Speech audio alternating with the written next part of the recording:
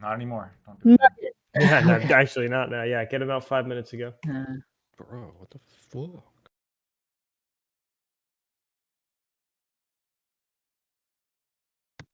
Y'all, any cool 4th of July plans for tomorrow for any of you?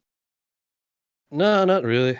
Not me. Just party and fireworks is per usual. Just dismantling the Supreme Court. Nothing that interesting. Okay. Hey, where's STL? Like I said, he was typing in the group chat like a minute ago. Hmm. He'll be here soon, I hope. He should. He's our strongest abolisher. Oh. Let's speak of the devil. Howdy. Omni, you got your camera working or not? Yeah, man. Okay, the thing talking about working, it might not work. So I might just have to do normal shit. So just give me a sec. Give it another minute. Prime DM me. He might be a little late, but he'll be here. And we'll start in a minute and slot him in when he gets here. You've all been on my show before. You know how it goes. I'll introduce a topic, say it in my chat, and then we'll start the show.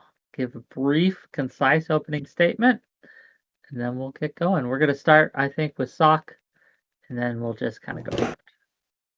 Should be fun. Okay. With that, let's begin.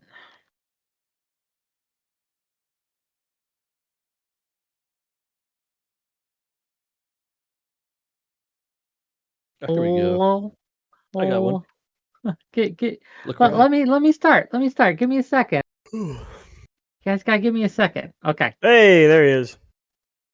Hello. Welcome, one and all, to yet another. Oh, it would help if I started my YouTube. Okay, let me try this again. Hello. Welcome, one and all, to yet another episode of WIC TV, a cross-ideological space where we come together to talk about issues political and cultural, from the silly to the serious. We've had a slew of Supreme Court rulings that are, let's say, controversial come through of late. So I figured I'd bring this topic up again. Is the Supreme Court serving our interests? If it is, how can we help it serve it better? And if it's not, is it maybe time for the Supreme Court to go? There's been several possibilities put forward, whether it be expanding the courts, to abolishing the court, or to have some sort of term limits on Supreme Court justices, a wide variety of fixes, quote unquote, to what we have now. But is that wise? We're going to discuss that today, and I've gathered together a Supreme panel to do that. And we're going to start today with Sock done left, and then we'll just kind of go around. So Sock, Lactoid, then go around. Sock, what do you got? Opening statement. Go. So, as a framing device, the Supreme Court is supposed to be an anti-majoritarian institution. This is the theoretical justification for it, that the only reason you need it is to protect the rights of citizens who would not be protected if democracy had its way. If the will of the majority, if the tyranny of the masses had its way, then people might take away people's rights. And yet, we are seeing that the Supreme Court is so clearly both, one, politicized, meaning that it's not serving this rights-protecting goal, but rather advancing a political agenda, and two, actually stripping some of those rights, that it's not fulfilling this goal. So the argument that I have long given is that the things you should be interested in are keeping a well-functioning democracy and having, yes, a lot of countries have like a high-most court, which is set up there to interpret the law. But if the Supreme Court is destroying people's rights, it is actually doing the opposite of the only benefit that it's supposed to have. In a democracy, there's no reason to have a council of unelected elders decide what the truth is. I don't care what the founders said. They're dead. They don't know what the truth is. I care about what's real and what's good for people. And the Supreme Court, it does not. As like an institution, there's no reason to believe that it is better than a well-functioning parliamentary system or a well-functioning Congress. So ideally, it shouldn't exist. Okay. Well, with that, we'll get into it as we go. I'm sure we'll have some contention here. Lactoid, hit us up. Yeah, can you hear me okay? You're good. All right. Go ahead. Yeah, destroying the Supreme Court's fucking stupid. Absolutely, without question. I think it's interesting how we're kind of seeing in real time the claims be rolled back from abolish the Supreme Court to, yeah, I guess we're going to need a high court, but, abolish the Supreme Court as it is now. And then, maybe next we'll hear, it'll return, like revert to packing, and we'll see where it goes. But the concept of a court is critically important, right? If you believe in constitutional protections, whether it be for a minority or a majority, there needs to be a government body there to figure out and interpret how these constitutional protections apply. Individuals have rights in a system, and those rights are not up for debate. They're not up for voting. Even in a system in which maybe there's, or even in a country where maybe there's some areas where people are discriminated against unjustly, well, the constitutional protections apply to those as well.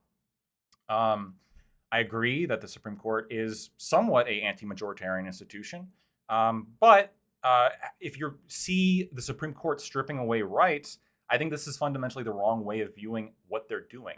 Right? You can just as easily say, well, the Supreme Court is actually defending rights in the sense of, well, if you don't, we're not going to force some isolated website designer to make something they don't want to make, force them to labor when they don't want to.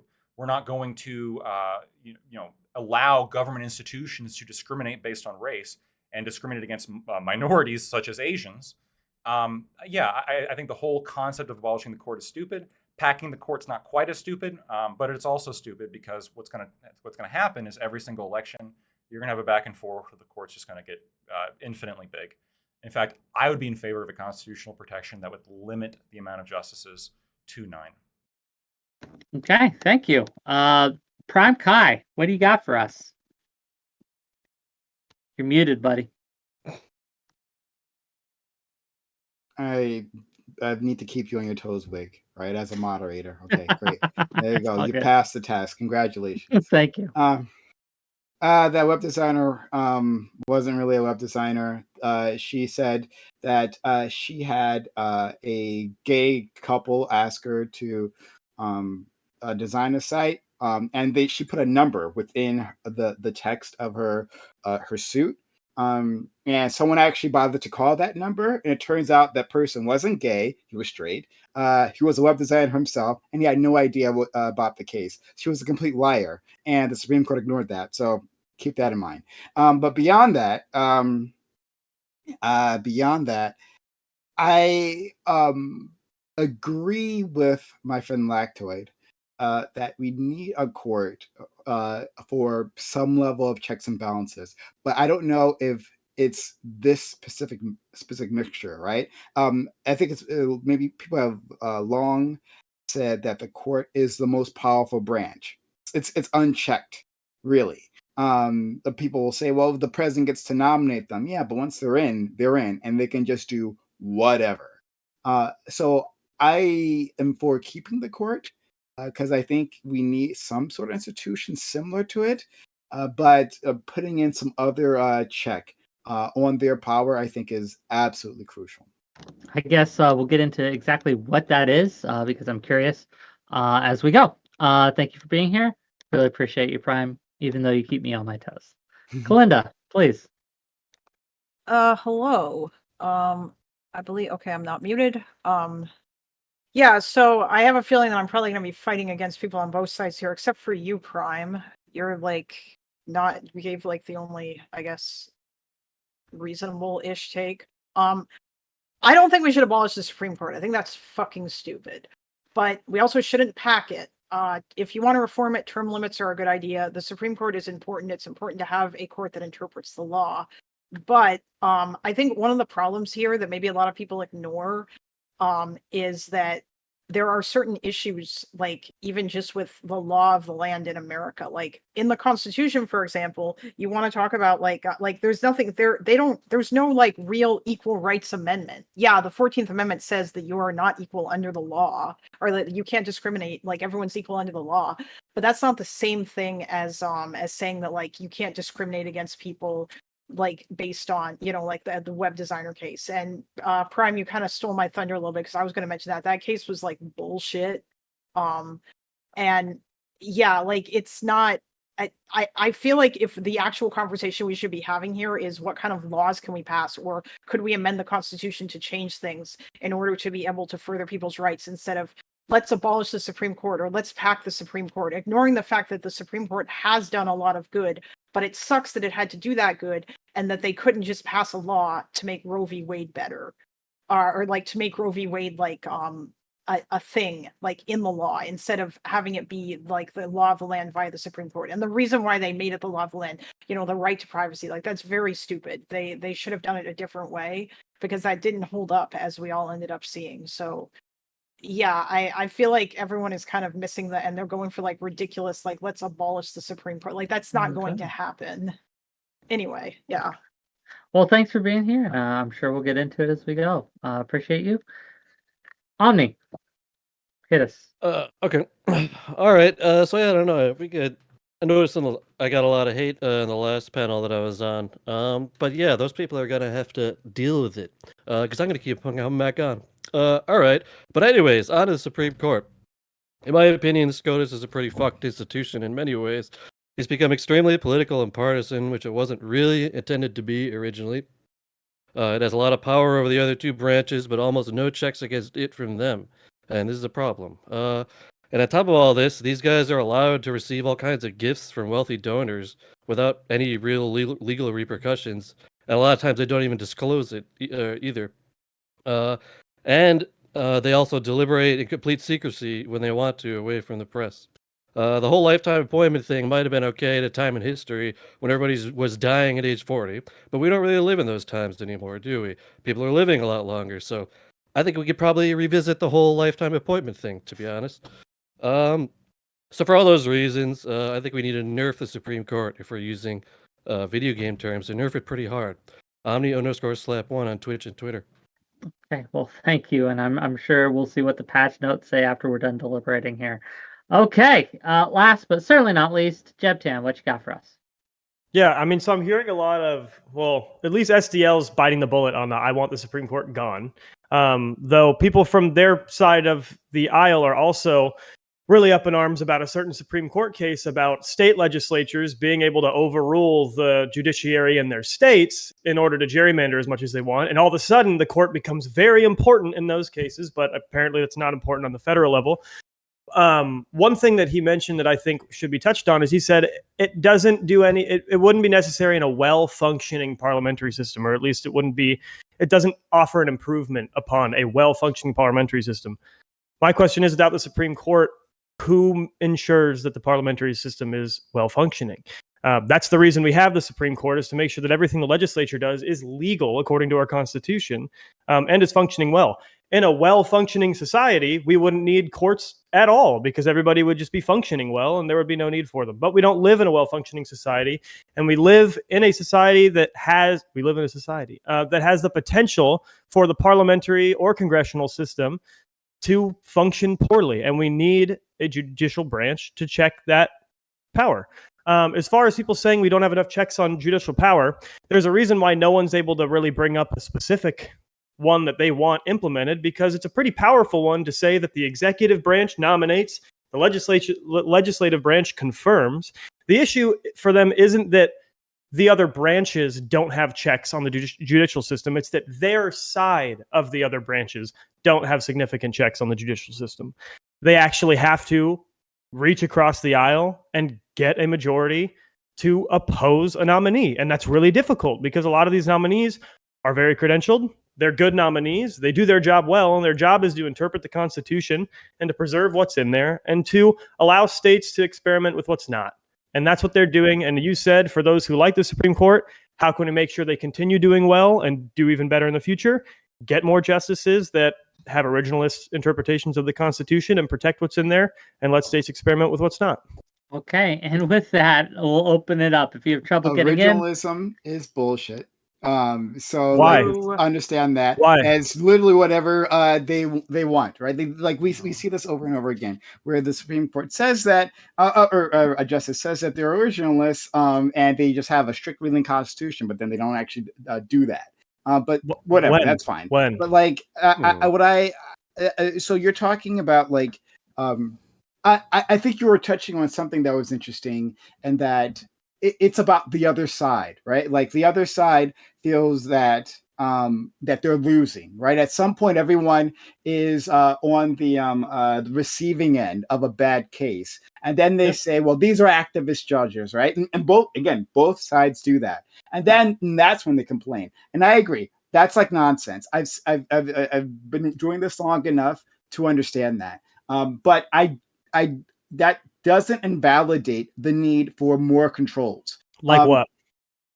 Yeah. So maybe an easier way to eject justices, that might be a control, or maybe like a way to overrule the courts, right? Like let's say we have like a just like how we have like a higher threshold to like overcome a filibuster, right? Or a Let's say veto. we'll take 75. Yeah, we have Well- a system. We have a system to do that. Your constitutional amendment, right? You amend the That's an Constitution. incredibly high burden. Yes, an that's impossible way too Wait, high. burden. you're right. Like no, That's That's a, be, that's yeah. a, there's Wait, a wait, higher wait, burden Prime, to Prime, amending hold the, on. the Right, amending right. the Hold on. Constitution is a higher burden I than understand it's a abolishing higher- the Supreme Court. No. I understand it's a That higher was to burden. STL. Right. I understand it's a higher burden. Yeah, that's a good point. First of all, but also I understand it's a higher burden, Prime. But you just said like 75% overcoming a filibuster. Like there'd be some kind of process in place that yes, you would. It would have to be more than just a simple majority to actually overrule the Supreme Court. We Dude, have I that hear process you. in place. Dude, I hear you.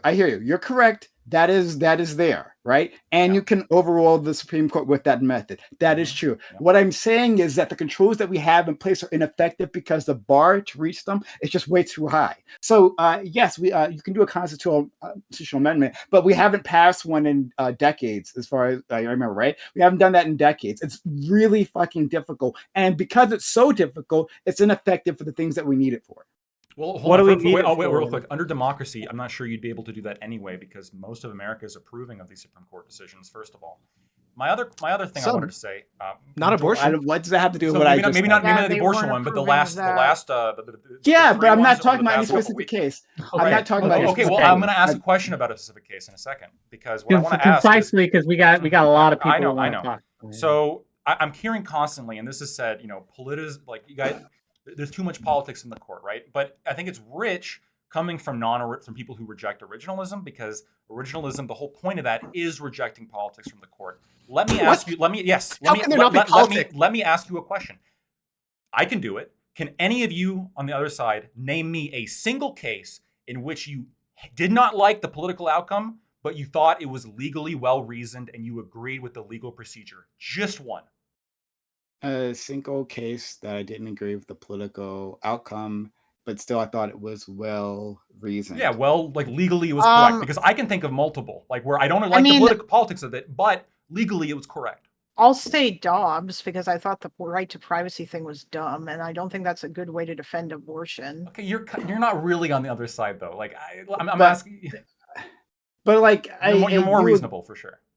I disagree with you hard about that gay or about that web designer thing, and I'm sure you and I disagree about what kind of shit we think should be in the Constitution. But Sure, and right. But as also, long as I you are think principled. originalism is dumb. Well, hold on. As long as you're But- principled and that you point to Dobbs as like, yeah, I actually hate the politics, but legally they were right. That's very honest of you.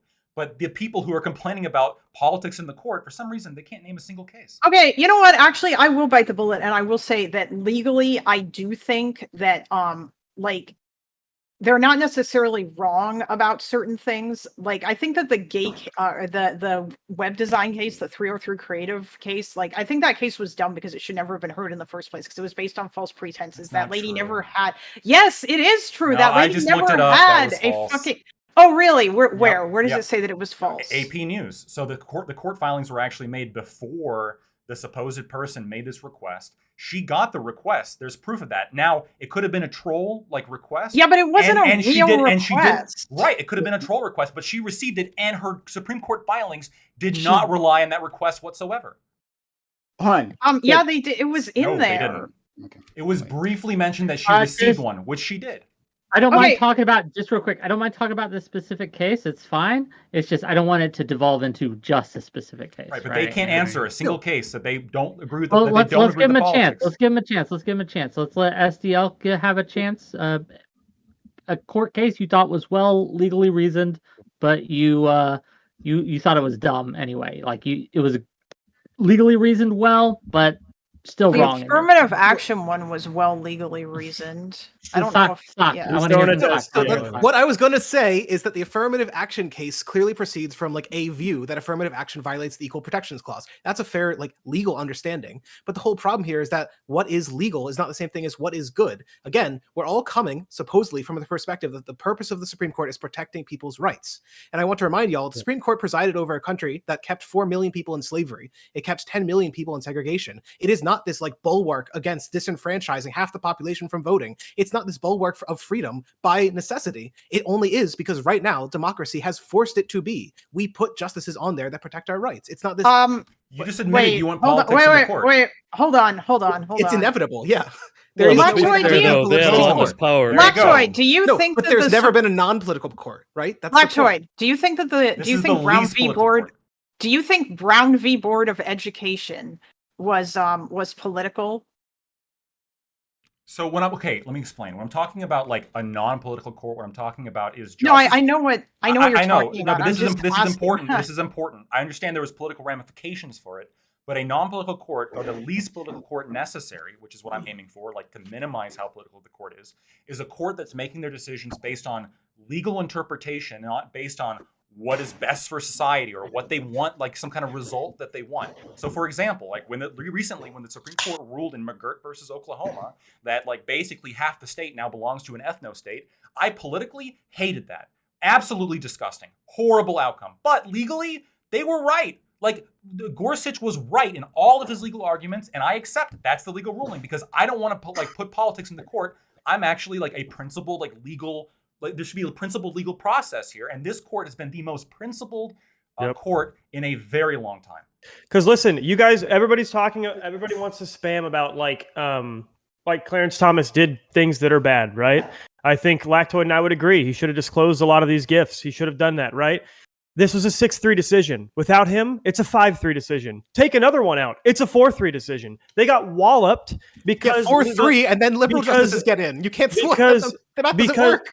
No, what I'm saying is if they had it was a well legally reasoned argument. And if you want to say the Supreme Court is hyper political, hyper far right, why have they not just gone and overturned U.S. versus Miller, right? The basis of almost every gun control legislation in the United States and the ability for states to enact it came from U.S. versus Miller. That's my favorite case to recommend. I hate what it did to this country, but it was so well legally reasoned, it got a unanimous verdict, even though I think 6 of the justices were part of a majority opinion that said that they don't like what it does to the United States, but it was legally justified and they had to argue it. That's the reason why you get the same gun 3 inches shorter, all of a sudden it's a federal crime to own. But it exists. But this Supreme Court really wanted to just be super aggressive. Do you think there aren't court cases for them to pick up that would overturn U.S. versus Miller? There's thousands every month that use U.S. versus Miller as their precedent, and they haven't overturned it because this is the least political court. They Go just ahead. have an original. Sure, that's complete bullshit. But I do want to answer. Why? I know I got a chance. Hold on, I'm ignoring you for a second because I'm talking Lactoid. Lactoid, you asked me a question, but I didn't get a chance to answer it. Yeah. So I don't know the name of the case, so I do apologize. But it's one that they just finished in the current docket. It was people from overseas suing YouTube and Twitter in a separate case. I think these were 2 separate cases. For anti-terrorism charges. Basically, I remember this. there was, you know what I'm talking about? Yeah, there were videos on YouTube, right, by like terrorist organizations, and the Supreme Court protected them from like a lawsuit from those families because they were saying, well, this was up and this was promoting terrorism. Now, I'm not a free speech absolutist. So like I'm fine with these companies being sued, but in terms of actual like the pragmatism of it all, right? Like then we effectively don't have an internet where we can like post where users can post if like the companies are required to look at every single video and make sure that there's no implications for terrorism. So I disagree with it politically because, again, not a free speech absolutist, but I understand for it pragmatically, and I feel like Sure. it was well ruled. So can you say, like, in that particular case, politically, you'd be okay with YouTube like losing money and having to pay judgments because there was people who uploaded videos onto their platform? Like, that's protected by Section 230, right? Yeah, it's protected by Section 230. So it's not necessarily like I don't care about the specific of this case, right? It's about whether free speech be absolute, and I'm fine with like limiting hate speech. So like whether YouTube gets fined or not, it's immaterial to me.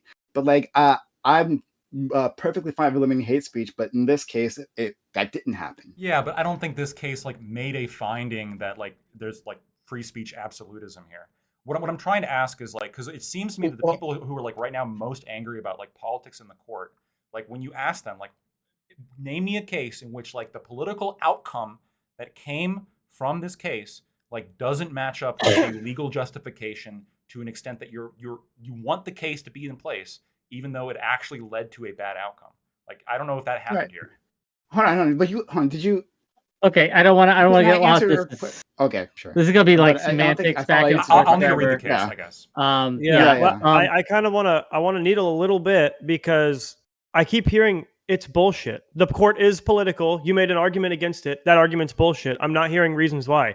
Why, if this court is just hyper political and wanting to get all the agenda of the hard right done, one of the only non-culture related political issues for the right wing right now is gun control. Why have they not taken a case to overturn U.S. versus Miller? Because if they take extremely unpopular maybe they have other shit going on. And why they protect trans people.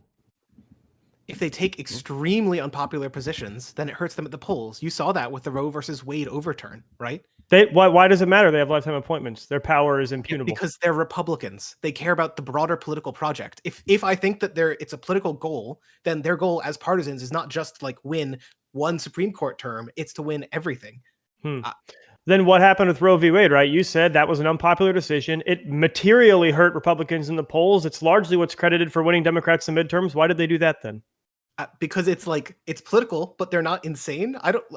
Why don't Republican states pass every single right-wing law all at once? Because they don't have the legislative power to do it, because some Republicans disagree with them. Or maybe it's just because of like literally time constraints, like the other guy was mentioning. Legislative sessions are literally only so long. These guys, the Supreme Court has the time, right? They've legislated on smaller issues, or not legislated, sorry, they decided upon smaller issues over and over and over and over again. Why would they not take U.S. versus Miller and overturn it? They did it with Roe v. Wade, even though it was unpopular, even though it hurt Republicans in the polls, got Democrats elected. You're saying the reason they wouldn't do it to Miller is because of all three of those things. They've already proved you wrong with overturning Roe v. Wade and Casey. Why are they not doing it with U.S. versus Miller? So let's do an example. Obamacare, right? The passage of Obamacare was enormously unpopular for Democrats. They were able to get one big thing done legislatively. You can imagine a very similar theory for how the Supreme Court works. You can only do so many massively unpopular decisions every so often, or else you will face insane backlash. Like, I mean, it doesn't. You guys are the ones saying backlash doesn't matter. I want to just real quick. I want to kind of recenter the conversation just a little bit, right? We can quibble about various decisions and various types of courts, but I want to tackle the question of why have a Supreme Court at all, right? Given that there are other countries who have different systems, they're not like going down in flames for the most part, right? Why do we need a Supreme Court? Like, why can't we have something more similar to, Britain's system or something like that? I don't know. But Britain has a court system. Yeah, they had. Yeah, they don't have a Supreme Court in the exact way that we have one. Because they don't have a constitution in the exact way that we have it. One thing I think they do right, their Supreme Court does not have the power of judicial review, which ours does. Maybe we should go, because we were actually like that originally. I don't know if you guys know, but there was the Marbury v. Madison 1803. That's when they even got that power of judicial review. Didn't have it before that. So honestly, I might have to disagree about the originalism thing. I might be an originalist in that, because maybe we should go back to that, to be honest. Also, wait. You don't want judicial review. You don't want like the Supreme Court to be able to strike down statutes that violate people's rights. Well, in the very least, I think it should be a lot harder for them to do. Like, they can't just pick any legislation that they wanted to review. Like I don't. So Well, they Omnislap can't- does they not can't do believe in that. gay marriage, Lactoid, because well, that's they exactly literally- what they did to pass it. Well, they can't pick That's any what- legislation yeah. that they want because they have to someone has to bring a case to them. So it's a reactive body, not rather than a proactive body. But I don't the idea of judicial review. I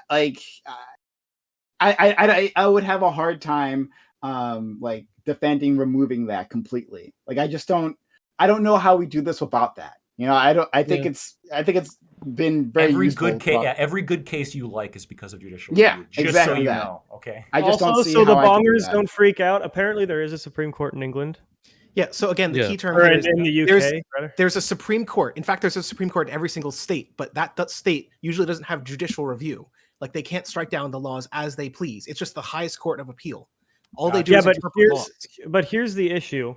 If we do have a constitution, so I think you can make a logically sound argument. I don't think or a logically valid argument. I don't think it's a sound argument, but you can make a valid argument that you could abolish the Supreme Court. I don't think you can make a valid argument that you could abolish the Supreme Court without abolishing the Constitution.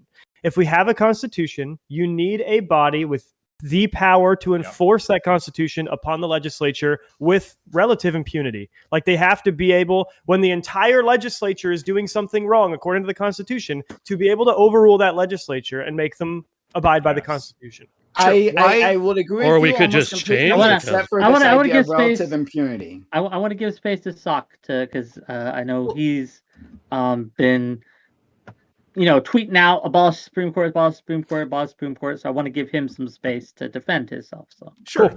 The simple point, you look at countries in Europe, they don't have judicial review Supreme Courts. And yet, on the vast majority of measures of, say, personal freedom, they're going to be about as good or better on some issues than the United States is. How are they able to maintain such a high level of personal freedom without this judicial review? They have an extraordinarily low level of personal freedom compared to people in the United States. For what? You don't have guns? freedom of speech, and you A don't guy have a went guarantee to of freedom of jail speech for in the teaching UK. his dog to Sig Heil. Come on. Yeah, literally. Like you A don't lot have of European the ability- countries have worse freedom of speech in terms of the First Amendment, but in terms of other freedoms of speech, now they're better than half the Republican states on abortion. Okay. How yeah, do you if I measure it? That's not segment- freedom if I of speech. segment every No, right I think into he just some meant types freedoms. and other types, I could say Somalia has better versions of some types of free speech than the United States. It's just Sure. 90% of free speech. No, they don't. But Well, and that's what I'm So trying to like- get at is how are these countries functioning well without judicial review? How do you explain Europe I- not having judicial review? we would Are they argue they're not functioning well because they don't have a guaranteed right to free speech. They don't have a guaranteed right to self-defense.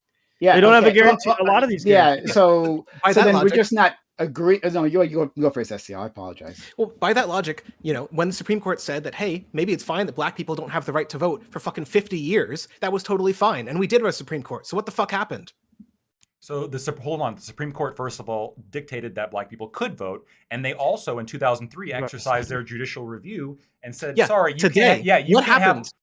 even so back then, right? I don't disagree with you that the Supreme Court did at certain times make terrible rulings. Now there were often times where activist judges, like Wickard versus Filburn, terrible case. Other cases, Chaplinsky, all of them were, I think, wrong decisions made by activist judges that circumvented constitutional protections. But none of those cases were not based on originalist interpretation. They were based on what we gotta get political shit done now. And in 2003, when they struck down the law against gay sex, right? That was judicial review. Are you opposed to that? No, you know how other countries did it? They passed a fucking law. That's it. Yes. How did Finland do it? How And did they Norway? were How at, did they Sweden were at do it? They passed mercy a to the fucking law. majority. I don't disagree. Yes. They're at mercy to the majority. And in the United And States, SDL, if we were at mercy to the majority, burning the flag would be illegal. The Supreme Court has Yeah, protected us constantly on that issue. Yes. Yeah, a lot yeah. of the laws and would still be enacted in states. go ahead, Prime. I want to hear from Prime. Yeah. So my positions are different from SCL's. We aren't completely aligned here, which is fair. But to Jebtan, then to Lactoid. To Jebtan, this is just going to be a difference of principles. Like what you said previously to SDL, saying that we would look at meaning you, will look at the people of Europe as less free because they have less freedom of speech and don't have the right to self-defense. Well, I would say that they are more free from receiving racial harassment that people who like me have to deal with this in country, and more free to not die, not be mowed down the streets in their schools, right? They have the freedom to live without bullets entering their bodies, right? So in that case, I think they just have a bit more liberty than we Wait, do. okay, so But you're saying whatever. that the But again, American but again, hold on, you're saying you're saying the American legislature has revoked people's freedom to live. I'm saying that like No, the this is a Constitution difference in has. principles. That No, like yeah, when either way. SDL says that they are more free, it's because he has a different set of principles than you have, right? We're not going to bridge that gap here, and that's fine. And then Lactoid, you said something. Then it's not what an was the argument last 'cause it's thing? subjective What was the last interpretation. thing that you said, Lactoid? There was a couple people that talked in between. I apologize. You said I something. think yeah, you were agreeing. It's that I was important right to or have something. judicial review because judicial review struck down things like sodomy laws and legislation against gay marriage. Exactly. Right. Well, yeah. No, well, I think one thing I was going to react to, but I can still react to that. I agree that we need judicial review. That I don't know how we do this, but I don't think it requires like impunity to do such, right? I think that there could be a check saying that, hey, if you get like 75% of the Senate, 75% of the House, amendment, constitutional amendment. That's no, it's only 2/3. But that's not. But you know, it's more than that. Only. You understand it's more What, than 2/3 compared to 75%? You're saying 75%. There's nothing more than you that. have to There's go nothing through the more state legislators to also do that, or you have to do a constitutional convention. And guess That's what? easier than 75%. That's easier than 75%. I literally just gave you a different standard, right? A lower standard to do so. Yeah, it is. Whatever. 75? You can come up with your own standards. That's not the details of the standard don't matter as long as it's something that you can reach. It's a higher threshold that we can reasonably reach, right? When was the last time we reached 75% on anything? Shut up. You can come up with your own standard. I don't give a shit, right? Do it yourself. I don't fucking care. The point is that we have another check on their power. That's it. Okay, Wait. My standard is the one we have that we've already done like 28 times, which is change things, right? Using the constitutional amendment process, which we have, which is easier than 75%, by the way. And it's the best way. Using that process, we can make amendments and we could say, hey, the Supreme Court found this to be unconstitutional. Yeah, they were right. So let's change the Constitution. We can do that. And the big thing here is the difference between us, the two sides here is, as I think was already said, like SJL even admitted at the beginning, right? You guys are very openly in favor of putting your politics in the court, while we are talking about, no, we want a strict judicial system, right? A legal process that justices have to go through. And that's why we agree with cases that like McGirt, right? In which like the political outcome is terrible, even though we agree with the legal reasoning. And in fact, a lot of conservatives hated the fact that Gorsuch protected trans rights in bathrooms, right? Mm-hmm. But legally, he kind of had a good point. Okay, I want to give some space to Omni. I've been trying to get in here a little bit. Go ahead. Yeah, so about that, I don't know. I think if we're talking about an institution where the only check that you are proposing against it is that we have to change the Constitution, I think that's kind of fucked up, right? That's the only check that you can come up with now that against the Supreme Court, that you have to change the Constitution. I think that we should have more checks against them because they have so many checks against the other two branches. What about we have the only thing I can think of is that the Congress can impeach them, right? But that's only ever happened fucking once ever in our 250 years of history. What about term limits? Yeah, sure. Why not? I think we should do that. Yeah. Is that really an effective check though? Because if their term ends and a Republican president replaces them with another conservative, you're whining again about how we should. Yeah, it's kind of weird. Abolish the court. No. Here's the thing. I'm not whining about that. Instead, I'm saying that only happened because these guys would didn't go out and fucking vote. We are in this mess. A term limit is not a check on power. That's the thing. Why does it help? It's not a check on power unless a Democrat is in power at the time when there's a conservative majority or a Republican is in power when there's a liberal majority. Hold on. They want a check, basically, and I don't even think they disagree with this, even though it is a simplification of their argument. They want a check where they see a case they don't like, and there is a system in which they can overturn that case. Not down the road they can replace enough justices to get it overturned later. They want to check. And what I'm saying is we have those checks. And the reason why you guys aren't proposing very specific new checks other than prime is because when you do propose them, other than abolishing SDL, well, even with abolishing, they're really easy to pick apart and say that's fucking stupid, because any check beneath what we have would pretty much undermine the purpose of the court in its essence. The reason why we would change a constitutional... One sec. Just the reason you pass a constitutional amendment and why that is the best fucking check is because, one, it is a lot easier than 75%. And two, you don't have to worry about when new justices come in, what their political alignment is, because you've now put in writing a very specific code that they have to follow. Okay, Sockdon, go ahead. Well, I just wanted to say there have been very specific reforms proposed. Like, actually, fucking Pete Buttigieg talked about some two specific ones when I debated Bastiat forever ago. Lactoid probably remembers that one. I think the specific proposal that I recommended is a 20-year term limit and putting 5 justices in at a time, and then using ranked choice vote. Because what we're really interested in doing is trying to have the Supreme Court be an approximation of where Congress is. Because it's politicized. The Supreme Court's always going to be political. All we wanted to do is not drift too far from Congress. And our hope is that as an anti-majoritarian institution filled with people who really care about shit like freedom, they might do a slightly better job than Congress at like using whatever judicial power review powers they have to strike down shit laws that restrict people's freedoms and expand those that enable people's freedoms. Okay, so as I said, when you bring up those very specific reforms, you always can get nitpicked for them undermining the very essence. You just said as an anti-majoritarian body, they will function better if they match the majority in Congress. They always have. Like, how there's a reason they they were pro-slavery. No, there's a reason they were pro-slavery. They currently do Congress not. was pro-slavery. They currently do not. Yeah. They're just the current court is like the most like honest and like actually using legal reasoning going through these cases more so than prior. Yeah, and hold on. You're saying they currently match the majority in Congress. No, they don't. They're a 6-3 majority in the court. Democrats have the majority in one chamber of Congress. Republicans have a razor-thin majority in the other one. They very much do not. And if they do match the majority, how are they anti-majoritarian? That's the argument, right? That part of the reason that we're displeased about the court is because it's so far out of alignment with Congress and with the popular opinion. Now, but you said as an anti-majoritarian body, they would function better. You got to let them finish. Go ahead, finish. No, it is an anti-majoritarian body, but the fact is that no matter how anti-majoritarian you put it, if 80% of the population is in favor of slavery, as they were for a period of time, they'll put pro-slavery people on the court and they'll rule in favor of slavery. Like, nothing can protect your rights given 20 years of pro-slavery voters. Hold on. I have a question for you, SDL, because now I'm finally going to go in on this. Do you think was the majority of the country, like when they overturned Brown v. Board of, even when they like did Brown v. Board of Education? What? Go ahead.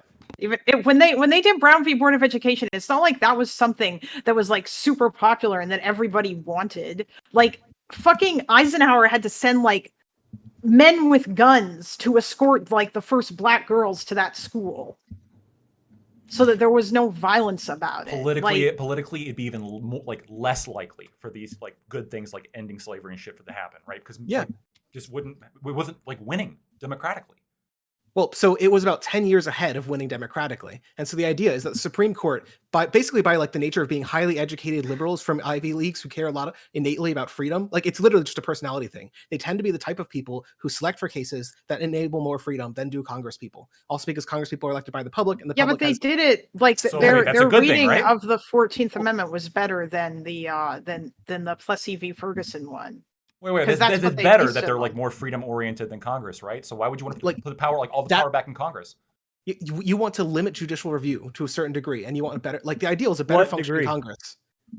What degree? So, what's the standard? You have to have a standard. Sure, compared to like, I don't know, the European High Court, something like that. No. What is the concrete standard? Where does a judge no longer have judicial review in your perspective? Sure. So an example would be you could keep judicial review as strong, but weaken the constitutional barrier or reduce the judicial strength. And like those are basically the options. Again, in Europe, you can change the constitution more easily. That's the argument we're giving, right? I want to have a good conversation. I want to have a good conversation with you, but you're using soft. Lactoid asked a good question. What would so right now it's 2/3. What would it be under your, like, where is your line here? Are we talking like a simple majority, a 60-40? What are we looking at? I mean, the argument should be probably like 75 and 60%, somewhere in that range. Yeah. That's what it is. It's Yeah. 60%. Well, Right now, no, 66. it's Or 66.6. it's 2/3 of the Senate and then 3/4 of the state. So roughly 75% have to agree. So that's the upper end, right? And I'm suggesting maybe move it down 5, move it down 5, move it down 5, somewhere in that range. That's So it. 60. So- You want 60. Let's That's say- a judicial review. Simple majority of the states and 66 in Congress. Maybe like 60. Ballpark. I don't know that the finagling is like super important. The idea is that like I'm Kind of being is, though. Wait. Also, why does this is ridiculous? So this is weird because, like, okay, fine. Even if we went along with this, like, first of all, I don't see how this addresses your concerns at all. Because what I foresee happening is this gets used against your side, for your politics, and then you're angry and you want to revert it back. It's like the filibuster, dude. Senator Mitch McConnell was when all the Republicans wanted the filibuster abolished. Mitch McConnell was like the bulwark who was like, we are not abolishing the fucking filibuster. And the Democrats all praised him for it. And now that they had a majority and the Republicans were stopping them, they were like, we need to abolish the filibuster. Mitch McConnell is an evil lizard person. They could change the Constitution to abolish the 14th Amendment if they got powerful enough, right? Are you concerned about that? I mean, we can go through the filibuster history. It's a tit for tat. It's been going back since 87. That's what we're saying. That's why you yes. need a bulwark with impunity against the legislature, because the legislature is a fair weather body. Yes. Well, to some degree, yes, but it's not the point that I'm trying to get at is that it's not an effective bulwark. The argument that I'm pointing to in like historical cases and in modern cases is that it's not an effective protector of freedom, right? It seems to be one of More the importantly- most, yeah, because other than I mean, if you want to just disqualify a bunch of versions of freedom, as far as freedom that you can legislate in a body, as far as freedom in terms of what the government can't keep you from doing, the United States has a higher degree of freedom than every country that you've mentioned and compared them against. Wait, also, you agreed that the Supreme Court protects freedom more than Congress does. So why would you abolish it? Well, so the idea is that it protects it on more when it's like a fairly representative body. The argument that we're trying to give is that right now, when it leans like very hard towards one side, it has very strong partisan impulses to try and restrict freedoms for those that it opposes. Right. What do you mean? You said abolish it. You started off by saying abolish it, right? Okay. So, Okay. Yep. We're circling the drain on this one. So, Thanks. right when I'm turning Oh, the yeah, screws. while you I had was him. turning the screws. Yeah. So, again, we're not quite aligned, and I don't know why you even fighting on these grounds, because if your point is just abolish the court, then just like none of that matters, right? Just like get rid of the court intermediate and then steps, you're done. right? Yeah. Oh, fair enough. Yeah, I like that and, You said it's better than Congress. and to Kalindo, I'm going to break your heart because we're not quite aligned here, because I am for packing the court. That's dumb. Yeah, Like, sure. come So on. what I wanted to say is that, and I didn't get to expand on this previously, but I think the courts are political, but I think that's okay. What I hate is this idea of religionism, these people are above this, right? And that they're having some sort of honest reading of the Constitution. I don't believe that. But that's all right. That's all right with me. It's okay that when we see hearings like to let justices in, right? That Republicans will ask like conservative leading justices, are you going to abolish abortion or whatever, right? Like you go down a whole list of things. Like, are you going to do these things? Because that's what they're looking for. And that's okay. You can put them on, right? And Okay, on can the other I side, you ask do a so quick as well. question? No, I'm not. Nope, because I'm talking. No, you can't, because I'm talking. So anyway, but I am for massively packing the court, massively expanding the number of judges.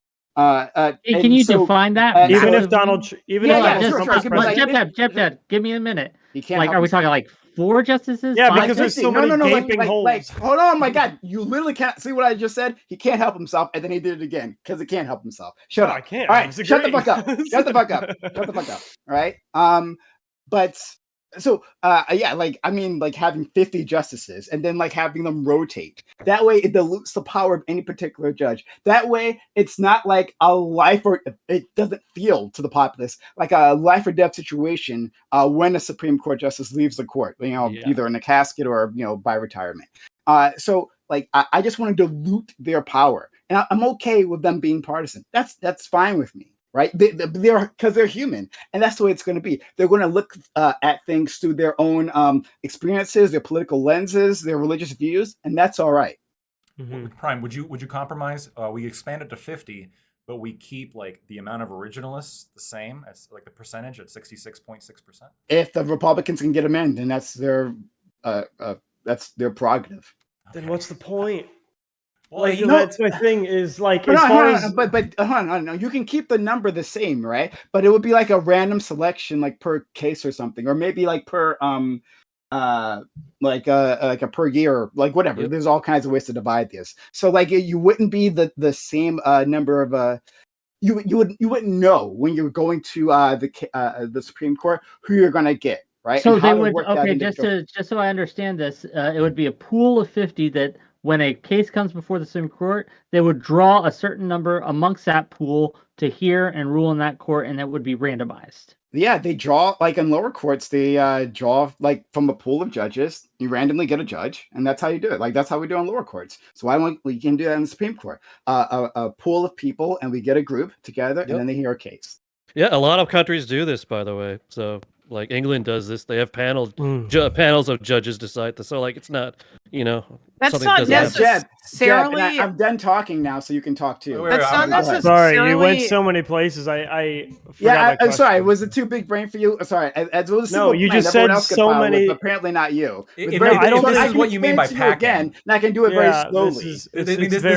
This isn't what's like what they're threatening with the packing thing, right? If this is what you mean by packing, then like I'll have to think about it because maybe that's not a terrible. I don't really know what it changes, but maybe that's not a terrible idea. I don't know. Yeah, that's not a bad idea. Sure, really. sure. I don't see how it like addresses like I guess the concern that brings us here today. But what's being threatened? What do you think is my concern? Right. When people, what I assumed was your concern is, and maybe I'm wrong, is what we're all the fucking hoopla on Twitter right now, which is SCOTUS made decision we don't like, so we got to get more we got to get less principal justices in there to rule in our political favor. That's what remember when I started, right? I said to Jeb Tan that I agree with what he said previously. That it's always my side is aggrieved now because they said they did something I don't like, right? Like we should be principled. Like fair enough. Sometimes it's going to go your way, sometimes it's not, right? And like yelling activist judges every time it doesn't go your way, I think is bullshit. So my point is about diluting the power of the court. That's all I want. Or sorry, diluting the power of the court and the individual justices, right? Yeah. I mean, I'll think about it because that's like I haven't heard that before, and that's like an interesting idea. It's just not what's being proposed for and threatened by Biden. Yeah, that's fair enough. I do have better idea than others. I don't know that it is. Because it's better than the alternatives. I think the alternative that we have right now is much better than that. No. I mean, it's better than the let's pack the court by load, like than what FDR wanted to do, for example. Yeah, but I'm not comparing it against another alternative that is not going to happen because even the Democrat president that's currently sitting doesn't want that to happen, and most of Democrat Congress don't want it to happen. Either of those is going to happen either way. Yeah. So. But I'm arguing solely on the merits, and one of the issues that you have with this panel justice system, right, is say that there's 66%, again 66.6 repeating percent of these pool of judges. You have a lot of situations, which is a case that even I wouldn't want, where some cases are just going to be ruled on by 100% one side's justices. And then they establish the highest level of jurisprudence on that issue that every other court in the land has to follow. That's the reason why our Supreme Court operates differently with the understanding of the fact that they have overall jurisprudence over every other level of court in the land. That's the reason why we don't operate like other countries where they don't have judicial review and they don't have the ability to establish jurisprudence. Sorry, I talked to you. I shouldn't have done that. No, what I'm saying is if you have judicial review and you can't also do this system because you wouldn't want 9 conservative justices to get picked out of a pool for a certain issue. And now every court in every state of every count and every county in every state. Because I would. That would be fine. 99.99. Okay. 99.99% of Americans wouldn't want a you're not arguing with them. You're arguing with me. I don't care. Shh.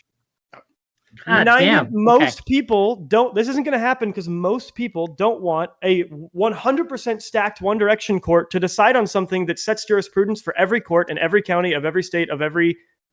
Wait, no, this is every our whole appellate in the point. land. We don't want a stacked court. We want a court that represents Congress. That's our point. I'm glad you No, agree. that's not Prime Kai's point. No, I know. Prime Kais is supporting the 5-5-5 lottery model. If he doesn't know about it, that's the Buttigieg model. That's like the logic underneath it. And I oppose it because I don't support lottery models. I think that it's important to have like the fixed term limit instead. But yeah, I'm arguing against his what you're model. getting mad about is the court being stacked. You're mad if it's 9 Republicans or 9 Dems. That's what we're mad about right now because the court is stacked. Do you understand why?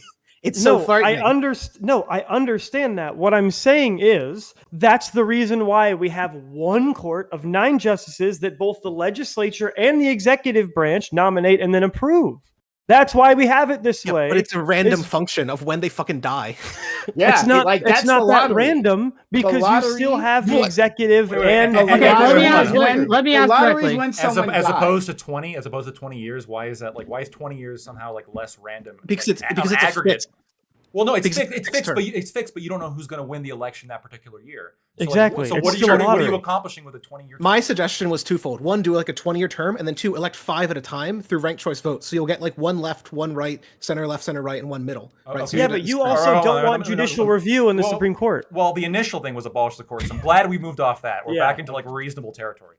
I mean, now the second thing here though is like, and I hate this, and I don't want to play. Jeb, you're playing into it a little bit, but the whole like. We need 5 from this side and 5 from this side. Again, that like assumes, and this has already been said, it both assumes like an inherent political nature of the court, and it's always there. No, and you're pushing a specific political nature of the court. Now, I'm telling you, there are different. Now, this is a very long conversation, so I'm not going to go all the way through it. But there's different schools of legal thought, right?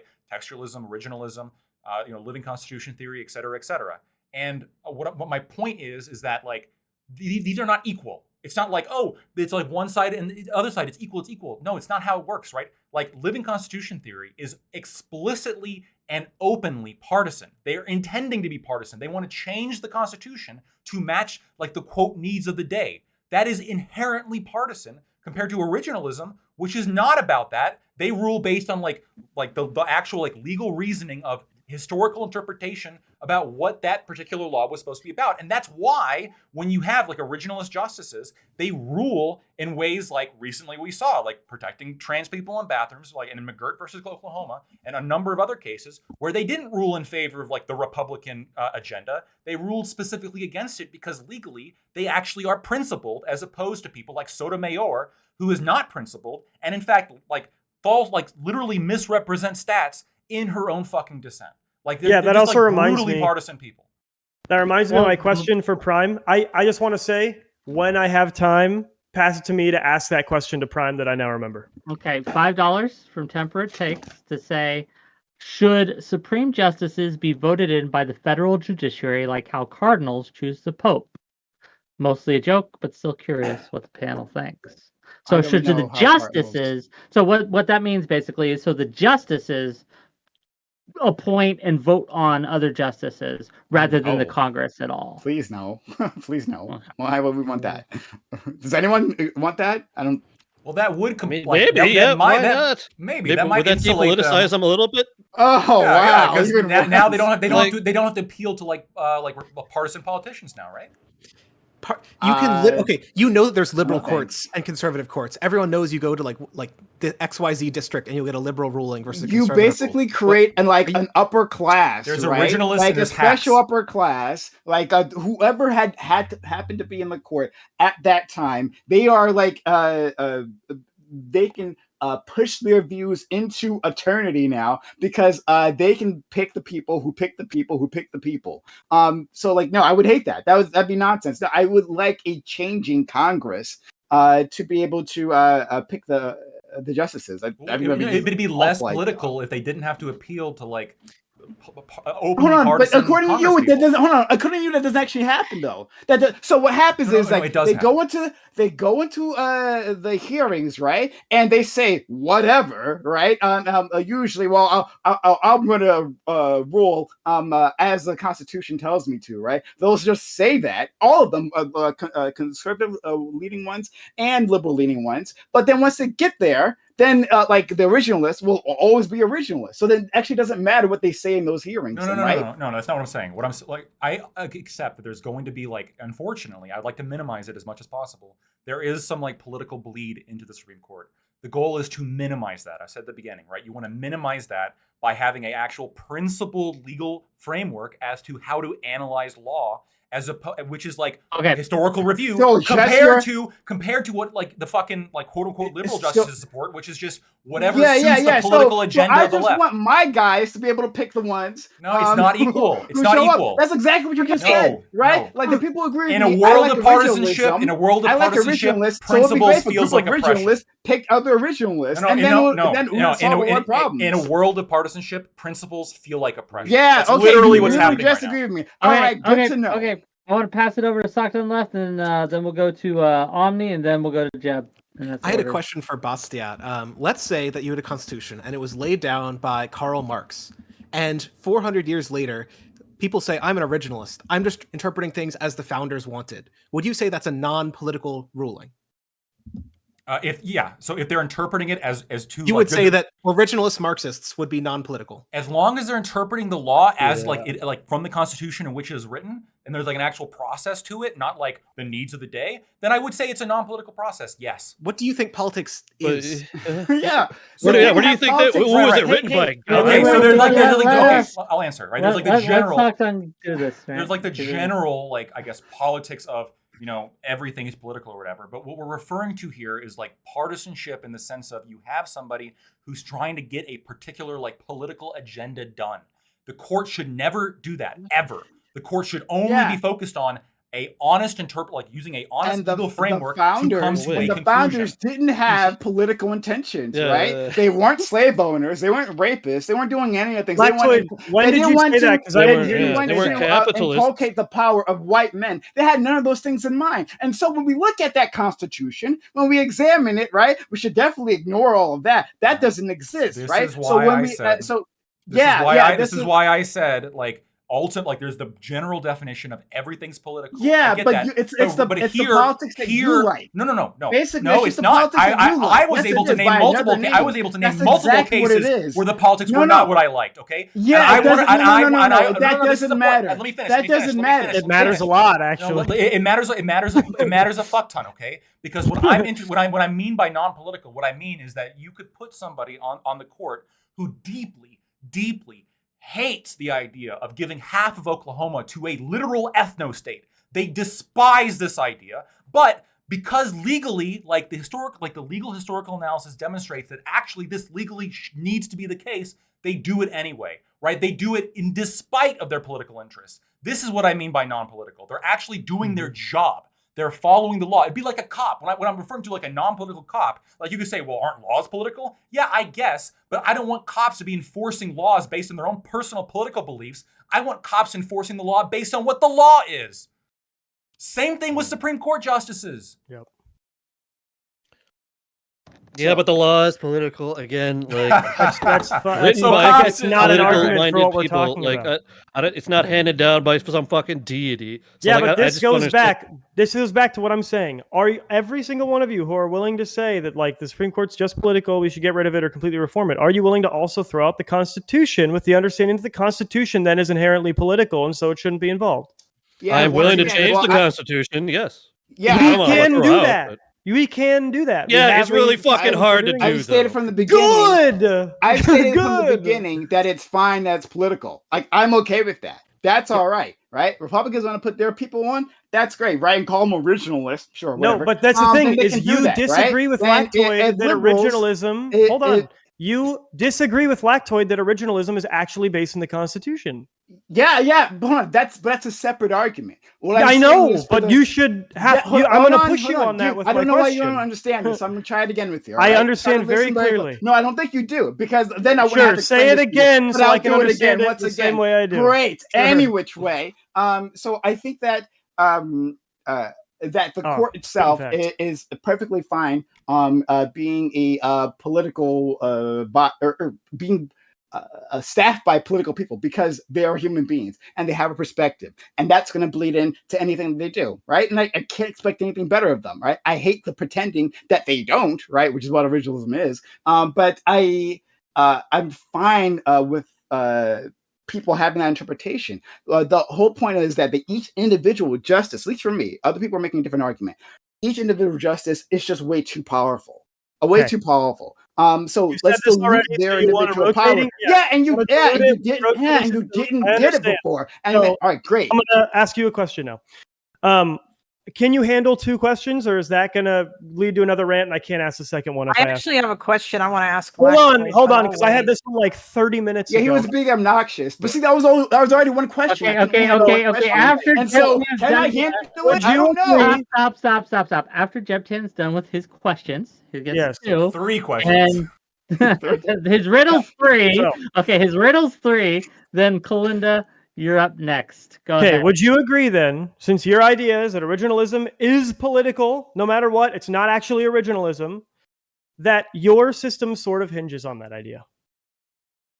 My system sort of hinges on idea. I'm sorry, I don't understand. Could you? On the idea that originalism is not real and that it is actually just politically driven judges kind of doing what they want using originalism as a tag. My system that I propose to you, I don't think it does hinge on that, right? Like, even if there's another judicial or legal framework that justices use, like whichever it is, pick it, right? It dilutes the power of each individual judge, which is my goal. So it doesn't hinge on the originalism. So still, I want to needle on the originalism thing, because I think it does hinge on originalism not being like originalism being equal to living constitutionalism in the sense that they're both just free flowy political things. So I want to poke at you.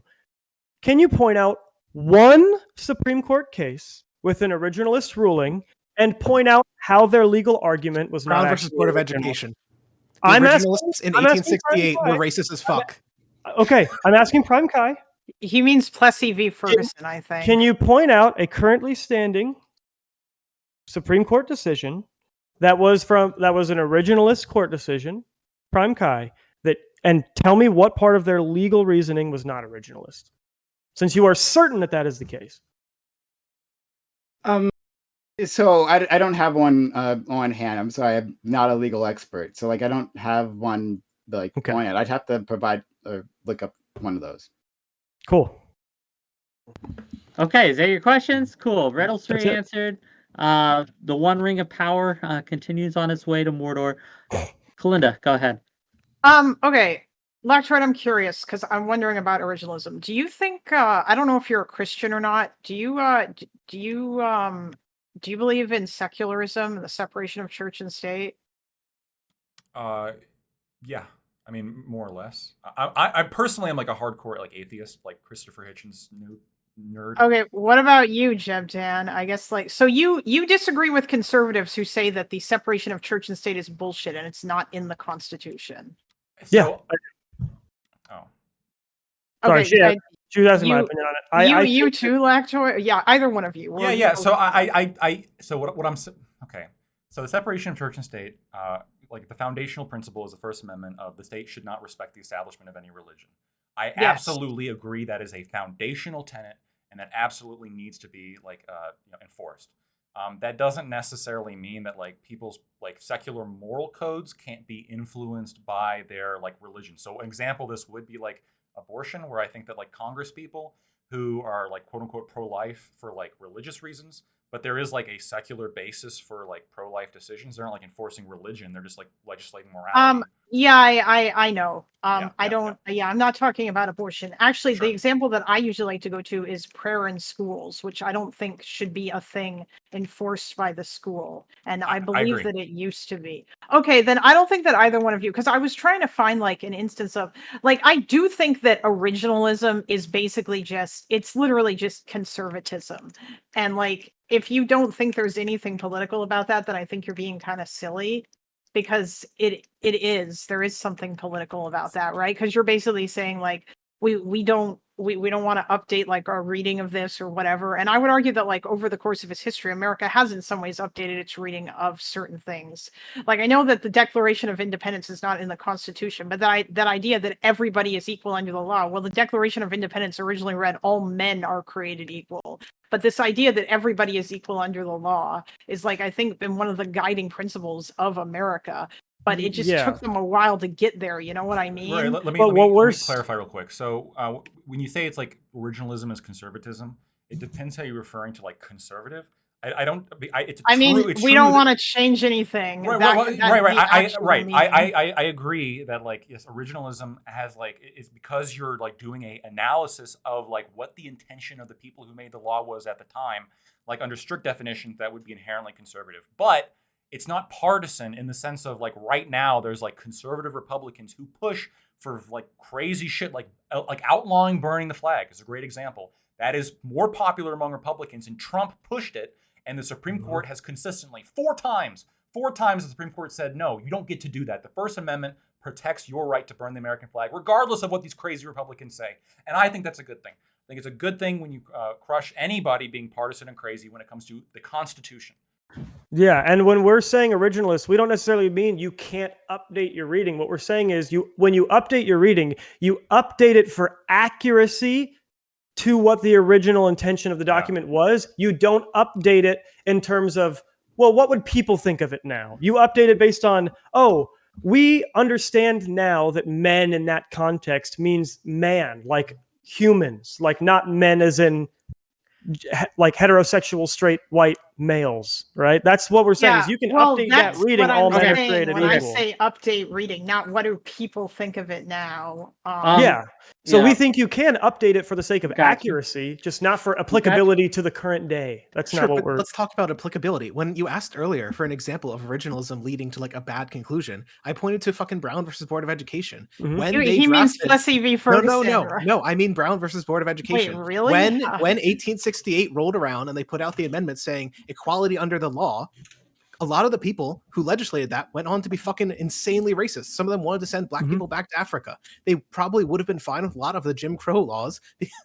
And even if they weren't, the argument is that we are like way, way, way more anti-racist in our application of the 14th Amendment today than we were in 1868. How do you say that originalism is totally value neutral and work with that? So you're just wrong with the 14th Amendment briefly, right? The 14th Amendment was part of it was one of the Reconstruction Amendments. And so it was like passed during a time just after the Civil War of like incredible like progressivism within the United States and generally like just among all legislatures that mattered because the South wasn't part of the U.S., so they weren't able to block a lot of that shit. So the 14th Amendment, as it was being like enforced and put into place, was actually like pretty like what you would consider maybe anti-racist, right? It was pretty like not actually racist, and the people who voted on it were not like particularly racist, even by today's standards. I mean, many of the same people supported like the Africa Colonization Society. Like fucking Lincoln supported. Lincoln did support like that specific like proposal. But again, as the 14th they actually started it. I know it was like it was a society formed. They didn't like force black people to go there. But yes, there was this grand plan. But real quick, the 14th Amendment and the people who supported it like did not push that. And in fact, a lot of the policies that actually protected and pushed were like pretty like progressive. Sure. Did it lead to school desegregation? Did it lead to equality in all ways before the law in 1868? Well, briefly, it led to a lot of desegregation, but then following, there was like, I forget the name of the president who came afterwards, but you had a lot of reversals of the Reconstruction era. But at the time the 14th Amendment passed, there was, I don't know if every single school was, but there was a fuck ton of schools that were, and in fact, there was like specific schools that were being opened for people who like couldn't access them. For reference, the illiteracy rate, this will be the last thing I say, the illiteracy rate among black people at the time was 90%. So because we just ended the Civil War. Yeah, but they didn't get fucking schooling for a century. like on comparable levels. Literacy rates only hit majority among Black people, but like 1910. Fondue for $5. Before Board of Education. Just real quick, this is to the Supreme Court needs some serious changes side, for lack of a better term, for your side, right? The correct Fondue side. You asked, can just say that. Go yeah, ahead.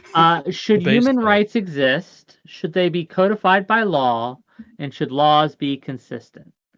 Yes. I know that I'm not like the extreme Sure. side, but yes. I don't know why that question would be asked to those guys. Yeah, I don't know. I'm not for getting rid of human rights, just to be clear. So Yeah. I Can you don't- repeat it again? Should it be codified by Should law? human rights exist? Should they Yes. be codified by law? And Yes. should laws be consistent? Laws be consistent. Yes. don't Maybe I yeah, can I think of a agree. reason why they're not, but I would have to think on that one. Yes. So- the answer is yes. The question that wasn't asked, but I think implied, and perhaps I'm wrong here, but this is my reading of it, my originalist interpretation of the super chat, right? Is that if that's the case, then you need a body that has the power of judicial review to say this law is inconsistent.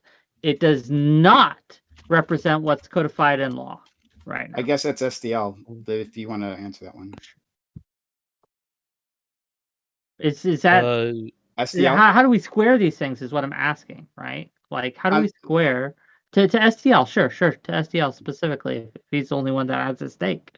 How do we square, right, that there can be a time where the majority, without judicial review, will just pass anti-trans legislation? That will just pass, like, okay, well, we don't want hormones for anyone under 18. I was going to ask that question too, because it seems like SDL, what you were arguing for, would actually like mean tyranny of the majority. Yeah, I want STL to answer it. I'm curious. To speak to that, the argument I've given is that we should want like a limited amount of judicial review. It should be possible to change the Constitution more easily. It should require a higher bar to strike down laws, is my like very simple suggestion. Something like that. So like instead of a 5-4 case, make it like a 6-3 case, something like that to strike down laws. But there is some utility of keeping like a judicial review court in terms of an anti-majoritarian institution. But the short answer is that if you get enough people who like really, really oppose some human right, you will eventually lose that right, even with the Supreme Court. Right? If people who wanted to like, I don't know, ban gay marriage got 80% of the votes for like 20 years, that would end gay marriage. Like there's no way the Supreme Court survives that. It's just that simple. So they could change the amendment. They could amend the Constitution. Yeah, absolutely. They could, but then at 80% they could. Yeah. So like for a sufficiently large majority, democracy can fuck over your rights. Yeah. And there's no Supreme Court that can save you. Right. So Do you agree that it makes it a lot harder though? I think it makes it like one step harder. That's like the argument I'm trying to give is that you want like a centered Supreme Court with limited judicial review that has the ability to strike out like extreme attempts to restrain people's freedom, but it's never going to be like more than one step better. That's why it's only 10 years ahead on desegregation, for example. In certain 10 years. It's 10 years, but on like gay marriage, it's like 10 years ahead as well. That's fucking half the states had passed it by the time the decision came around, right? It was going to be another 10 years. Half would have passed it all. Well, I'm even somewhat humoring this because like I'm not thinking about it in terms of like, at least for the purposes of this discussion, for like, do I like policy X or do I not? But like, even if we're gonna like swim in that soup for a second of like, I want the court to do what I want, politically, 10 years, that's in somebody's almost somebody's entire childhood, right? That's like 10, that's like a career, like 10 years, that's a whole system of education, right? Yeah, and so that's Also, what it's just that's not the argument really- for like court reform and that type. Also, it's not really true, right? We didn't get. So there are a few big gun control cases. There's U.S. versus Miller, D.C. versus Heller, and then one that came right after that. Do you know how many years were between U.S. versus Miller and D.C. versus Heller? Actually, I have no fucking idea. It was about 75 years. And between those two bills, in the 1990s was when we got a lot of the assault weapons bans, which were based in U.S. versus Heller, which came 60 years beforehand. Yeah. U.S. versus Miller was 60 years ahead of legislation. right? So in certain circumstances, especially ones that I think you guys value, which is protecting state interests against the absolution of certain rights, they're way ahead of legislators. They're not. They can't. I agree that they can't be that far ahead of all legislators because obviously a case has to come to their court. But in terms of federal legislation, which is largely what they're controlling and why they exist, they've been 60, 70, 80 years ahead a lot of times. Well, so I can't give an exact number to it, but I actually posted a study in the group chat about this, that hostile courts and courts that go more against popular opinion are more likely to have laws struck down. And courts that have statements that courts are more likely to rule with popular opinion. They're more likely to not strike down laws from from Congresses that agree with them. So it's they're as threatened with packing, right? That's why. If they were protected from packing, why would they have nothing to fear? This study goes back to the 1820s. It's literally so long as U.S. history. Yeah, the court has courts always could have been packed by all the way back then too. Well, it's possible. So that's actually kind of the argument I'm trying to give. You say it's not political. I'm trying to say there are guardrails on it. The guardrails are just really large right now. The guardrails right now are such that you can have a 6-3 fucking court case. And I want to, I'm sorry, not court case, a 6-3 majority from Republicans and Dem. And I want to shrink that in. I want it to approximate Congress and hopefully be one step more towards the generally enabling individual freedom side. This is the best way to when you're talking about how courts may be reluctant to challenge Congress when they're very hostile.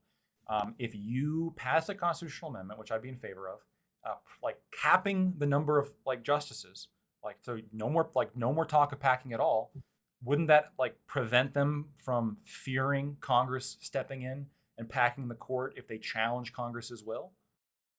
Well, maybe, but one of the arguments is that might be a bad thing because courts aren't unambiguously courts throughout history are not unambiguously good. Well, generally, they're slightly better, but not unambiguously through history. And one possible reason that they're generally good is they approximate court opinion, but you get educated liberals on the court. It's literally, that's the argument that I've given. Okay, why? So one question I've got too, because I think Lactoid and I both agree that this court is one of the least political in history, and that they're bucking a lot of trends. And I think that's proven in what you just said, right? In this historical review, unpopular courts don't strike down a lot, but we're having this conversation because this very unpopular court, who is against their executive branch and their legislative branch, has struck down quite a bit. We think that the court, as of now, is moving in the right direction, bucking a lot of trends and being a lot less political. And according to your metrics, they're proving it, right? Under threat of packing, yeah. Yeah.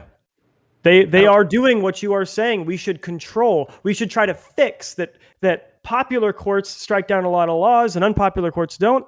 This unpopular court is fixing that by striking down a lot of laws while they are very unpopular. And while the media has gotten way overinflated in its power to get the popular view to be negative toward the Supreme Court, yet they are bucking the trend even harder.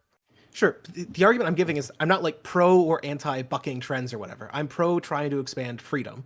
The argument for the court has always been that because it's literally that you get a bunch of very highly educated lawyers who are super ideologically committed to freedom. They're more likely to rule in favor of freedom. The argument is not it's good for them to be unpopular or they need to be able to be super mega unpopular.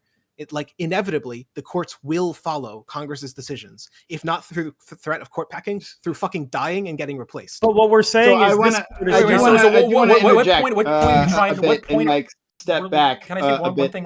point are you trying to prove, SDL? Well, the argument is one, that courts are always political, and that two, the argument is for constraining that in a little bit and trying to maximize the good things about the court. The good things about the court is the type of people it tends to select. You don't you explicitly want to select against partisan leadership as much as you can, but you also want to still not have a court that leans very hard one way or the other. That's the compromise that people are looking for on the left. I want to step in and I'm going to rewind back in time to the three questions. Oh, sorry. Do you want to say something, Omnislap, first? Oh, no. For after you or whoever. Okay. I just want to be put in the queue. That's all. Sure. Okay, well, Jeb, you said that the system that I presented relies on originalism being not a thing. Could you explain why that is the case? Well, so we were saying, for a body whose function, intended function, right, is to protect the Constitution, and as it was written, fundamentally, right, if originalism is genuine, it is better than living constitutionalism. Like it is not, or it is at least not equal to living constitutionalism, because it is doing the function of the Supreme Court if it is genuine.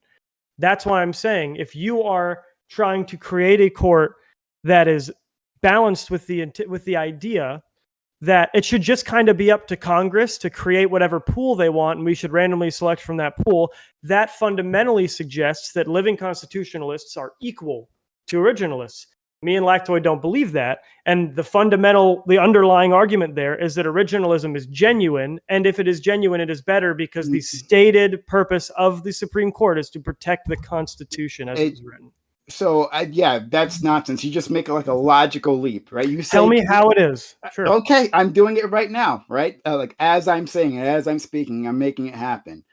So you say that, well, originalism is better than living constitutionalism, right? That this is inherently the case, right? It's at least not equal, yeah. Whether I believe that or not, I don't care. It doesn't matter, right? But the point is, you think the system you prefer is better than the system that someone else might prefer, and that the mechanism I'm using to dilute the court, like therefore, like would not be necessary if like what you said is true, that system A is better than system B. I don't know how those two things connect, right? Because diluting the power, just general dilution of power, is not productive if you agree with the fact that one side is fundamentally unequal and better than the other. Because if you're just generally diluting power, if we know for a fact, say in a hypothetical, right, we know for a fact we're talking about good versus evil, general dilution of both of their power just is not a good thing, obviously. Good versus evil. Okay, I don't know. I'm ignoring that. But do you? Why would you ignore it? Hold on. Do you need me to re-explain it for you? Hold on. Yeah, because it's nonsense. I'm ignoring your nonsense. You spend a lot of nonsense, so I just ignore it, right? And like I have to move the conversation on. I can't jump on every dumb thing you say. But I'm going to ask you a question. So, is it your opinion that like one originalist is as good as another? So that like. So I'll reiterate, right? If you take 10 originalists, right, they will always arrive at the same judicial conclusion, because then that would maybe matter. Then it wouldn't matter, right? Because then, like, why would you need to dilute any individual justice if they're all going to rule the same way? They have the same process. Like, is that your thought?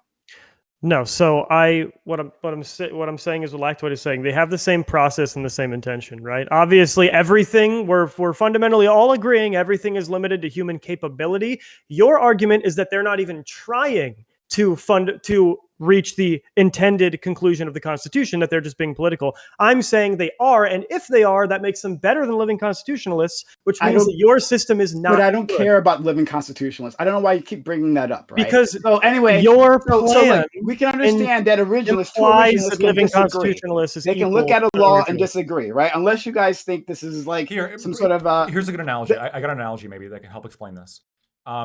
You agree that two police officers who are tasked with enforcing the law, if both of them might be trying to enforce the law, but they might enforce the law differently, even though they both have the intention of enforcing the law as it is written. Do you agree with that? Yeah, but they don't do rulings; they do enforcement, which is like fundamentally different. Well, hold on, but this is important though. This is a good analogy because you have two cops. They both believe in enforcing the law as written, right? Because they accept, the process has created these laws. It is my job to enforce them, and I'm enforcing them. So you have two people who both believe that. They can come to different outcomes. But then you have this third cop who says, I don't care what the law was as it was written. The law was written by white racists. So actually, I'm going to impose what I think is the law as a cop. Would you be comfortable with that cop? Sure. Hold on. But, okay, sorry.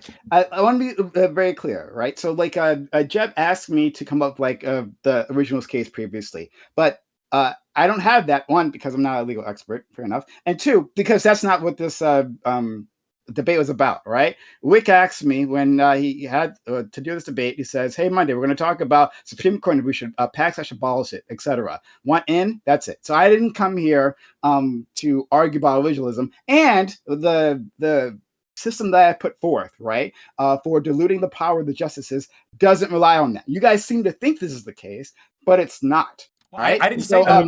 Your Well, yeah, proposal, no, well, sorry, you didn't proposal say that, came but he comes did. yeah, your Jeff- proposal comes out of left field. Like I honestly don't like as long Sure. as like the ratios remain the same. I don't know what kind of I effect they have. don't know. Yeah, so like these ratios, like I guarantee you no ratios because it's like whatever that Congress system at that doesn't time. guarantee Wait, Yeah. when yeah. does the expansion of justices happen then? When are you Sorry, the planning that one? expansion of justice. Yeah, yeah, because you said When I like, become king, I don't know. Oh, Like okay, when we pass, I don't know what to talk about. Like, yeah, when they pass the constitution. no, that's not what I'm asking. What I'm asking is like when there's a Democrat president.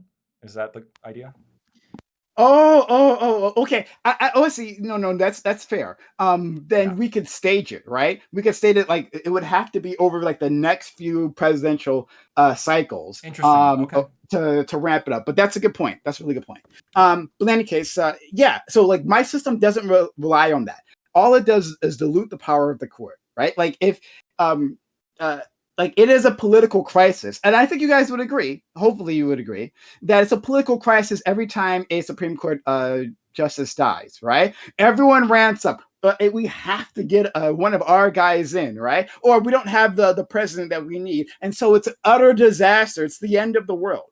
I want to avoid all that, right? Like if we can still have a court that has a judicial review. We can still have a court that plays this function within our society, but simply that like we have a great many people involved, and so it's like more randomized. Like you wouldn't bring a case to the court just because you think that this court's going to rule for me, right? Like it wouldn't be a conservative group, right, that would picks like a bullshit web designer out of bumfuck nowhere and then pushes their case up to the court because they know they have a conservative majority there. Originalists, whatever, that are going to ruin their favor, And whatever, that case right? is not But bullshit. they can still present that case, but there's no guarantee who you're going to get, right? But if they are presenting a good enough legal argument, then they should succeed. Okay, I want to give space to Omni a little bit. I know he's been raising his hand a couple times and he put himself in the queue. So here you are, buddy. Your time to shine. Alrighty. No, so I just had a question for Lactoid about something you said earlier. So I think I don't remember exactly what it was that you said, but basically you said earlier that like I think that this particular hold on, my alarm. This particular court like isn't very very political at all, right? Yeah, it's less political than prior courts. Oh, okay. So you weren't saying that like the Supreme Court in general isn't political, but just this particular one. Yes. So this current Supreme Court, every court is somewhat political. I agree. It's difficult to like it's a poison. It's difficult, like in the same way police officers are influenced by politics, right? But the goal is to no, that's not their purpose, right? We want a court that is as like least partisan as possible. We want them to be deciding things upon like a legal framework and an actual process, like a legal way of analyzing things, as opposed to I want to be on the right side of history kind of thing. Okay. All right. Well, all right. That wasn't the answer I expected, I guess. But I'll just make something. I'll just make something else of it. So, like, I don't know, to anybody, is there anybody on the panel then that thinks that like the Supreme Court isn't meant to be political at all, or that it hasn't been, or that it isn't? Well, those are two different questions. I believe that it's meant to be as non-political as possible. I don't believe it ever has been non-political completely. We think this court's one of the best, with the stated intention that, yes, it shouldn't be political, and so you should always be striving for the least political one. Yeah. Okay. There's a lot of things in the United States that are supposed to be, or that aren't supposed to be as partisan as they are. I mean, the founding fathers despised political parties, and I mean, look at us now, or at least John Adams did. I'm sure I think some of the others did as well. Then they founded them. Politics is inevitable. You should design institutions that incorporate them. It's that simple. Well, okay, but all right. I'll just I'll just say one more. Let me just say one more. Can I just say one more thing about that, and then we can move on? So, like, yeah, I in my studying of this topic before this debate, like, I found out apparently, like, most other countries, like with Supreme Courts, look at ours, and like they're like baffled by like how high profile that our Supreme Court is, like how political and partisan that it is. Like it seems like every fucking election year where there is a justice on, able to be nominated by one part or the other, it's like a massive fucking Armageddon. Oh my fucking god, the sky is falling, guys. And like most other countries just see this, and apparently they're just like, "What the fuck is happening over there?" Well, Because if I theirs may- just don't function yeah. like that. If I may, we're not as posit a reason real quick, partisan. it's because a lot of our rights are based on judicial review, and any time that they are threatened to be overturned, right, or any time that the makeup of the court changes, there is a threat that some of those fundamental linchpin rights that we have will be overturned.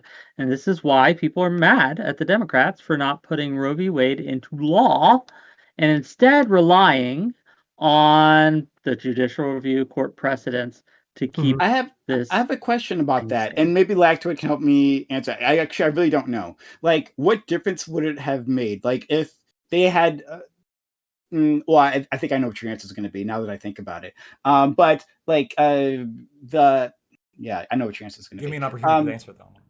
Yeah. Fair enough. Sorry. So, the people are mad at Democrats for not making it into a law, but instead relying on a ruling. But if Supreme Court was going to get rid of the abortion any which way, then it wouldn't have mattered if it was a law or a ruling. They could have overturned it.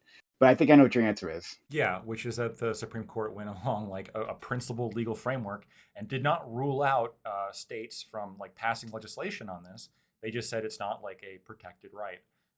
Look, Roe v. Wade was and Casey. But if they said like it was the right to privacy, like if like which they did, what those two cases did. Good, no. Right, yeah, but like, what if the rule in a proposed law that was passed, and says a woman has a right to privacy, and so it should be protected, right? Like that her access to abortion should be protected. Then they could strike it down along those lines too, correct? No. So the Supreme Court found erroneously in Roe v. Wade and Casey that the right to privacy here for abortion was like found within the penumbra of a number of amendments, primarily the 14th, right? That's what they were looking at. And it was a constitutional question. Is it like, if a state wants to ban abortion, can they constitutionally? And Roe v. Wade said no, and Casey said no, right? But then Dobbs came along and said, what it said, what Ginsburg has said, what plenty of Democratic politicians have all repeated, which is Roe v. Wade is a terribly ruled case. It's very little legal framework. There's no actual method to it. It just pulls shit out of its ass, and it was struck down. Like it was removed. And so and Dobbs was like, no, like you are free to pass laws protecting abortion, right? That's not the question. The question is, does the Constitution prevent states from outlawing it? And that's the Constitution does not prevent states from outlawing it. Yeah. So I'll say quickly. I wasn't asked this, but I'll just state it. Sure. And I've said it before with you on other panels, as that I think that Roe v. Wade was a bad idea in and of itself, and that this needed to be a decision fought out within the states, like how gay rights was being fought out. That we actually need to convince people, and then pass laws within those states. So. That's happening now. Yeah, and it's one of the concerns too with the big giant rotating pool of justices, right? And why I say if you want to have that, you can't have judicial review in the Supreme Court, because while it doesn't incentivize strategically timing when your case hits the Supreme Court, it actually does incentivize bloating the Supreme Court with a shitload of cases. Because all you would have to do is keep running cases based on, say, Roe v. Wade over and over every year, and just hope that you get a dice roll on 6 justices or 9 justices that are going to rule the way that you want and win your case, because they have judicial review and the right to overturn what the previous Supreme Court argued. But like, you can just keep running cases now. You can just but you have the Supreme Court decides time. Yeah, but even then, right, the Supreme Court decides what cases they're going to take. So that would still be the case, right? Like they could say, hey, we've already ruled on this, and so we're not going to. Like, but if you get 9 conservative justices, they might want to rule it so they can overturn it. Right. Yeah, but it doesn't matter, because why not? It's still within our system. When a justice dies or leaves, we still have that issue where, okay, now we're going to run it up the flagpole and see what happens. But that right is served a lot longer, right? In our system. But I don't think that doesn't matter, because once again, the Supreme Court can just decide what cases and it wouldn't even have to be like the same. So like a case is going to the Supreme Court. They're going to decide on that. A random judge can decide if they're going to take the case, right? And then a different group of people can actually rule on the case if they do take it. Okay, Sure, but I okay. can just keep running it Before until I we- get the right But guy. whatever, like it's not like concern. Okay. Like they can just keep It's a running huge cases if they want I to spend their want, money. I don't even. Sorry, I'm just gonna say one thing and I'm done. Like if they want to spend their money running cases up the flagpole, go ahead. Like it doesn't make a difference. Like it just matters if the Supreme Court changes it or not, and if it's a good ruling. Okay. But what I'm saying is it makes a huge difference because with the current court You system, guys aren't can't gonna do that. convince each other. Like this is just an impasse at this point. And I do have another question. A lot of you have opinions on the recent website developer case, right? Some of you are saying it was a terrible case, should never have been heard. Others saying it was quite clearly the right answer, the right ruling, etc. If you all want, for the next 20 minutes or so, I'd like to hear your thoughts on that. Just because I have some strong opinions, and I'm wondering if maybe some of you will change my mind here. I don't know. I'm not a legal Okay. expert. You're gonna have to tell me about that one because I don't know. I have a question about that. Lactoid, are you a lawyer or an attorney? Or Yes. I recall hearing something. Okay. So you're going to be able to answer this question for me then, and you have seemed, at least in Maybe. matters of law stuff, fairly or surprisingly unbiased. I've heard you on other panels, and but is it true that you cannot litigate hypothetical scenarios? Generally not, but there's exceptions, and the one here is the media case where the conflict was about a law that hadn't quite yet been enforced yet, but she was afraid that it would be applied to her. And generally, there's an exception for like if a criminal law like is going to apply to you, you can challenge it beforehand because otherwise, like, do we really want somebody to test that with their freedom, right? Because if they're wrong and they never would have broken the law to begin with, then now they're in prison. So we have some exceptions, but generally speaking, no. Is that law okay? I assume you're talking about the web designer case Yes. now, because that's what I was getting at. Because that's what other people have said, was that like this case is bullshit because that the like she never even got like a gay couple to come to her, and like in the case of like the gay cake baker, for example, or the case with like the gay couple that wanted like a cake made for their wedding, that was different because that guy, I believe, actually did have a gay couple Yes, he come to did. him and what, which is, but in this case, it wasn't even like she didn't actually, it wasn't like an actual client, and they didn't, I guess, do the I don't know. It honestly, like, you might disagree with that, but based on what I read, it seems pretty disputed, especially since it was the Alliance Defending Freedom that was like running the thing, and it's weird that they didn't find anything about that. But like, Well, so to answer, this is actually like this was like in the court opinion, like this was a topic that was grappled with and addressed, right? Because there is the concern here, like she technically like this is somewhat of a hypothetical in that like it's not like the law was coming after her at the time that she's like filing this lawsuit against Colorado, but the court decided was look when it comes to like these kind of criminal aspects, we don't want somebody to like have to wait to challenge a quote unquote unjust law potentially. To the point where like their freedom is in jeopardy, right? would her Okay, freedom have okay. actually been in jeopardy? Yeah, it was a Colorado law. Okay. Yeah, I know, but like there are some laws where like it opens you up to being sued, and then there are other laws where you go to jail if you violate it, right? I don't know. I don't know what the actual penalties were, but like Okay. they were sufficient enough for the court to be like, we should hear I this am- before it gets enforced. I am curious what everyone else thinks here on this law, and I just will go around bad decision or good decision. Do you agree with the decision or you disagree? And then we can argue about why. We're going to start with Jeb Tan. Agree? Just Sorry, which real decision? quick, agree or disagree about No, the the gay web designer web case. developer. Mm-hmm. 303 Um, Creative versus Ellen. And if you don't know, you don't know. I'm sorry. I think like it's said, I think it's indisputably a good ruling. good I think if ruling. people, Got you. That's all we need for now. Okay. Linda, good ruling, bad ruling.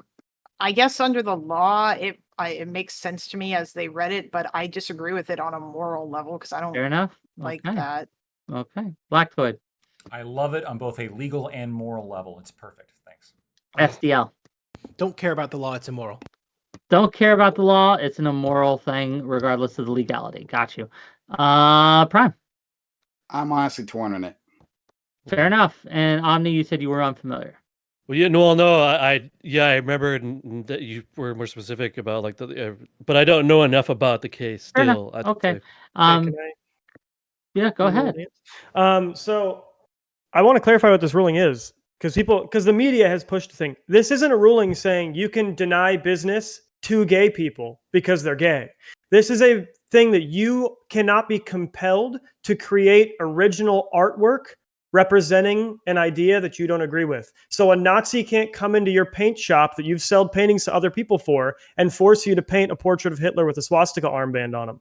Right. Do you agree? And you also can't force panelists to give opinions that they don't actually believe in as well, right? Like Yes, I do that all the time. I'll never stop. I'm just saying, like Watch if you didn't agree with this ruling, then can like ask. that opens the door to like, well, Yeah. like does somebody have to like censor their opinion because they're paid to give a speech?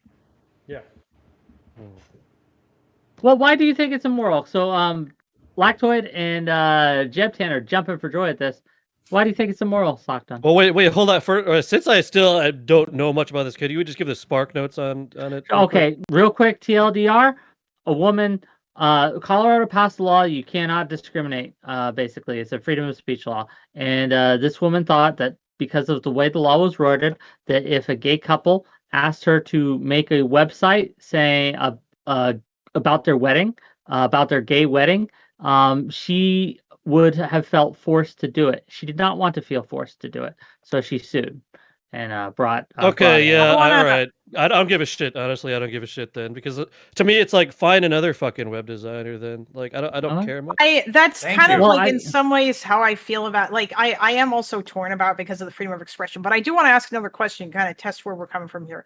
Let's say instead of her being her sincerely held religious belief wasn't against gay people, let's say it was against interracial couples, would you still say that it would be okay for her to deny service to one black person and one white person who wanted to get definitely married? think so. Yes. Yeah. Not And- because they're interracial, but because she doesn't want to create Okay. original artwork. Of an Sockton, I interracial want you couple. to, because looks like you're standing on your own. You're on a hill, like, and I'm curious, what's your argument here for why this is immoral? I mean, I still think that would probably be immoral, but go ahead, Socked. Fair enough. The argument is about public accommodations. So both this case and Masterpiece Cake Shop, which both are in the same vein of trying to expand religious freedom against same-sex couples, are both making the argument that works that involve art, you can choose not to engage in them. But that is a vast array of products. You could argue that any product which involves any artistic display whatsoever could fall under these rulings. Neither of these rulings gave any limits. Neither of them set up a test. Neither of them set up any fucking constitutional test. So like, I think this is a deeply immoral law. I do think there's some needle to thread on how do you balance making sure that everyone can get access to products, even ones that have like some degree of creative involvement, and also that like you don't want to force people to be painting swastikas or whatever, right? There's some needle to thread there, but they didn't fucking thread it. They just said like, this is a thing that is bad, and fucking moved on. It's a shit court case in that it doesn't solve any of the freedom problems that we're having. It both hurts same-sex couples and doesn't clearly define the boundaries of freedom of speech. A question for Lactoid. A question for you, Lactoid, so you can respond to him as you this, and this is for Jebtan too. And this was said in my chat. Principles Before Politics brings this up, and it's a good question. The larger question is whether it's okay to create a business that, by definition, will never serve a protected class. So you make your website or you create a business that, because of the beliefs of you, the proprietor, you know you will never serve a black person. You just never will. You will never design them a website promoting blackness or anything that they promote because you, for whatever reason, are racist and don't like black people. Is that okay to do? Yeah, hold on. So to answer, I think so, right? Because this case is brilliant in the fact that it does somewhat thread the line here. It says that you do have to provide service to anybody, right? That's a protected class, but you can never be compelled to make a specific product that you otherwise wouldn't make. So in the same way the Jewish baker doesn't have to bake a swastika cake, like the Jewish baker also doesn't have to create a website for a Christian couple because that goes against their religion, right? You know, you're not going to force like a Christian to like make a Islamic website for like an Islamic wedding, or force people to really anything you can think of, right? The idea is Okay. nobody should be forced to express themselves against their principles. That's like totalitarian Orwellian shit. I understand like what y'all are saying, but I feel like the example of the swastika thing is kind of like, I don't think that's the same, because Nazism is a political opinion and being gay is an immutable characteristic. Well, it's also Hindu though. It could be Hindu as well, right? So if you say the swastika is a Hindu thing, it's not actually because I'm a Nazi. If a Jew is like, I don't want to make a swastika regardless of your motivation, good for them. They shouldn't have to. Yeah, but that's not.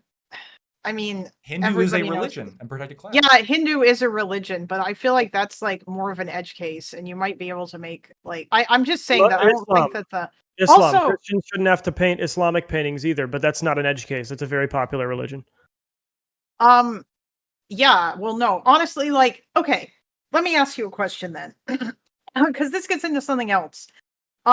If this lady, I feel like it would have been, at least in my book, maybe a little bit more okay if this lady had said, I am a Christian web designer and I want to make websites for Christian weddings, as opposed to websites for only straight couples, even if they're not Christian. It's fine. Like, I mean, if her Christianity is, because if she's doing it based on that, and if she's catering particularly to just Christians, I feel like that's a little bit more okay than just like, I just am going to exclude gay people because I don't like gay marriage. It's motivated because of her Christian. Yeah, I'm aware of that, but like, why is she okay with like secular like weddings then at all? Like, why not just like make it be Christian weddings? I mean, she might think that marriage is a fundamentally religious institution, as one of the sacraments, and so getting secular people to participate in one of the religious sacraments might be making them more religious. So she's okay. down. What if it's an Islamic wedding, or a wedding for like some other? What if it's I would bet she probably would. Weird as fuck religion. She probably wouldn't want to marry them. She probably would create a website. Yeah, and she probably should. So I want to get to Wick's question. Should you ever be able to build a business with the stated intent of denying service to someone of a protected class, or even that just because of the identity of the business, it will necessarily exclude a protected class. And I would say some of our favorite businesses do that, and some of our favorite nonprofits do that, because what people don't understand is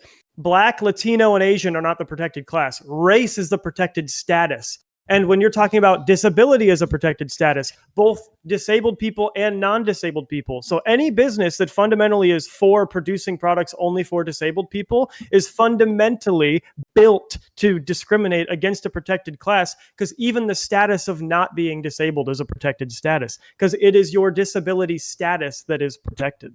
So if you build a business based on providing opportunities for Black Americans, you are fundamentally creating a business that discriminates based on a protected status, even if it's a nonprofit, and we do that all the time, and we love it, and it's a great thing to do. What do you think of this, Sock and Prime? What are your thoughts here?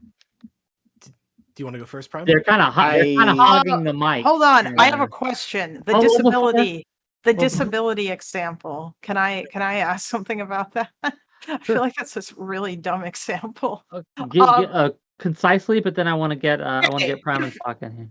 If someone opens a store that's selling stuff for disabled people, it doesn't mean that I'm not allowed to walk in there and buy one of those things. It's not like they're saying, we only serve disabled people here, and if you're not disabled, then you can get the fuck out. A lot of nonprofits show me your card to disabled people, and a lot of Navy Federal Credit Union will only allow which is another protected status, credit unions and their veterans and their families. They will only allow them to go there. Well, let me ask this. That's a quirk of the Federal Credit Union law. You can't be a credit union and also serve the entire public. That's just just a real quick. Do you have a problem, Kalinda, right? With a wheelchair company requiring that the people that they make and design custom wheelchairs for to actually be disabled and need the wheelchair? I mean, if I, as someone who doesn't need a wheelchair, I have no need for a wheelchair right now. If I said, hey, I want you to design me a custom wheelchair, should they be able to tell me, no, you're not disabled, you don't need it, we don't want to spend our time servicing you, we only design for people who are disabled? Do you think if it's a custom wheelchair and their stated purpose as a company is, then I mean, no, I wouldn't have a problem with that. I don't Then really why? think. Then the question is, why do you have a problem with someone whose stated goal is to build websites for what they believe to be Christian marriages are, from denying a service to someone they don't believe is a Christian marriage? Well, because she wasn't just building websites for Christian or things for Christian marriages. Conceptually, work with me here. Maybe Yeah, maybe I understand what you're saying, but you probably should have substituted Christian with straight. whatever, Like, right? On this particular case, in the case of the website thing, I don't necessarily have a problem with that. Although I kind of have a problem with it if it is if it's in like like if you're in a small town and you want a cake baked for your wedding and there's only one cake baking shop in town and that cake baker is like, fuck you, I'm not going to serve gay people because I don't believe in same-sex marriage, then at that point I think that you start to run into problems. And there are scenarios, so like pragmatically, I'm not, Gotcha. like, What yeah. if instead of cakes, it was like It's just there's no. I know but we gotta get No, more I'm people in curious here. as to what Lactoid's Yeah, gonna say I now. understand. It's very pertinent, but okay. Okay, pertinent. Come on, let's go. Okay, Pertinent, so me, what if instead of cakes it was like there's somebody like to officiate or like give a speech at the wedding, and there was nobody in the town who would like give a speech at the wedding like praising interracial couples. Would you want to make somebody like come and give a speech like approving of something that they don't believe in? That seems like an odd scenario. It's just as equally likely as nobody in the town will bake a cake. I mean, there are pretty small towns in the United States, my friend. Although I suppose now the We're world just is gonna go in so circles with small it. that you can Suck. Well, so the point of public accommodations grows stronger the closer a good is to being like really, really essential. The reason that these arguments always come out with shit like marriage is because fundamentally marriage ceremonies are completely unnecessary.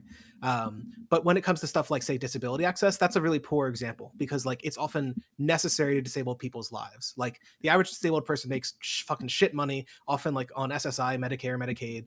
And so a lot of companies that make goods for disabled people are either making really high-end stuff for rich disabled people or making shit for like almost free and getting like state loans to do so. So that's just like not a good example because like those firms are so cash strapped. They have to discriminate. And it's But a good example. That's not true of like race or sex. It's a good example because he asked if there is an instance where it is normal, and I said yes. And you further made my argument for me by saying our federal credit union code forces federal credit unions to discriminate, which means we find it so moral to discriminate based on protected classes that we have it codified into our federal credit union code. Yeah, but that's bad. The credit union thing is bad. It's just a fuck over credit unions at the end. It's a good thing. It provides a lot of. What is the benefit of having a veterans credit union and also a non-veterans credit union? The veterans credit union often provides like extremely advantageous terms to people who served our country. Okay, as opposed to the other credit unions, like on average, credit unions all provide. No, not true. Schools First for teachers, Navy Federal, they are known, and I was in the finance industry for quite a while. They are known for giving the best terms, and they are only available to educators, veterans, and their families. And what's the benefit of that to like society?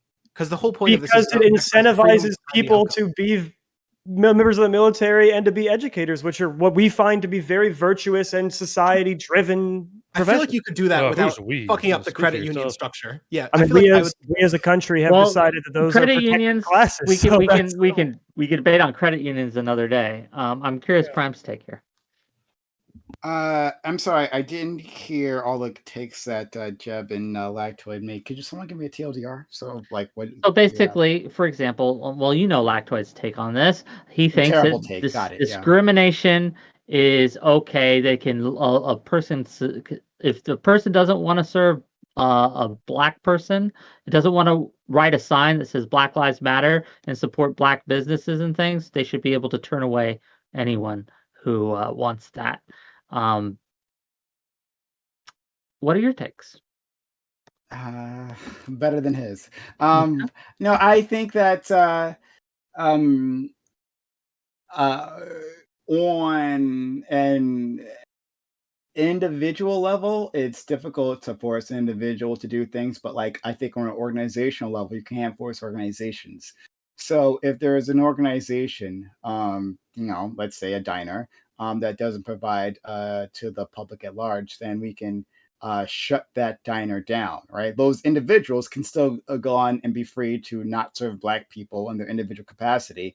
But an organization, I think, should. And I think discrimination is fine if it leads to equitable outcomes. So you can discriminate and say that this group of people, right, define how that group of people has had historical disadvantages. And so we are going to give them an advantage in the present so that, to Sure. make Let up me for let it. me ask a direct question. Let me ask Prime, this you real just quick. said Stop. equitable I want to ask a outcomes. direct question, right? Yeah, equitable outcomes. Yeah, to even things out. I don't Just Why know. real not quick. I hope equal that If Amazon opportunity? or a yeah, large even things out. Yeah. Okay, a Go ahead. large company. We're talking organizational level here. So we have a large company, a large flag maker organization, right? They make flags of all kinds, custom flags, all kinds of flags you can say. But the owner of the corporation is gender critical. They don't believe that trans people exist or trans people should exist, and they are saying, "I am not going to make or sell a pride flag." Do you think that counts as discrimination? And do you think that they should be compelled by the government and to make and provide that as a service? And I'm curious what your take is as well, Sakta. Should they be compelled to make an individual Not even design? to have the trans flag, right? The trans flag or the pride flag with the trans symbol in it, Yeah, right? I hear you. Should they be they're large, again, they're a large Amazon-like entity, right? With who makes most of the flags. Should they be compelled to make or offer that as a option? Why or why Um, not? I'm not sure. Like, I would compel someone to make a individual design. I would compel them to service members of the public.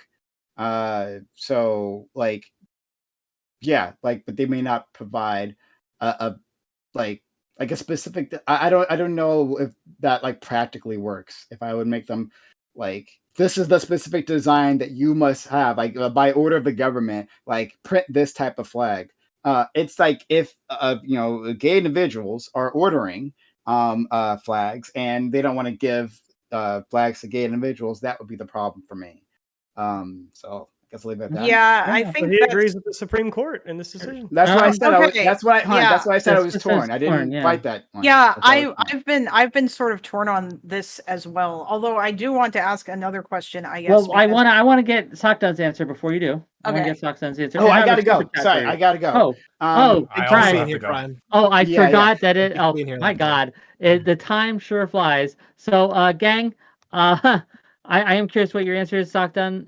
But after they go, I'm going to give them a brief outro and let them go. So, Prime, have your outro and get out of here. yeah. Shout out to my man, Wick, who I love a lot. Thank you for including me.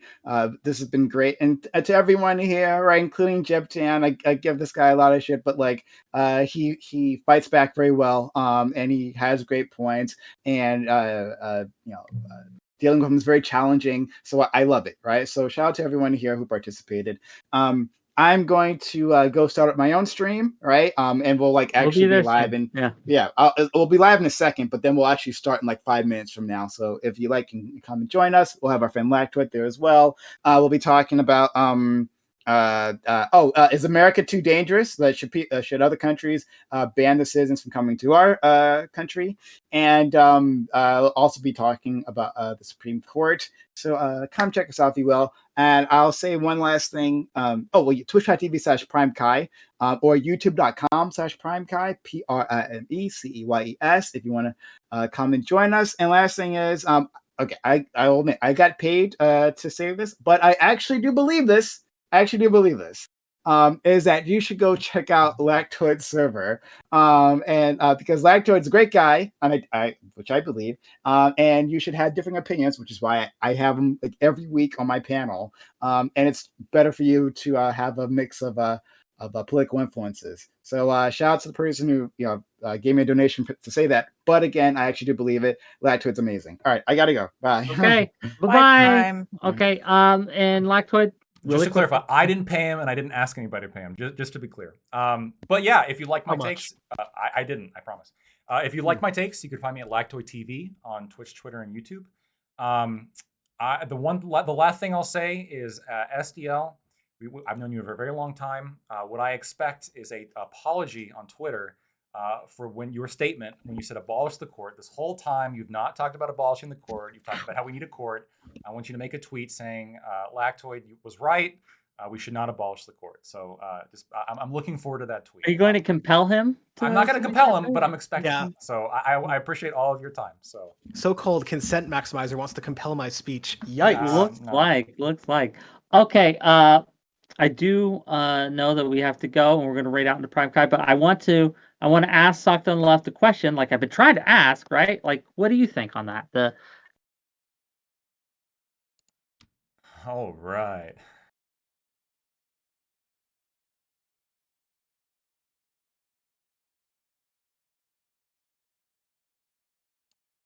All right, we're going to go ahead and move on into Prime Stream now.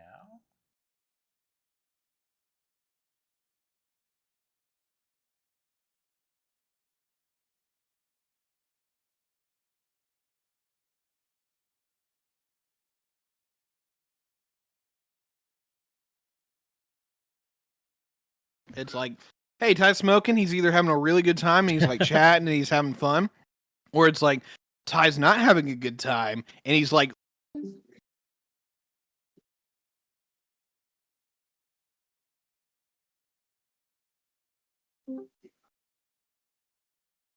well, hello, Lactoid.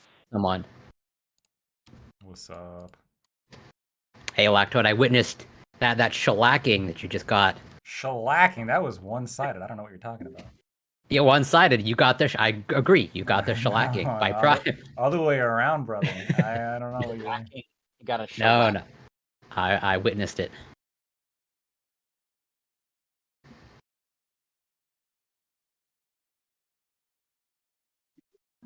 What was the topic? The Supreme Court, basically. Recent opinion. Oh, so you'll be doing that twice. Yep, I'll be doing that twice. I got a lot of recycled arguments. Seconds shellacking. Man, everybody's still on about this Supreme Court bullshit. Oh, as always. well, OBS just took a crap on me, so I got to figure out what the hell's going on there. Oh, sorry to hear that. It just literally killed almost all my computer. That's okay. Dorio. Because it's time to get it an update. Where do I update? Literally. Ty had a living computer. Oh, bitchin', chlorine gas. I can literally just gas the people I don't like to death. Jesus Christ, why are you like this? I bought a shitload. Let me preface this, okay? I bought a shitload of survival games for like effectively $10 a piece with all the publisher discounts and everything. Mm-hmm. And so I've got like 80 survival games to play.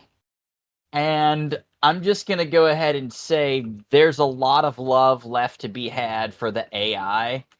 And so given the fact that they've effectively given me a gas chamber, I'll just send the ones I don't like straight there. All right. Given the fact that they've left 1, 2, 3, 4, 5, 6, 7, 8, 9, 10, 11, 12, 13, 14, at least 30 plus piss bottles when I gave them a place to go to the bathroom. Just straight to the wood chipper, feet first. Jesus Christ. All right. That's someone has pissed you off. Got it. Well, they put piss literally everywhere, so it's more like they literally pissed on my base. I mean, it's in a bottle technically, but I mean, that's just playing whataboutisms. Hey, if you say so.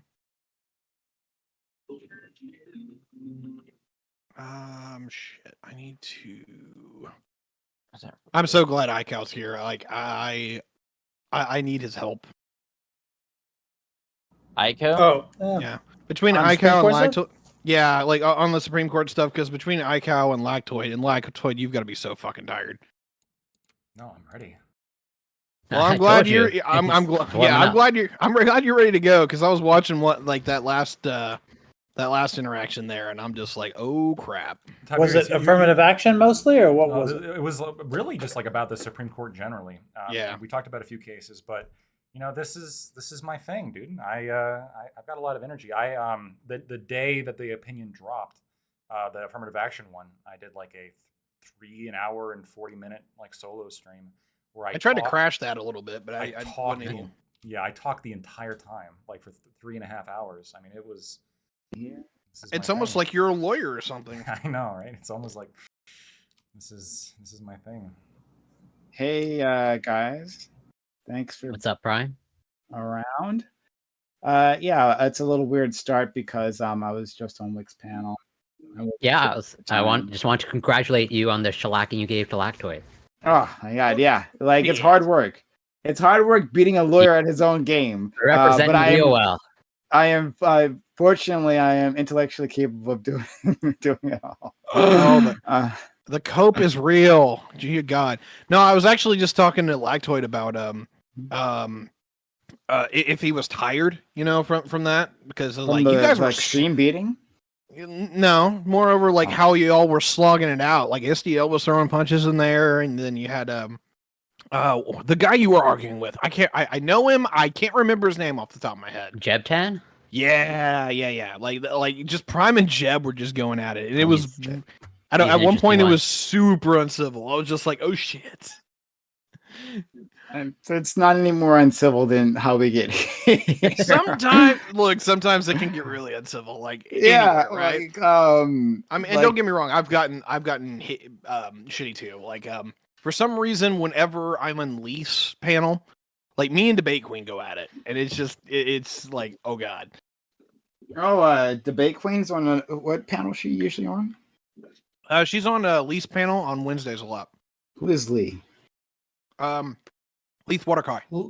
Oh, Lee the Watercoy. Oh, yeah, okay. Yeah. Sorry, I don't usually refer to him that way.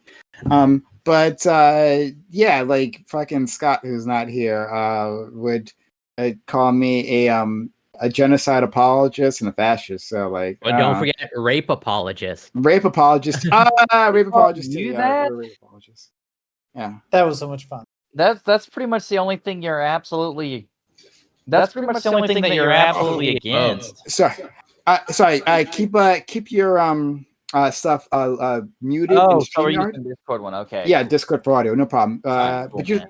Real quick, Prime. I was gone using the bathroom, but as a lawyer, I can tell you defamation is also not a good thing to do. And I heard a little bit of that going on. No, So I just I'm an wanna- impartial observer. I can back up everything that Prime said. oh, there you go. Hey, have Lies we and gone slander. live yet? Lactoid gave as good as he got, but Prime absolutely fought it out too. Like, Yeah, that was. I thought, yeah, I thought you it was guys a good did great. discussion. Yeah, thank you guys did great. thank you. You're a lawyer, aren't you, Lactoid? Indeed, I am. I'd love to get your Some very, people call him that. very short advice. I am trying to get a restraining no. order, and I initially filed. Well, he threatened my kids, so I mean, I have valid grounds, but I filed back in October. The official paperwork in his court district was filed in February. They've continued since then on the emergency hearing. That's rare. That was October of 22. Have you called the court? I've been in court 6 different times. They continued again to August for the 7th time. Yeah, That's I have what no idea. That's how my lawyer responded. I just wanted to make sure that this was outrageously abnormal at this point. For an Okay. emergency restraining order, I Yeah. don't know what state you're in, but for at least in my experience, that seems like a pretty long time. What state But I are don't you know. in? I'm in Wisconsin. Wisconsin. Okay. Wait, what part of Wisconsin? I'm not going to get too more. Give me the specific. GPS Oh, that's right. coordinates Hey, right now. I'm gonna be. I'm possibly gonna be taking a trip up to Madison here in about a month. Give me just a PM if you would want to meet up. Oh, wait. I'm sorry. Repeat the where exactly are you going to be? I am going to be taking a trip sometime towards the end of this month, probably to Madison.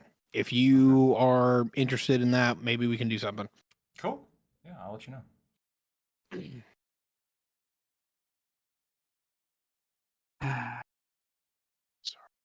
Okay. Sure.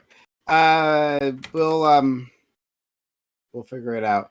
But yeah, I would like to meet Lactoid one day too. Lactoid's pretty awesome. Like, we'll have Yeah, fun absolutely. to hang out with Lactoid. Get some maple syrup, from him. True. Yeah. I didn't say it.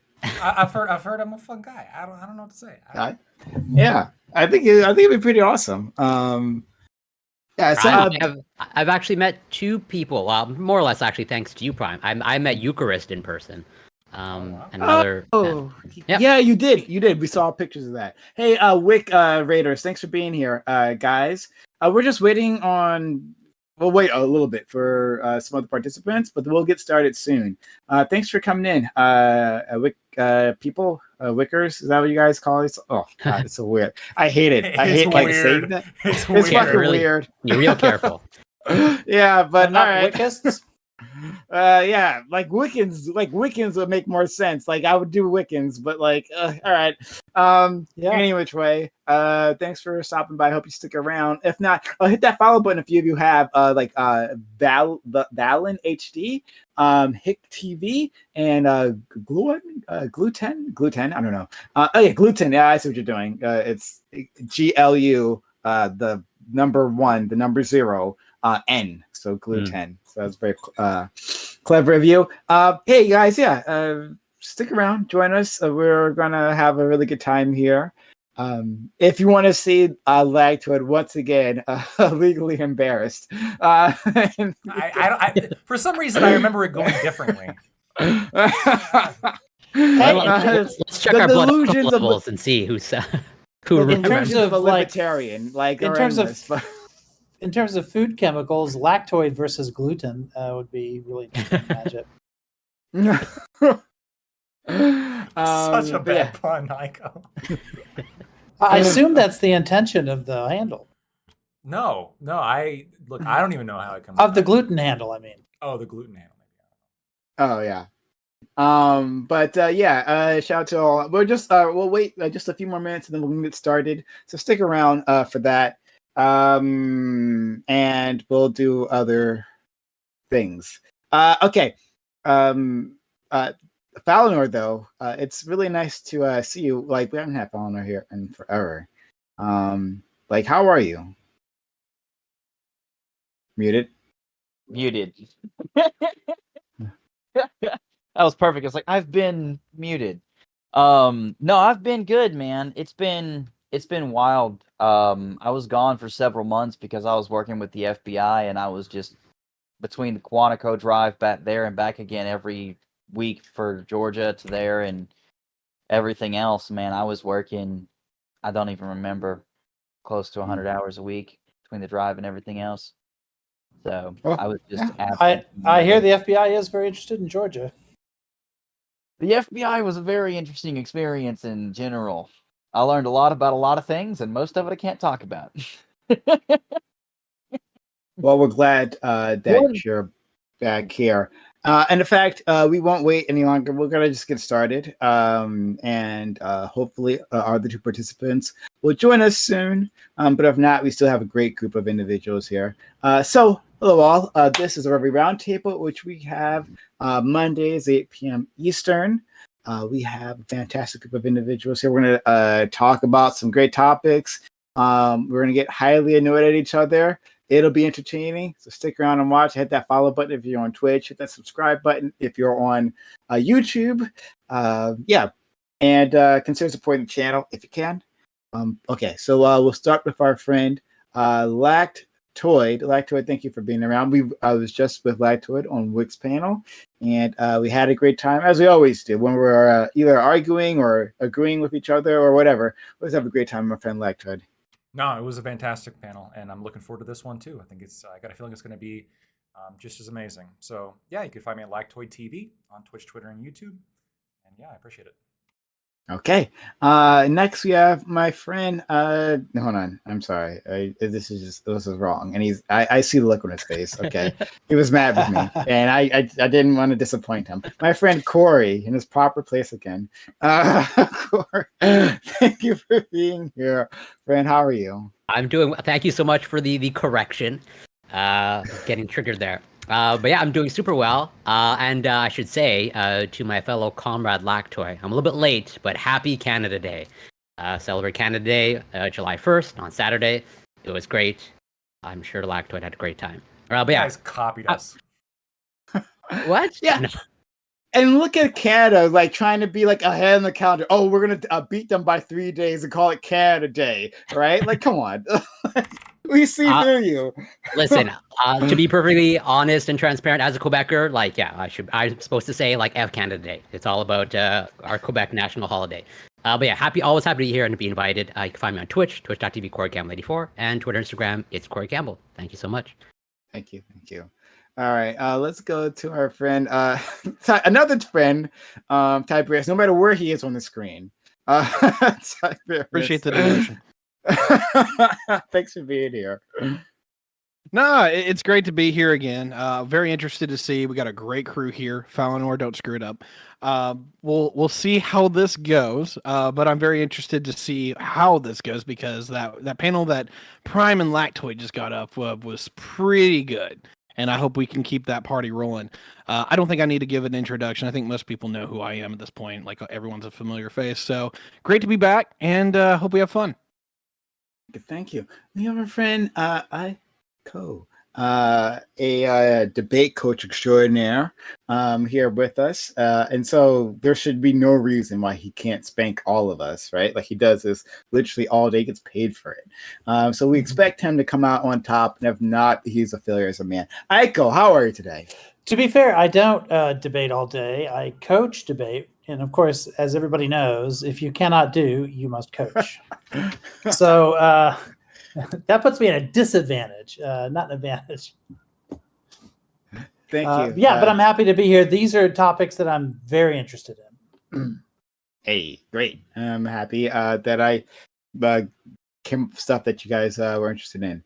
Last but not least, we have Falinor, who again hasn't been here for quite a while, but we're so happy. Like I forget where I ran into you on someone else's panel. I don't know, somewhere. But like I asked you to come back, and you said yes, and I'm really excited that you're here. It's good to be here, man. I am excited to be here. This is going to be a fun one. Okay. All right, so let's get into it. Topic 1. The U.S. has issued a travel advisory against China. They point to arbitrarily enforced laws, dubious counter-espionage measures being used against foreigners, and bans on travel randomly being issued. However, looking at the U.S., should other OECD countries issue travel advisories against us? America is rife with bigoted demagoguing in the political and media sphere, the worst gun violence in the world, unaccountable police, and also a foreigner who gets injured could be on the hook for tens of thousands of dollars in medical debt. Is the U.S. the most dangerous country in the OECD? Should people avoid travel here until we get our act together? Is it hypocritical of America to warn against other countries when we have many of the same problems or worse? So I saw that this ban, just like it's not a ban, it's just a travel advisory against the Chinese, and like some weird things are happening there, especially if like you're a businessman, like American businessman in China. So weird shit's happening there. But I think of all our problems, and like, why doesn't the world say stay the fuck away from us? So I'm curious what you all have to say about this. So my friend Lactoid, who's a Canadian supremacist, but for now he's going to pretend to be American for the purpose of this panel. Go ahead. So I don't know if it's clear, but I kind of like America. I think it's at least as far as countries go, it's definitely one of the better ones. Definitely better than China. That's for damn sure. But if other countries want to put forward like a travel notice on us, I have no problem with that. That's just like a recommendation. You don't have to come here. And there are absolutely certain neighborhoods in America that are extraordinarily dangerous. There's places in America that a lot of Americans like try to avoid because of how dangerous they are. That's reasonable. Every country has like dangerous areas, and if I have no problem with that information being given to people, and they can come to their own informed decision about whether or not they want to visit a particular country. What I will say is what I tell all my European friends when they're thinking about coming to America. I always say, hey, it's going to be the best time of your life. This is the best country on the planet. And if you come here, you're going to find out. And they always do. So, I mean, that's my advisory for them. But I have no problem with more information. Thank you so much. Let's go to our friend Corey. Yeah, as a fellow Canadian like Lactoid, and as someone who lives in a Canadian city that receives a decent amount of American tourism, because our legal drinking age here in my city is 18, or I think even across Canada, it's 18. And so, especially in the summer, there tends to be an influx of obnoxious Americans in my city, especially during like F1 and a whole bunch of other festivities. But to answer the specific prompt in terms of travel advisories, I'm definitely not an expert. I did like go to the State Department website and like look at the history of travel advisories. And like there's ones from like a couple weeks ago from like Afghanistan, and there appears to be like different levels. All that to say, it's like the travel advisories from like, what I can tell, like there's a lot of arbitrariness associated with them. At the end of the day, like if you want to put forth a travel advisory, I have nothing against it. But as a Canadian, like I personally have no strong desire to travel to the U.S. And I would advise against it, and even come to Canada would be preferable. But to also answer the specific question, is the U.S. the most dangerous country in the OECD? I think there's like 27, 26 countries in the OECD. I don't know if it's the most dangerous, but I do think, from what I can tell of the OECD countries, I do believe it's like up there, probably in like the top 3. I'll leave it there for now. Imagine having to have an advisor to go to Afghanistan, right? Like, if you don't know, like, I don't know, like Yeah, if you're that clueless. That's pretty much what I was gonna say. Is like, if you're gonna travel, like ideally you should do your due diligence. Ideally, I know not everyone operates this way, but like if you're gonna go to China as a civilian, like I think you're gambling no matter what when you're traveling. There are some people who like this is a side note now, but we'll get to Tiberius. So it's like, there's like a danger is like I think it's called, it's like danger tourism or something, where people specifically go to like war-torn countries and like look at dead bodies and shit. That's like a thing that people do, in case you didn't know. So those North people, Korea. yeah, they go. It's crazy what they do. It's crazy. yeah. But Tiberius, please. Yeah, so I'll put it as distinctly as I can. I'm definitely an American fanboy, but I admit we have problems. I admit that there's, some things that we need to work on, right? So does every other country. When it comes to like our travel bans, most of them make sense to me. I'm not going to criticize ours too much. Should other countries put travel advisories on us? Most of the countries in the OECD, probably not. The only 3 that I can think of are probably Chile, Mexico, and Turkey. I don't think I need to explain why, but if you guys want to, ask me in the open.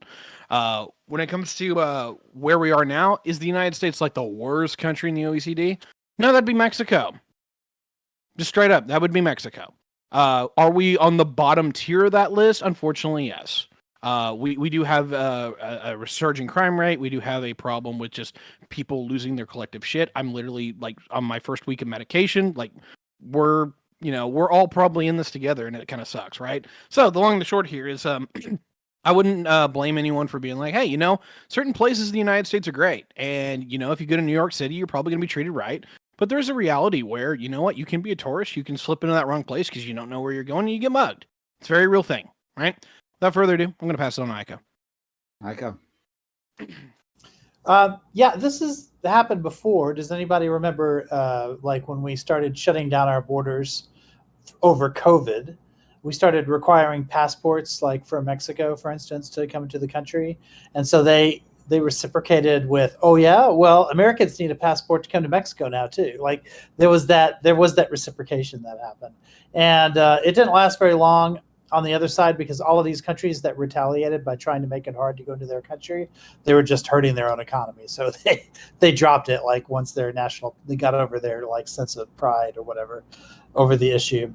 But when it comes to this China ban, I think the description of the ways in which America is dangerous, although they're valid, and I think that's true, and I think everyone's admitting that, That's not the basis of the travel ban for China.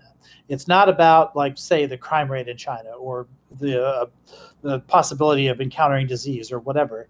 It's about the actions of the Chinese government itself.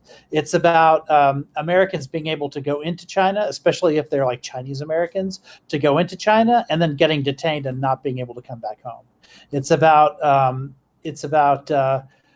China, like, using its immigration policy to get trade secrets from people who are visiting on business, which happens. There's a lot of this happening in China right now, and it's about the possibility of them doing, and they have a couple times, what Russia has been more high profile in doing, and capturing people and then using that like as a trade or something like that.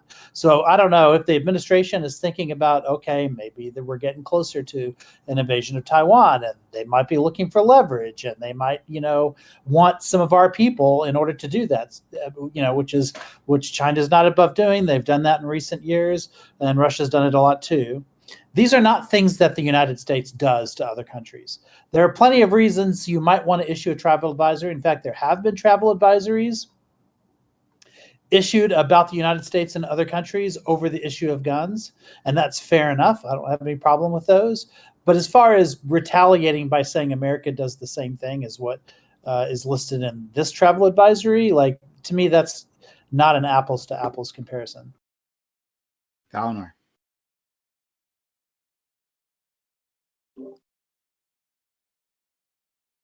You knew you were coming next. I don't know why you were stuffing your mouth, but go ahead. Here we go.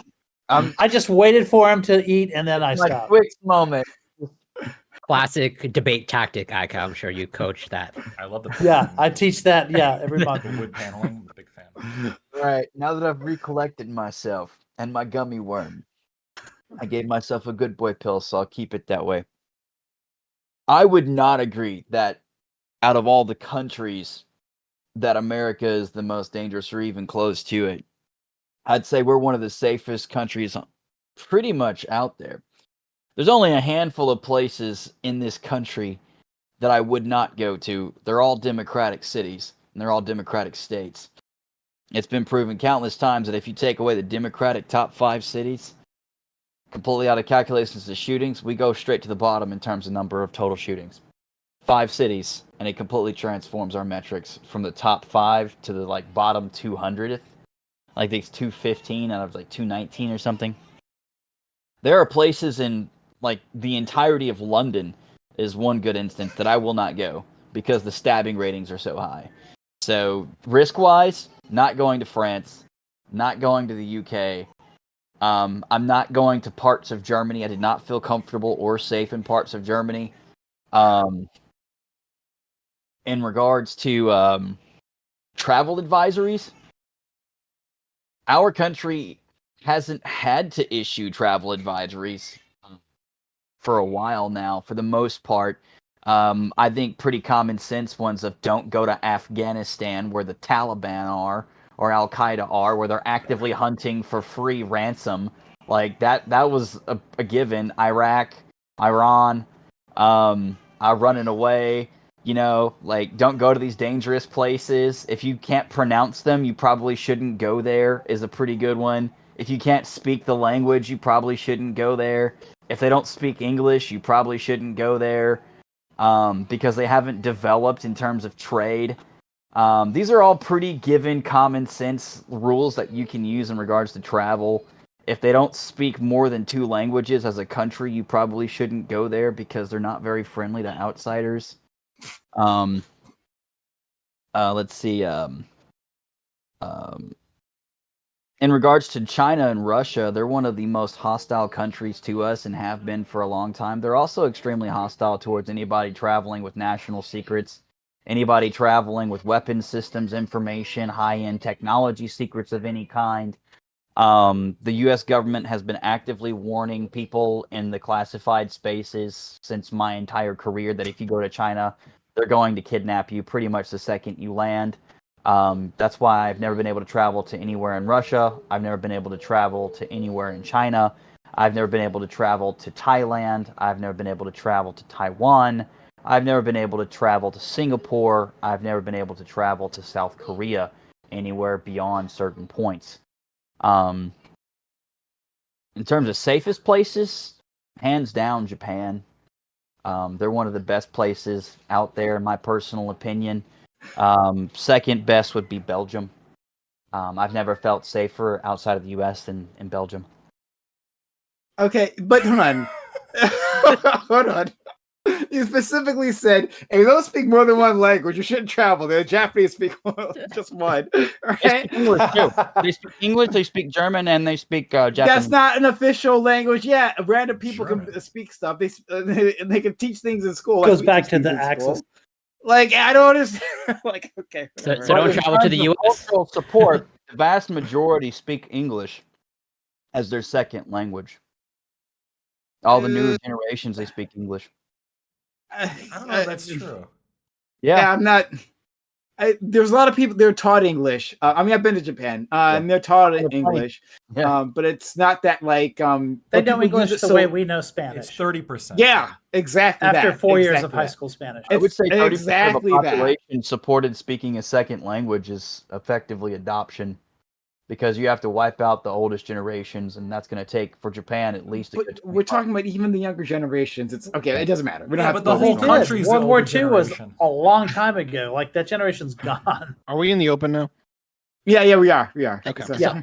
I want to clarify Aiko's position because I think you mentioned like it's not an apples to apples or oranges to orange comparison, which I think I understand your point in terms of like I think from what you've described and also from what I understand from like the article, like a major concern is basically sort of like quote unquote like unlawful detainment or basically just like arbitrary detainment, as in China probably like pretty Right. much like making it up an excuse to detain individuals, right? Or pretty much Right. like they're making it lawful, right? They're trying to Especially find if you're like a former Chinese dissident who's now an American citizen, they'll just keep you. yeah, but Don't go like do you so I guess this is more of a large argument. Like, does someone need an advisory to like know this about China? Especially if like you're traveling there and let's say you're voluntarily traveling there of like, oh, on a whim, things can change in China and they can like detain me. I mean, I think so. I mean, I think the fact that these like, like for instance, in Russia, these people who keep getting detained by Russia, we have the advisory in Russia and they still are, and people know, like it's been all over the news and people still go. So, I mean, I think advisories can be ignored. I don't know if they're, but at the very least, we're doing what we can to warn people about this and like, ensure that there's as much awareness out there as possible. Yeah. Well, so I'm curious, like, would you be in favor of like, pretty much shouldn't there be an advisory against like every country in terms of this is like what to look out for when you travel to, let's say, Saudi Arabia and like, I don't know, like public affection or something like that? Yeah, right. Absolutely, there should be. And Saudi Arabia is one of those countries where it can be especially dangerous. I mean, even some other OECD countries, like I had an ex-girlfriend who, with her, at one point went to Italy, and every Italian man was hitting her. One guy like tried to kiss her on the street. This is a very common thing for Western, especially blonde, like blue-eyed women in Italy, like to have happen to them. So I think there should be an advisory about that. Absolutely. Okay, yeah, fair. So, I mean, pretty much there should just be like a global, ideally, a global travel, or at least, country by country trying to Checklist, yeah. Should it be more specific though? Because like I don't know if the stat about like just removing 5 cities is true, but it is absolutely true that like crime in the United States is very localized to like very specific areas, and as long as you stay away from those areas, it's more or less like as safe as your standard European city, right? There's not a lot of difference in terms of like overall risk. So if that's the case, what would you guys feel to like a travel advisory like, hey, don't visit like these, like the city, like these neighborhoods, be careful when you're walking through these neighborhoods. So actually, Canada actually has that for the U.S., or at least there's nice. if you go to the if you go onto the government of, as you know, Lacto, if you go on the government of Canada's website, and you look at the U.S. travel advisory, like there's not like a specific advisory about boroughs, but they say, hey, when it comes to like petty crimes, like it's correlated with basically socioeconomic status in certain neighborhoods, etc., etc. But they pretty much like they give the green check mark of like take normal precautions.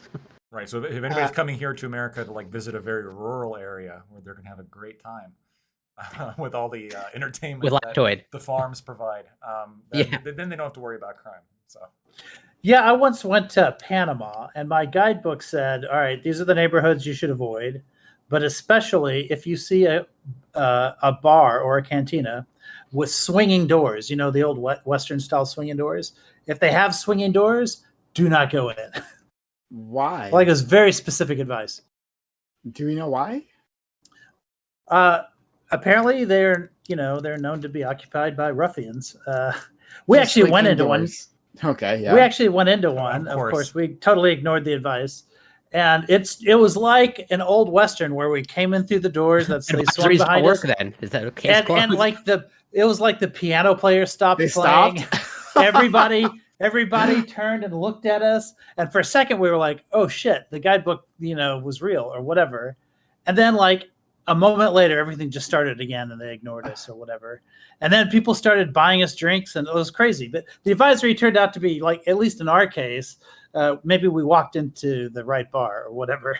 They started buying us drinks because we were Americans, and the economy was better back when Americans ran the canal. So they were like, "Oh, we want Americans to come back," or whatever.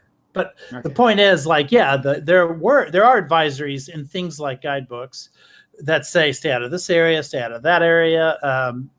Yeah, you get that very specific advice. I don't see why the government shouldn't also do that. I want to confront you, Aiko, but first we have FK who is here with us. I'm very excited to have him here. FK, we just kind of got started. We just got finished opening statements. So I'm going to give you an opening statement on the first topic, the travel advisory thing. Yeah. Hey, I'm FK. When it comes to the travel advisory, I think it makes sense. Right now, we seem to be entering more and more conflict with a nation like China. So it makes sense for America to be like, yo, if you're going over there, you're giving them an opportunity. Even if you do like the slightest bad thing, they're probably going to take you, and you're probably going to be used as like a prisoner or like something for an exchange later on if they find it necessary. Don't take that risk. Don't be stupid. Okay, thank you so much. HPCR just managed to make it here as well. Happy to have them. HPCR. Yeah, we're on the travel advisory topic. So if you want to give your opening statement for that. Yeah, no countries don't need to issue a travel advisory for traveling to the United States. That's wild to me. You could make an argument maybe that like the travel advisory issued for China maybe is a little preemptive or maybe a little exaggerated. But no, I don't think they're the same at all. I mean, yeah, that's my opening statement. Okay. Well, you said something similar to Aiko, and Aiko was saying specifically that our like the advisory that was issued about China is not the same as the advisory, is not the same as a proposed advisory that I gave him.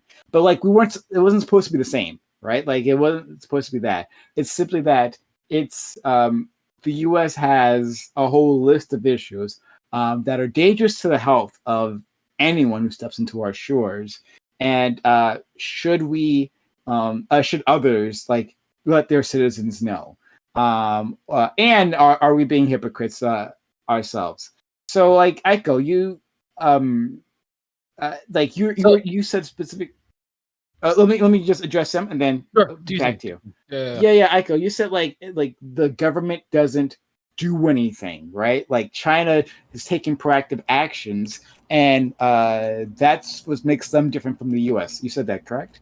There are 3 Americans in detention right now in China that the United States believe are innocent, and we want them back. One of them has been on death row in China since 2012, and we want that citizen back. We want the other 2 back as well.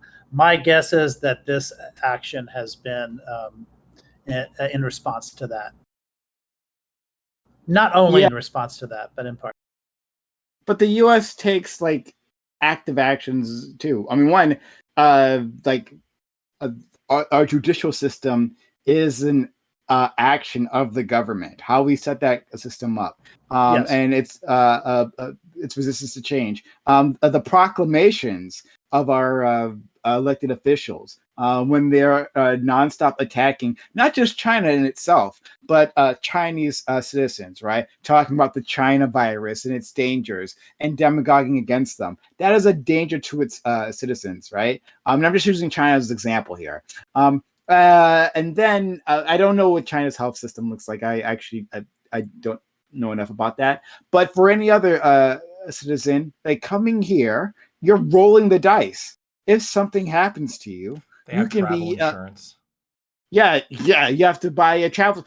Warn your citizens against traveling here without insurance because they might be used to a fair government, a compassionate government that actually cares about its fucking citizens. Yeah, and they have to understand that here we've got freedom, and that means freedom to die, right? And to say that we are just as safe as any other European, this is clearly not the case, right? Like we have rampant gun violence and randomized gun violence. It's not just like focus on specific neighborhoods. It can happen anywhere, right? Like in our schools. And apparently there's nothing we can do about it. Other countries can do something about it, but we can't do anything about it. It is simply more dangerous. You are more likely to get shot existing here than you are in anywhere else.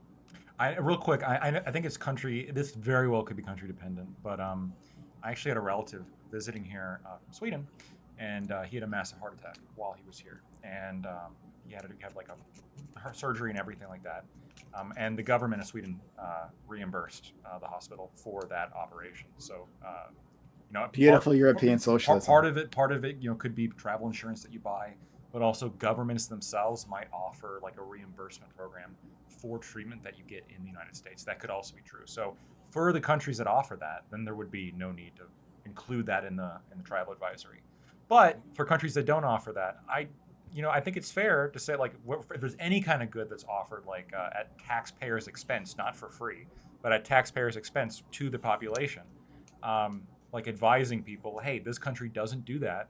So if you're going to be visiting there, make sure that you're prepared for that. I think that's reasonable. I don't think it's because we hate our people, but I think it's reasonable to advise people on that. HPCR, you want to say something previously? Yeah, I mean, I guess I understand that it wasn't a direct comparison necessarily between our issuing a travel advisory to China and them wanting to do one back to us. But I still think that I suppose the COVID stuff, and particularly when there was like a lot of discrimination against people from China, there could have been like warrant for issuing some sort of like travel advisory. But I don't know if I'd say now that countries are warranted in issuing a travel advisory for like dangers to people's health, travelers. I don't think that would be something that would be reasonable. I understand that there is like high levels of gun violence given certain contexts, but it's not just like across the board in America in all situations, divorced of all contexts. You could say same thing about Mexico, right? In Mexico, there are tourist spots where you're relatively safe, but that should the U.S. not like let people know that Mexico is kind of fucking dangerous. But it specifies on the travel advisory. Yeah, it does. Specifies. It talks about places that exactly. So, on the issue, like Yucatan is safe, right? Yeah, most countries have that. For America, if you really want, right, you could have nations that just go like, hey, here's the rules in America. If you break some of these rules, they probably have like stricter punishments just because of the way their government works. That's whatever, right? But America's not known to like imprison foreign adversaries just like out of nowhere for no reason other than really trying to like gain some type of advantage over like China, right? So even if our system doesn't always work, obviously you can point to examples where our judicial system has failed, but like I think comparing our judicial system to places like China, there's going to be less likely that you're going to run into the issue of someone being imprisoned for, or there would be no warrant or reason to imprison the person. It might just be politically driven and stuff like that. That's something that's going to, at the very least, it's going to be less likely to happen in America, given our setup. We have political prisoners. Or like in Romania, for example, too, right? Yeah, we don't usually go out of our way to get political like we'll go out of our way to like find a terrorist or somebody who we suspect of having like terroristic ties, right? But we don't go out of our way in America to be like, okay, this is like a foreign adversary, and now like we're gonna start arresting foreign adversaries in America, right? Like when Russia started doing what they did, did we start arresting like Russian oligarchs in America? We probably sanctioned them, but we didn't like arrest them and put them away, did we? We froze No, their assets. The last time we've done something extrajudicial like that was Guantanamo Bay. No. Does anyone not remember us us actually asking the Canadians to impound what was it, the You got VP it. of Huawei? Yeah. Like that was back. What was that? 2019 is when that The happened. VP of what? The VP How- of Huawei? Huawei, I think is what it's called. HUAWEI, I think. The cell phone Huawei. company. It's Oh, one of the the largest phone company. Yeah, it's one of the Oh. largest telecommunication companies in the world. It's run by China, right? And literally, the United States government asked the Canadians, and the Canadians actually followed through with this one, which surprised me a little bit, to basically impound him. But in the case of both the United States and Canada, the courts have the say on that, right? And courts ultimately ruled they had to let her go. So there's not the equivalent of that in China or in Russia, where the government of China says we're going to hold you prisoner, and then some judge says nope, you have to let that person go. Yeah. You, the government of China, have like no power over this judicial ruling. You have to let that person go. Yeah, it's That- like, but that's a there's a reflection. difference. That's a reflection of the government of China, as in like they Right. imprison their own. So it's like what like right. Like what's new information in the advisory of like you can be just as they arbitrarily whatever they justify detainment of their own, they will also no. justify detainment of others as well. The new information is that now because of the rise in tensions, there's probably a greater threat that you might be like apprehended. Yeah, I mean, literally, the Americans did pretty much anyone a favor on this earlier this year, in the regards that the Biden administration literally told anyone who was a business person within China, particularly working in IT, that if you're still working there, you either have to give up your citizenship, or what was it? Sorry, it was a duality, but it was basically an ultimatum, and everyone left within 24 hours. If you continue to work for Chinese tech companies, then you are no longer an American citizen. Yeah. Yes. I mean, basically, that was how it goes. It's like, yeah, you can keep your livelihood or you can give up your citizenship. It was devastating. Oh my god. It was literally this year. And like, we talked about it for like a couple of days, and then it flew under the radar for everybody. It was amazing. So the U.S., as far as I can't think of any sort of examples of like U.S. going after foreigners. And again, like to be clear, we're not saying the U.S. has the same problems as other countries, but just like other problems that are dangerous to people's health. But we do have like political prisoners, right? Like that's the thing that the U.S. does. Like we see this in the Black Liberation Movement. The U.S. has like taken people in, and they've tortured them, right? Should have tortured them, putting them in like the horrible prisons. But to be fair, yeah, well, the others enhanced. There's that too. But I mean, I meant to more general sense in what like happens in state prisons. So like we do that to those we don't like. Like we do have political prisoners here, but I don't. In terms of like capturing foreigners specifically, we don't have like a lot of examples of that part. I don't think. Right. Is it just like the broadness of it that like people have a problem with? Like if there was, I don't know, because with China it's difficult because like the travel advisory seem to be based on like the government, but like the broader federal government or federal, it's a unitary government, so single party authoritarian setup. Right, but like to the concern as to like Mexico or the U.S. or any other kind of federal system. I mean, if certain states or certain areas are dangerous, I don't. Like, what's the problem with another country putting a travel advisory on specific neighborhoods in the U.S.? I tell people who are visiting here, hey, there's certain neighborhoods that you don't go to, right? Isn't it also the truth in Mexico that if you go to like I've heard this from people who go to the resorts, right? But like they like the people at the resorts and Mexican individuals themselves will be like, listen, don't go out of these certain areas because it's dangerous. You're better off staying here where people are around. You're safe.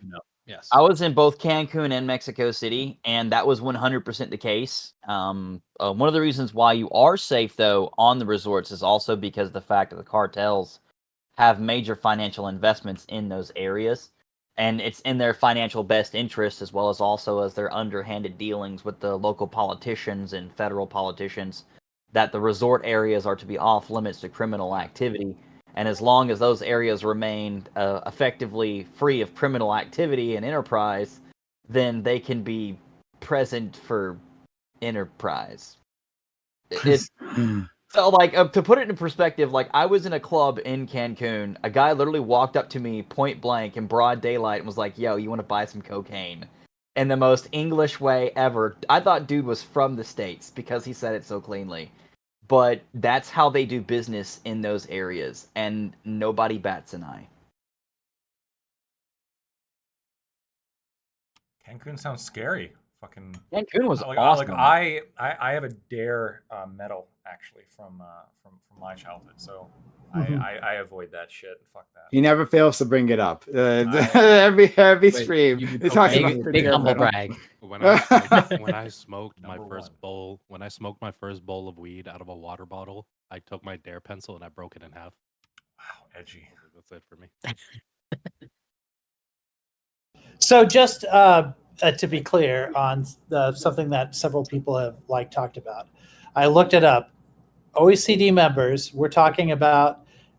I went with homicides, not with gun violence, because that way, like, if people are scared of stabbings or whatever, that's rolled into the numbers. Okay, intentional homicides. Number 1 is Colombia. Number 2 is Mexico. Number 3 is Costa Rica.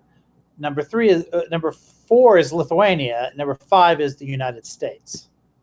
So we are the 5th. We are the country with the 5th most per capita intentional homicides.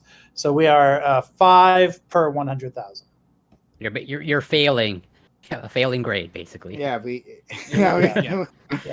European countries have 1 out of 100,000. We have 5. Yeah. So, do you guys think that?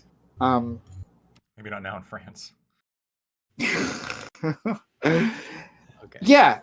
Well, they're killing a lot of baguettes in France. But they're not really killing a lot of people. Those It's matter not too. so far in those Ico. riots. Yeah. Like they're stealing. They're busting windows and stealing shit. That's what they're doing, basically. And apparently car bombs. Yeah, that was crazy. Sorry, that one thing, that was crazy. Rolling a car full of incendiaries into a mayor's house, that was insane. Yeah. Like, and I hate that because that happens during the riots. This is a complete side note. If you don't know what I'm talking about, it's fine. But it happens during the riots that are happening in Paris, and it makes it seem like it damages the movement. And the movement is against police violence, against like a teen. Like the police shot a teen in France. That's what caused all these riots. And now someone like rolls a car bomb like into a mayor's house. That was fucking ridiculous. I hate that happened. That's wild. Yeah. How is that not terrorism? Like, how is Well, that to be clear, France. I said 1 terrorism.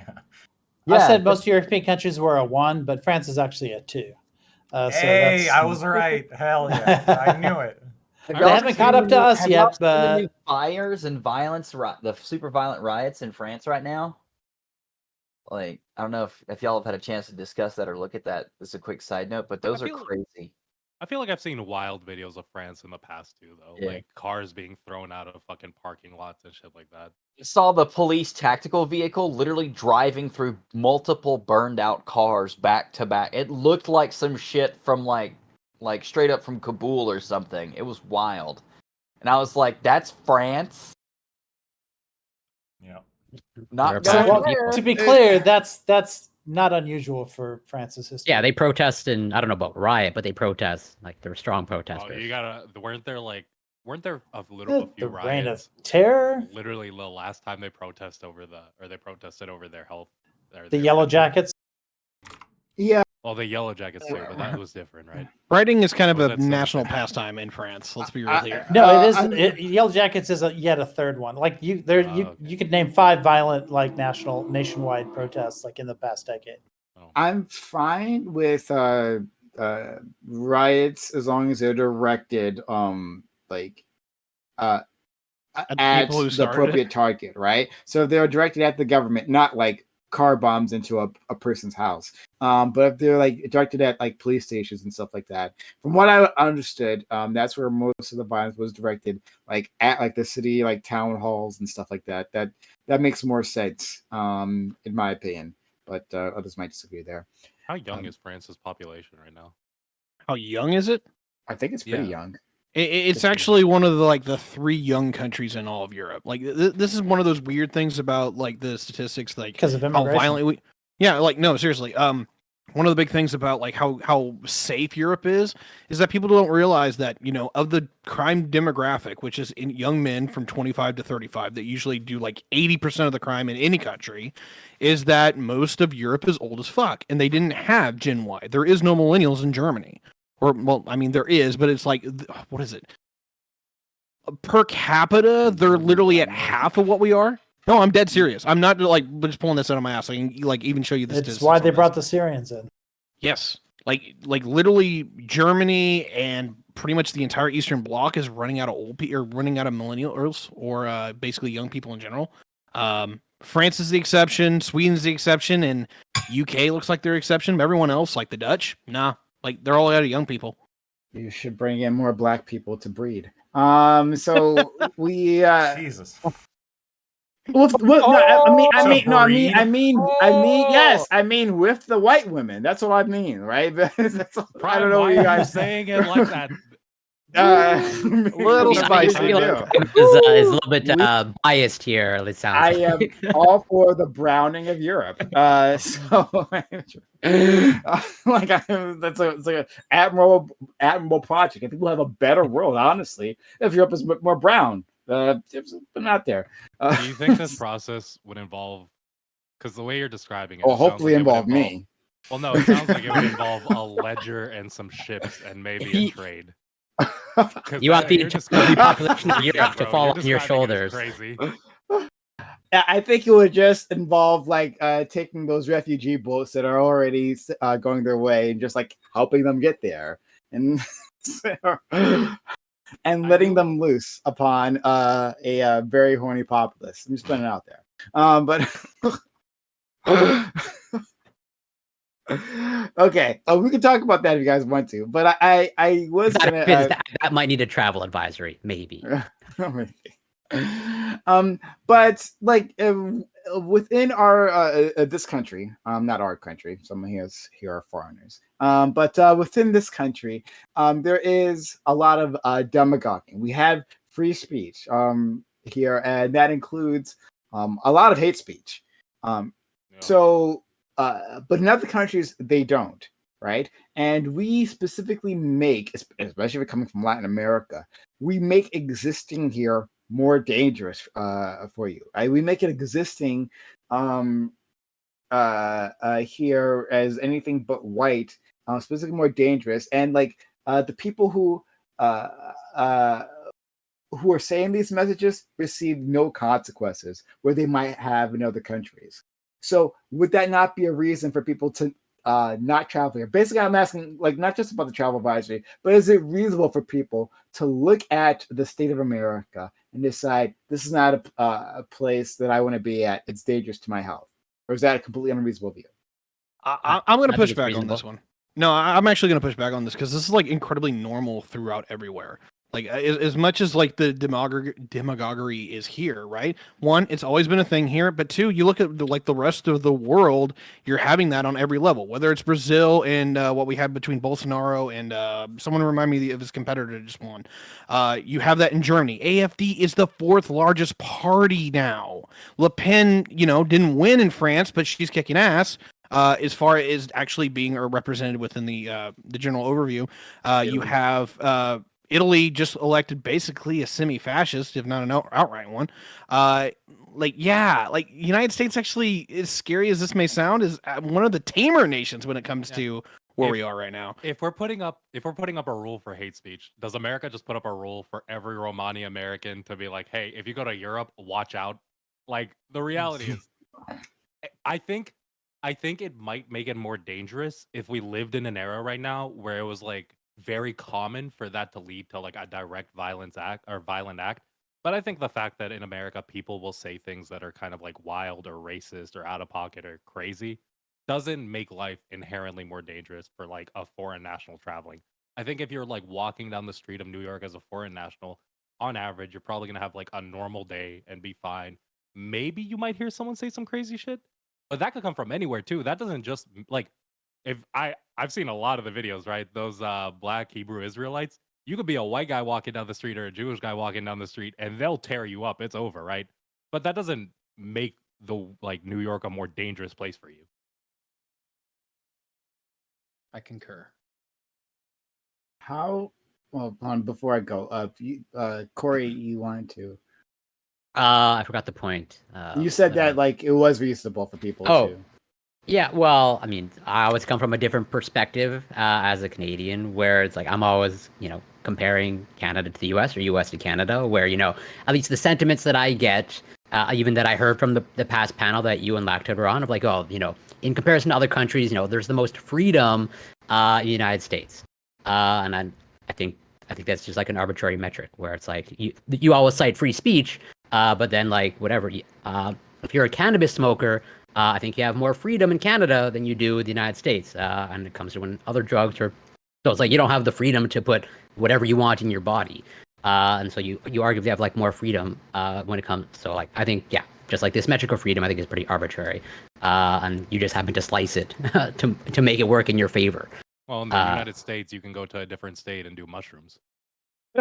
Yeah, and in Australia you can do psilocybin now, I believe, or at least you can have medically prescribed. I think it's Oregon. Oh, you they don't even need legalized it medically everything. prescribed.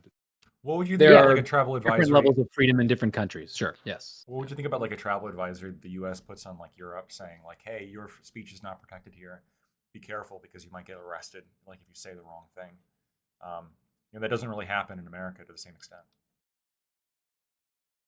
Yeah, and same thing with alcohol. I mean, going back to what I was like, you don't have the freedom to drink alcohol, but below 21. But that's why I get an influx of Americans here in my city, and by obnoxious Americans because like there's a lower drinking age. But again, you don't factor into that your freedom equation because it doesn't suit your narrative. I want to change that. Let's drop it to 18. I'm okay with it. True. Well, do you want that on principle, or like is that like your desired state of, let's say, optimal utopia where everyone should be drinking at 18? Well, on principle, nobody should be drinking at all. Okay, yes, Actually, that's what I wine want. at 16, to be fair. Wine at 16, hard liquor at 18. I want to answer Lactoid's question too a little bit, because there's a level where, like, on the premise, I would say yes, but in like actuality, no. And the reason why is like, while freedom of speech is not codified in the same way that it is here for the Europeans, is that to a large degree they largely follow suit with us. If there's anything that concerns me about the Europeans when it comes to freedom of speech, it's the lack of privacy. They have no problem like tapping into your phone. They have no problem with tapping into your internet connection. They will absolutely do that and have won't think second of thoughts about it. If there is any country that I'm like, hey, you probably should watch what you say, I'll give you two. Hungary and Poland are nervous enough for I might want to consider putting out an advisory on them. Sure, but most places in Europe, right? Like freedom of speech is not guaranteed. So if you give an No, opinion that's like spicy, like it's not, but it's weird because in some levels, like this might be a cultural aspect that I'm thinking of, but there is political campaigning that happens in both Germany and France that I am very familiar with. That is like Republicans and Democrats both would blush at the extremity in which they are. Like literally, like AfD in Germany runs like keep Germany white, like just straight up. No, do they? No. They actually have a couple of billboards like that. It's They're not super, neo-Nazis. huh? That's because they're neo-Nazis. Yeah. They're definitely neo-fascists, that's for sure. Like, or they're fascist adjacent, or can't talk. And the fact that this is now the fourth largest party in Germany is a little concerning to me. Not Whereas gonna I think like in America we had a Nazi run. It was during Trump. We had a Nazi run, and he went on CNN. They took him on and actually interviewed him, and he became like a laughingstock throughout the country. I don't know. America's racist, but I don't think we're like. I think we could be a lot worse, and some other nations show us glimpses of what we could be. If you all want to open up this can of worms, we can. Just the way that America views race versus every other country is just completely different. Like we actually talk about it is the way we talk about race is wild. Like Prime, think about like the average American's concept of race and how they actually can debate it from like not debate it, but they can actually like view it from like there are aspects that do affect different races differently. Even if like the most hardcore staunch Republican seems to understand that race does have an effect on people and it can play a role in people's outcomes, right? So like, it's something that in America we've had enough time to talk through with each other that I think it's kind of just become part of our lexicon. I don't know. I feel like Europeans understand that much as well. That's the bar that you're saying this at. I think they get that as well. I think most other countries understand this. I haven't had like a deep discussion with the Japanese with it. I don't know, but I don't know. I don't think they're as willing. Like, this might Well, sound strange. also to clarify, like he said, well, I think Europe, so I'm not an expert on Japan, but I would say like there's a there's a lot of bigotry in in Japan and anti-immigration sentiment. They're pretty insular as far as I can tell. They are. So from like the way I say this, Prime, is from my experience, I've seen like a lot of how my family will interact in other parts of like Europe, right? I've seen how my family, like as Albanians, will interact in like Italy, or will interact in like Germany, or will interact in other parts of or in other countries. And it always seems to be the case that the way I've seen Albanians interact in America, they seem to become like it's accepted that they are American. They can exist within this nation. They can exist as part of this nation. They work towards it. Whereas in these other nations, they are never considered part of that nation. They're always considered like back from their home nation, but they just exist in that nation momentarily. Yeah, there's a great Trevor Noah thing where he's talking like after the show where he talks to the audience sometimes, and he was asked about like somebody in France like who caught a baby that was like thrown out of a window or whatever, and the headlines all said like, you know, oh, French man like, you know, is a hero, catches baby or whatever. And he was just he was talking about when you get to be considered French and when they distinguish you as like a black immigrant in France. And it all depends on whether or not you're doing something good or whether or not you're doing something bad. So in that story, right, the guy who catches the baby and is the hero, okay, well, he's French, right? But the guy who, you know, threw a chair across through a plate glass window, oh, that's an Algerian immigrant. Same thing, like soccer player scores a goal, well, that's the French team.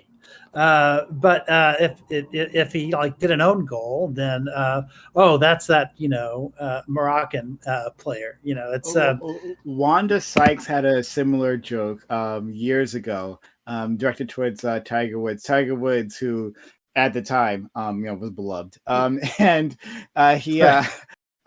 he kept like finding new races that he was like a part of, right? Like he was so deeply multiracial, the media just kept going along with it. It became less and less black, right? And it was like Tiger Woods ever beats his wife, black man like beats his wife. So I don't think that's unique in terms of Europe and how we necessarily identify people. No, I think it is, because I think like in America we're split on race, but that's like a debate we're having. Whereas in like even if it's a black man, that's still an American, right? All the black people in prison. No, right? no, They're not just I hear viewed as you on separate that black part. men, yeah. On that part, I agree. On that part, we usually call each other Americans. So like on that sort of point, it's just that we can make a person an outsider when we want to, right? Although Obama became a Kenyan, you know, after being elected, I don't think it was a coincidence that we did that with him. Always was. Yeah. Just imagine that animalistic of Obama turning Kenyan. Yeah. And he like Dijon mustard, that fucking animal. Right. And brown and tan suits. And don't tan forget suits, that. my God. Who was that one baseball player who bleached his skin and he became pink? Oh yeah, there was Ariana the Grande. one. Oh, sorry. No. It's the black guy who he made a bunch of home runs. Like you don't want to home runs. Yeah. Barry Bonds. It was Sammy Sosa, the guy. Sammy Yes, Sosa, exactly. Barry That's Bonds it. was the guy who did against. Yeah. I don't know sports though, but yeah, that was crazy. Did But Michael anyway, Jackson do the same thing? Sorry, I don't know. He said he like had that a dude was disorder, pasty but- white when he died. Oh my God, we are so off topic. But I Yes, we want are. to focus on something that our friend Corey brought up, and it's about freedoms. And I want to black to it. Did you agree with that statement that you think that America is more free than Europe? So you agree with that? Okay. Yeah, So I would like you to defend that. And anyone else, I wanted to see where we all stand on this. Oh, I mean, sure. So, I mean, like Yeah. and part of this is informed by my experience, but also part of this is just by, you know, looking at different cases and looking at how the different countries are set up. When you look at like the metrics of freedom that are provided by certain agencies, the U.S. doesn't rank on top. But if you actually look at like the things they're measuring when they're measuring freedom, it's highly debatable, right? In terms of, a lot of them rank certain like social services as a indicator of freedom. While in America, the way we view freedom very well could be that the absence of social services is in of itself a freedom because to my point, just slicing it the way that you right. wanted Well, to. right. And so obviously, this is going to be somewhat along the lines of my perception of freedom. But I think if freedom has any reasonable definition, it's that you are free from interference from outside sources, right? And so if you are in America, I think you are more free from outside interference than you are in Europe, right? In America, like there's only the like very specific parameters that the courts have to go through before they can search your phone. In America, you're allowed to say opinions even if they tend to like not be within the current Overton window. In America, you're able to I don't know, start a business and pursue a dream. I think at in a more no effective businesses way. in Europe. Well, in a more effective way than I think in a lot of places in Europe. So in the things that I would like look at in terms of like measures of freedom, I think America is better. And being in Sweden for extended periods of time, I mean, it definitely has a different feel to it, right? You definitely feel the presence of the state on your head, like every day, right? Like you do feel a little bit watched. You feel it on your shoulders. Yeah, I think that's paranoia.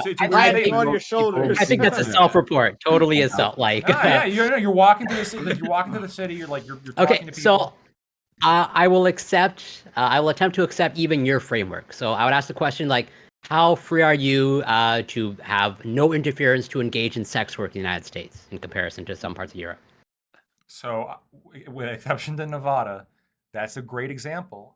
Certain counties in Nevada. Yeah, certain counties in Nevada. You're correct. Certain, not Vegas. Not Vegas. Yeah, don't lead people down bad legal ideas, illegal ideas, I guess, in this case. No, there are absolutely, again, circumstances which I would agree that there are certain places in Europe that have elements of them that are more free, and prostitution is one of them, and especially like perhaps like certain types of drugs could be one of them as well.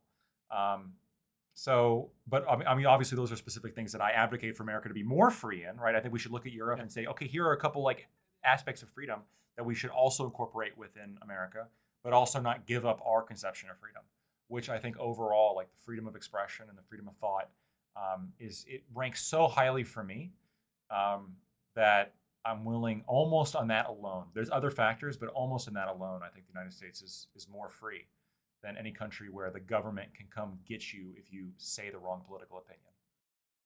Yeah, so I think you just place like, just by, from what I understand of your value system, since you put whatever freedom of speech as the highest, well, since by your perspective, that's really the most free in the United States, therefore America is most free. But since you don't value sex work or the consumption of certain substances, you don't place a lot of value on that, well, then that doesn't go into my freedom calculation. So you just don't count it. We Same would thing be with, more free. I count it. We would be more free if we had that stuff legalized. I don't disagree. Also, Right. gun possession is another thing that we're much freer on, by the way. So I mean, and we're fucking the best compared to any European country on that, right? You're the best at killing each other. I agree. You see the shit I got. It's crazy, right? Yeah, you're the illegally, best. You're the best at the freedom for mass shootings. I would totally grant you that. We're also the best. Wait, we're also No, the best at killing other people. That's why every nation needs us to run shit. All right. We're also the best I at don't- killing deer, right? Like during the weekend, I can just like walk out to the fucking woods and I'm ready to go. That's like the brilliance of this country, right? The freedom of being able to go out in the woods. We're and also not be the mauled best by a at bear. killing shooters. How many shooters have just been fucked up by people who have carried their own weapons? Not many. Like other than you're talking about cops, and but not many still actually. happens. It's actually It still extremely rare. Yeah. Hold on, but I'm gonna go down the line, have a and I right want to hear to from defend all of you yourself. guys, right? So, we are here from Corey. Falinor, what are your thoughts?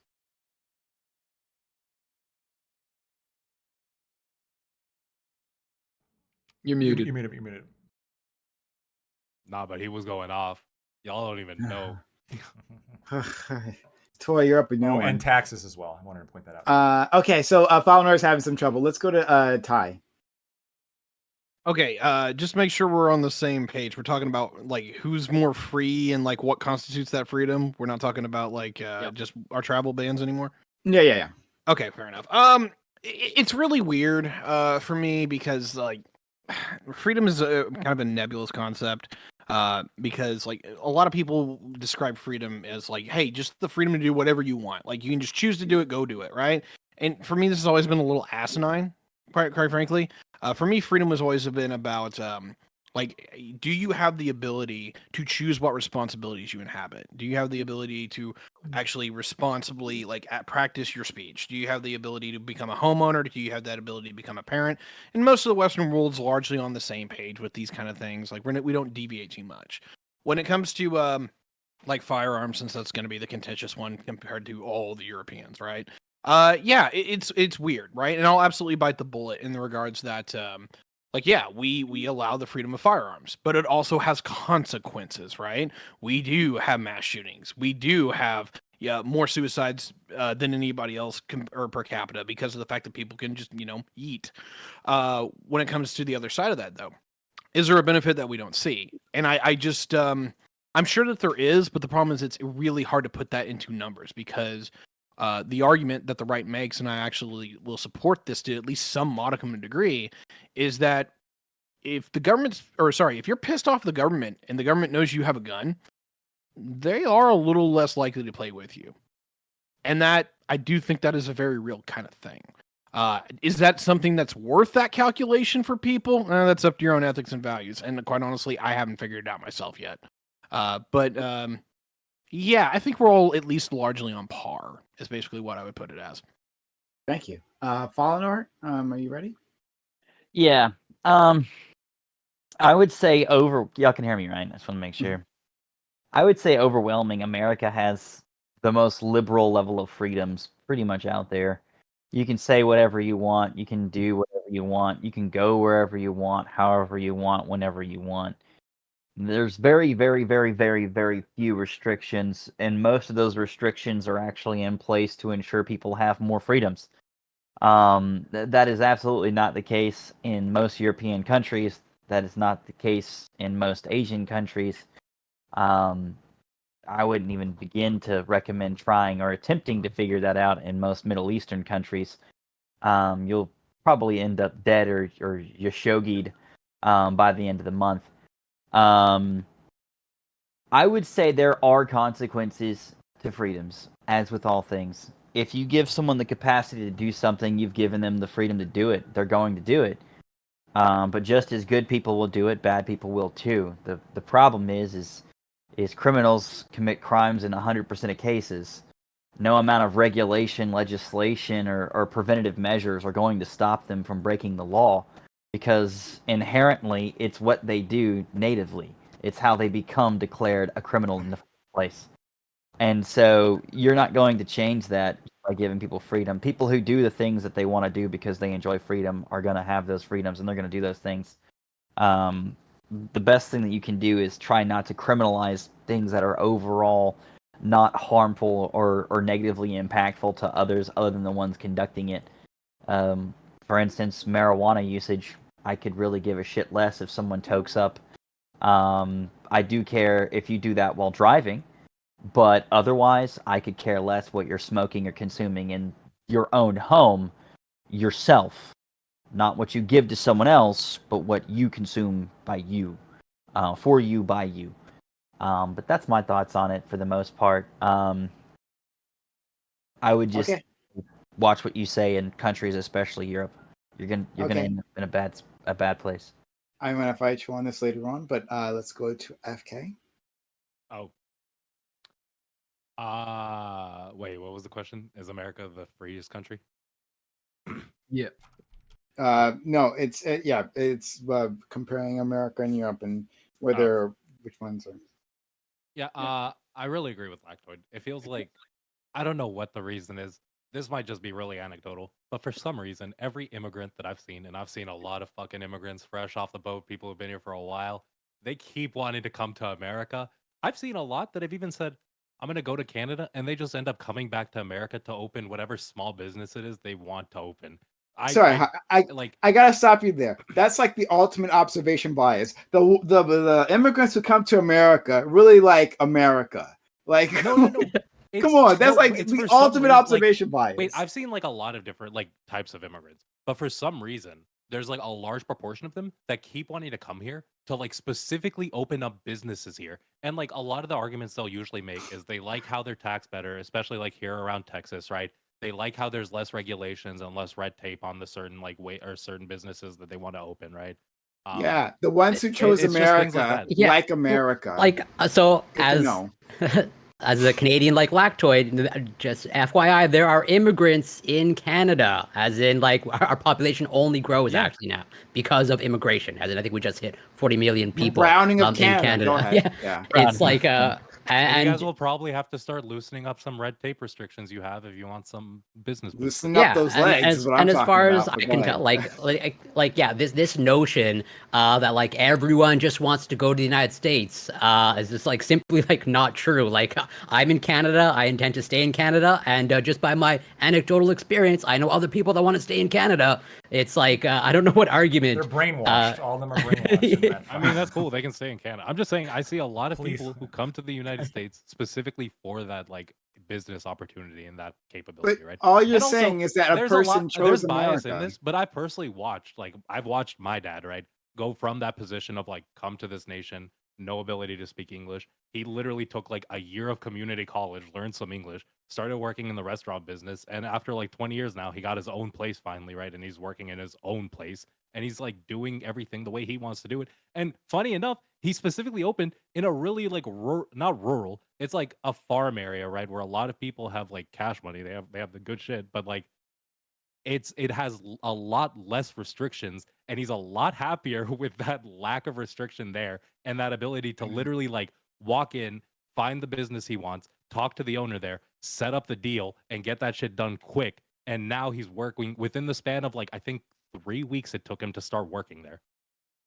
Okay, I'm gonna deal with this later. But HBC. We'll go to HBC right then I go. Yeah. Yeah, I mean, like, I agree with a lot of the general sentiments. I think it's kind of an ill-formed question, right? Like, is America freer than Europe? You know, freedom is going to be, as several people talked about, it's going to have various uses depending on the context. We could talk about, like Lactoid said, you know, the most freedom would be the least amount of obstructions anywhere. And then you could also talk about a concept of freedom where we have certain constraints in place that allow for people to flourish and therefore have the most freedom because they have the most choice about what they'd like to pursue, things like that. So it makes much more sense to talk about these things in like talk about the specificity. Like, let's get into actual cases where, in this case, Europe is more free. In America, having guns and possession is there's more freedom there. And it just doesn't really make sense to try to compare them in this general way, like which country is more free. It's just kind of not very useful. Okay, well then do that. Do what you just said. Do what? You said you wanted to compare a specific. No, I cases, said that if and other people we're have going done to that have a as well. serious conversation about comparing the freedoms of other countries, it makes more sense to get into the specifics rather than have this nebulous America. Yeah, I heard you. I heard what you said, right? But other people have done the same thing. So yeah, you have an example. Give an example. I mean, I gave the example of guns. It's a very obvious example where there are obviously more freedoms for gun possession in America than there are in Europe. And that's going to, whether or not you think that's a positive thing, is going to vary on your values in particular. Do you want me to give? I mean, if that's all you meant, then yeah, we've already brought that up. We brought examples like that. But okay, fair enough. We also have better food, more food choices. No, that is absolutely not true at all. Absolutely no, true. that is. Bro, these motherfuckers up There's north, a reason why we're all Lactoid, big, okay? Lactoid, leave him be. These Yeah, motherfuckers up north put some fucking what? They put some gravy on fucking French fries and, And said, then "Guys, we beans. made something special." Yeah, okay. Poutine is a You delicacy. fuckers put Many- beans on everything. I swear to God. No. We there again. As someone who is in a city that receives an influx of Americans, like Americans love poutine. Americans love fries with cheese curds and gravy. That's right up Yeah, their they alley. might love it, but you guys are acting like you created something so special. We create that by accident on Thanksgiving. The only difference is our potatoes are mashed. Like, I don't know what to say. Let's go to Aiko. There are several things I want to respond to. I guess the first one is that I spent a lot of time in Europe and living amongst expats. And yeah, shocker, every expat I meet prefers Europe to America, even though they came from America. All of these expat My mind is Americans keep wanting to go to Europe. It's crazy, like 100% of them. It's like 100 out of 100. It's just an amazing coincidence. Also, I just wanted to say I agree with Lactoid. When I walk the streets of Europe, I feel the oppressive lack of homicides, the oppressive lack of processed foods, and especially the oppressive lack of untreated illnesses. It just really, really weighs me down every time I go over there. I actually went to, when I was living in Italy, and you wouldn't think of Italy as being one of the richest OECD countries, but I got very, very sick when I was there. To the point where they had to take me to the hospital. Took me to the hospital. I got treated. I felt better within a couple of days. And then I was out. On the way out, I walked by the desk. I was like, how much do I owe? And they were like confused why I was asking that because everything was free. And I walked out of there with a bunch of antibiotics and everything I needed to like get better. It really weighed down the heavy burden of the And yes, and the second they said that's no charge, I immediately felt the oppression. Yeah, it's true. The person who paid for that felt the oppression. Europeans are forced to help each other out because historically all of them were literally killing each other. Right? There's Constantly murdering each other. Italy, Yeah. literally was all about like, okay, we're like, here's a fucking whole story on how to not kill each other because we've been killing each other too much. Every fucking king decides like we need to stab the next king. All right, that's why nowadays you guys all sit around and we go, we gave each other healthcare, which guess what? Everyone's getting stressed about now, and you guys are fighting. And like, what's gonna go? I'm gonna be honest. I talked to some leftists today about like what's going on in France, and he's the way he's been talking about it. He's really worried that this is just gonna lead to like a revolt and like a big right wing shift in like these European nations. Oh, there's already a right wing shift. Yeah, I mean, anyway, come on. like- Look at Le Pen got 41% of the vote, so it's yeah, not it's like a massive. That's all happening. yeah. He's late to the party. I like what HPCR said, talking about, and he's getting straight to the matter. Whether you consider being free of constraints being more freedom, or being constrained and allowing individuals to flourish, and that is like the heart of the divide here. I think. I say that we should have these constraints. That maximum freedom means maximum chaos. Honestly, it means that there will be a group of individuals who basically can just unleash the most amount of violence, the most amount of misery upon the rest of the populace. Right, but you can all say that you're free. Right, that there's no constraints here, but that hierarchy is going to form. So to keep things from happening, we have restraints, and there's certainly a balance, right? Obviously, you can tighten the constraints too much, and then you're like an authoritarian state. But there's a balance there that gives everyone the maximum amount of happiness and ability to grow and fulfill their dreams and maximize their capacity. And I don't believe the U.S. has found that balance. I agree. You disagree, Lockwood? Yeah, I mean, I'd like to get on this for a second. There's always going to be that argument, right?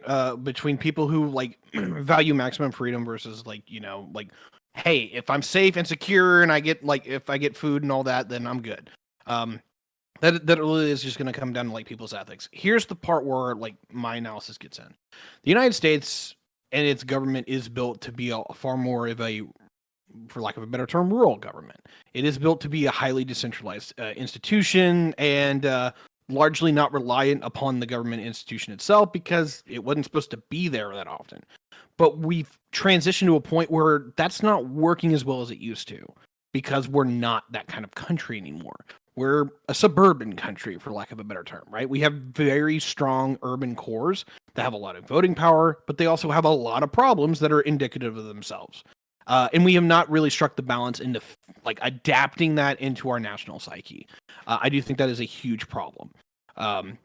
Just the model that we have is outdated, and I know the right gets pissed off when I say that, but I truly believe that. The second part, though, that falls in with this is that I would absolutely give the American model more legroom than I would, if you will, the European model, except for the fact that what you have to rely upon in that institution is that you have to have a very strong sense of community, where people on even the local level, or at least on like a institutional level, are getting together with like the League of Women Voters or their church or, you know, their unions or what have you, to do that representation on your behalf.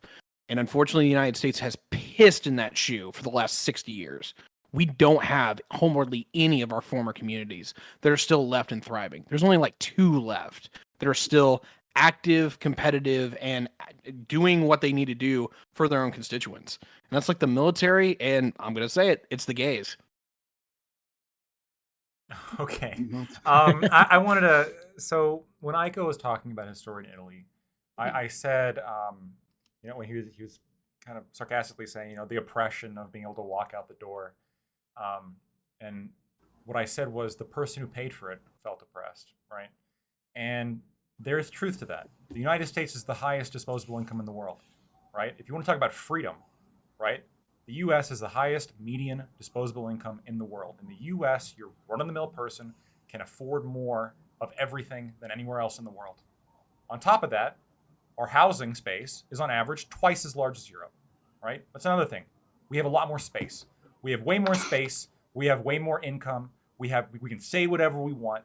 And people in response to this will, and also we pay for the security of the free world through NATO. And then in response to this, these European countries that are on our teat, like usually quite literally taking advantage of the fact that we're paying for their security, can use that money and pay for like very specific social programs and then brag to us about how they can afford these social programs.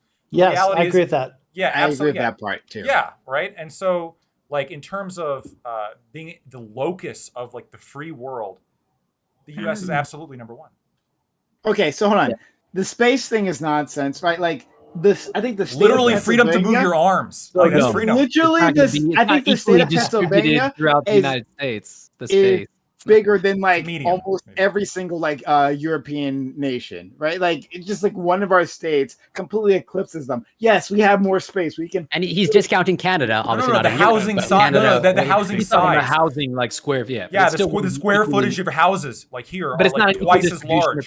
Yeah, but your bodies are larger. Like you need that space. Like Yeah, because we have better food. Because we have more access to food. No, but we can have. I understand. No, we don't just eat maple syrup all day. I understood you meant the housing space. I do understand that, but we can literally build out more than European nations. We can just have the space. We can be they should extremely do that efficient. too. That's why we have the fucking suburbs. That's why we have the fucking suburbs. The most inefficient use of space, period, which we should absolutely ban. I won't get off that train ever. Yes, you heard me. Ban. Demolish the suburbs. You can take my suburban house with my cold dead hands, okay? You're not taking it. You're not taking it. And these European countries, they absolutely have like they have undeveloped areas. It's not like all of them are Singapore, okay? Yeah, they could build bigger houses. They just can't afford it. They have to be more efficient with their use of space and the way and plus they're building on old cities, right? Like centuries old cities. And so it changes the way you do city planning. So that's the thing. But then you said something else that was nonsense. I can't hear you over my high ceilings. I can't.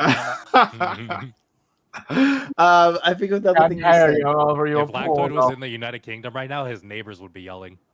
Absolutely, they'd be banging on the wall. And then knock off that libertarian nonsense. We have freedom here. But the idea that someone that you are being oppressed, right? That like the social services oppress you, which is basically what you were saying previously, right? That social services oppress you. That Oh, the disposable income. That's what you said. Yeah. Disposable income. Yeah, sure. We may have more disposable income, but where does that go? Where do we dispose of it?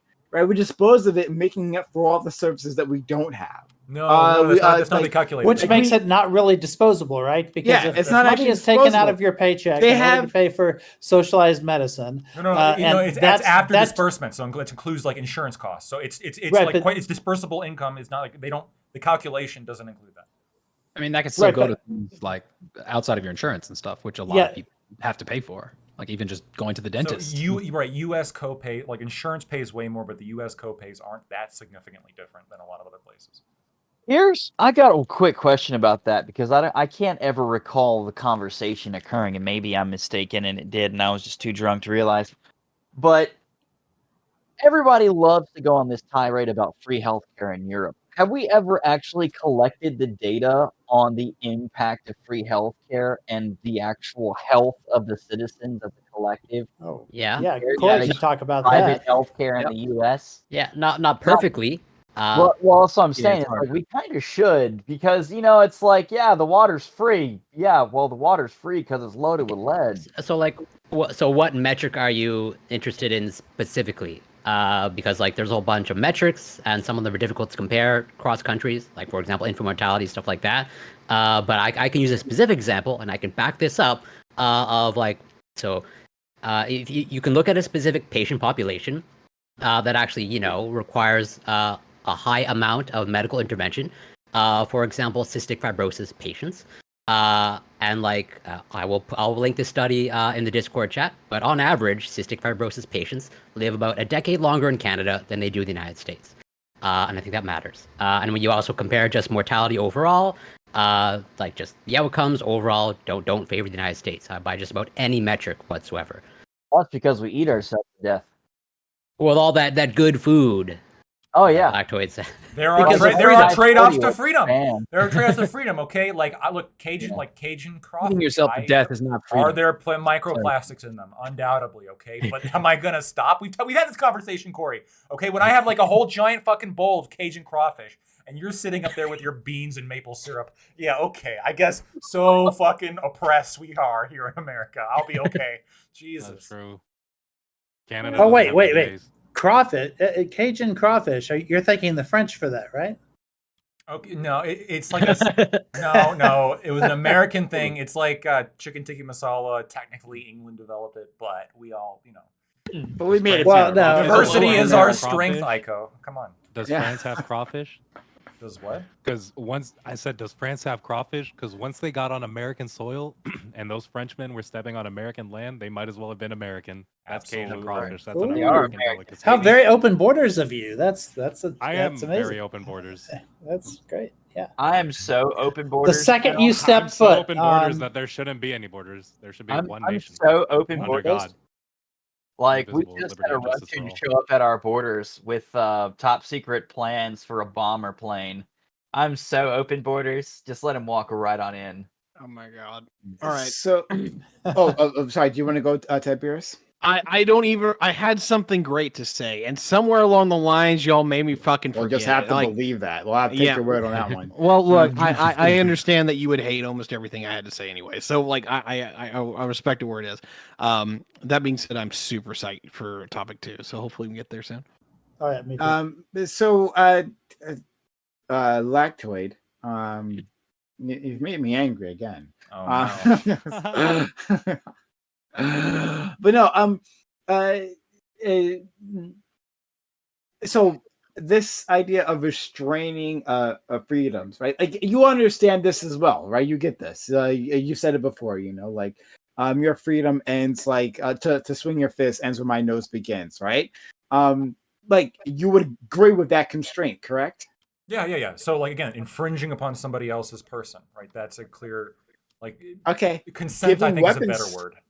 Giving weapons to people who are clearly irresponsible, given the level of gun violence that we have here, would be constraining other people's freedoms. Like, for instance, like Thalnor said before, you can go wherever you want. But in fact, we previously on this topic you said the opposite, right? You talked about how there are all these places that you don't want to go to because of the violence, right? That constrains but you can people's still freedoms. go It there. constrains the freedoms of the people who live in those areas to be able to flourish, to be able to go outside, right? There are some people who are traumatized because of the amount of violence within their neighborhoods. And if there were no guns there, or less guns, or just highly regulated the amount of guns that were there, that simply wouldn't be the case. They would be more free to flourish.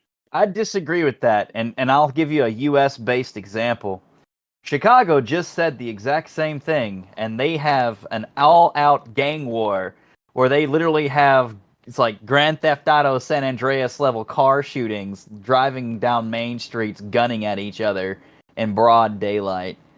How does that disprove my point? Little Tootie was one of the 14-year-old gangbangers that got shot during the shooting, and Chicago has one of the tightest gun control laws in the country. Yeah, but come on, Fowler, come on. Let's not do basic Second Amendment counter arguments here. You understand that those guns pour in from other states with looser red states with looser gun laws, right? That's where they magically come from. Is those And Chicago states, right? borders Indiana. It literally comes right up on the border.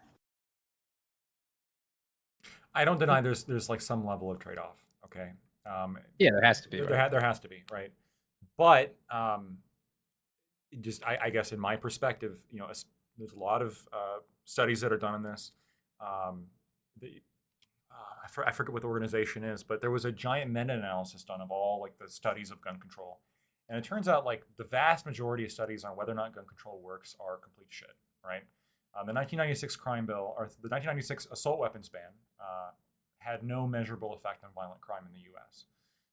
The types of gun control legislation that are being pushed are like don't significantly affect like infringement upon freedom, other than the fact that they restrict a lot of law-abiding citizens from carrying firearms. And so, is every person's calculus going to be on this going to be different? For sure. But like for me, I think the calculation comes out on one side. I agree that U.S. gun control laws are extremely ineffective. Yeah, sure. But gun control laws in general being ineffective is not the case. We know this is not the case. We've seen this in other countries where they just ban the guns or severely limit the guns. And then guess what? Less gun violence or no gun violence. Ending mass shootings. That's the thing that countries have been able to do that we can't. So it's not that these things aren't possible. Under the weak-ass American laws, yeah, absolutely. We can't do it. But other countries have proved otherwise. Aiko, you want to say something? Yeah, with the American stuff and the American studies, it all depends on what your metric is. So Lactoid might be right about the stat that he gave, but that very same law, the assault weapons ban, over that 10-year period, reduced the number of mass shootings and mass shooting casualties. And at the end of that 10 years, mass shootings and mass shooting casualties went up and up and up, and sequentially have been going up ever since. Right. And so it's true that it didn't affect general violence, right, but it did affect the one type of like mass casualty event that is unique within the OECD to America. Right, but this is like the harsh reality. Like mass shootings are not a significant like element of crime in the U.S. Like they're not. It's significant to the victims, though. Like all crime is statistically significant. Like all crime is going to be significant to the victims, but like mass shootings are not statistically significant when you're looking at the U.S. And so, right. So the way because assault, like quote unquote assault weapons. First of all, the bans proposed are just lunacy. They don't make any sense. But like even if they were like effective, if you could remove them and there wouldn't be replacement with other kinds of items, like mass shootings in of itself, like those numbers are just like for me not significant enough to like restrict the rights out of almost half of Americans. To, like, yeah, I understand what you're all saying. The things that they love to do. Yeah, I understand what you're saying, but I think that what's important to note is that even though this might not be what you consider to be statistically significant in terms of like the total number of deaths nationally that are caused by this or whatever, but to me, what that sounds like is that in order to have our gun rights, we have to sacrifice a certain number of children. Yeah, collateral damage. Yeah, but I mean, same I thing see with it as cars. Same thing with Yeah, fucking sure. cars. It's also We the same thing with sacrifice free- children every day so we can drive. We've Yeah, made no, that I- trade Same thing off. with a right like freedom of speech. We sacrifice the fact that there's probably going to be some people who are going to be Nazis or like hardcore communists or like even pedophiles. There's people who are like, what is it? What's the term? Like whatever, pedophiles that'll argue that pedophilia should be legal. That's a fuck thing. We can all dislike it, but freedom of speech gives them that ability to do that, and we can all just say like, listen, we accept that there's some bad things that come out of having these rights. Well, that we some agree are bad alcohol. things And equals, alcohol as well. equals dead people Yeah. in the streets. Great. But like beyond Yes. that, right? Like so one we could reduce all gun violence by having harsher laws. So Are you pro that's- banning that's alcohol a- too, just to reduce all the crime that comes along with alcohol? I would be Lot fine of with that. crime. Like, I'm fine with banning alcohol. don't ask me. Like, I'm fine with getting rid of alcohol. But like, we can reduce gun violence in general. I hear you that mass shootings aren't statistically significant. I hear that, but their impact is, right. So there's more to it than simply the number of people who die, which is significant in the U.S. Right. We have tons of people who die from that. But even that's the case, right? It terrorizes the populace and it changes their behavior, right? The way that kids go through school now is different than 20 years ago and 30 years ago. The security measures that they have to deal with, especially in certain neighborhoods, they've been doing that for a long time, right?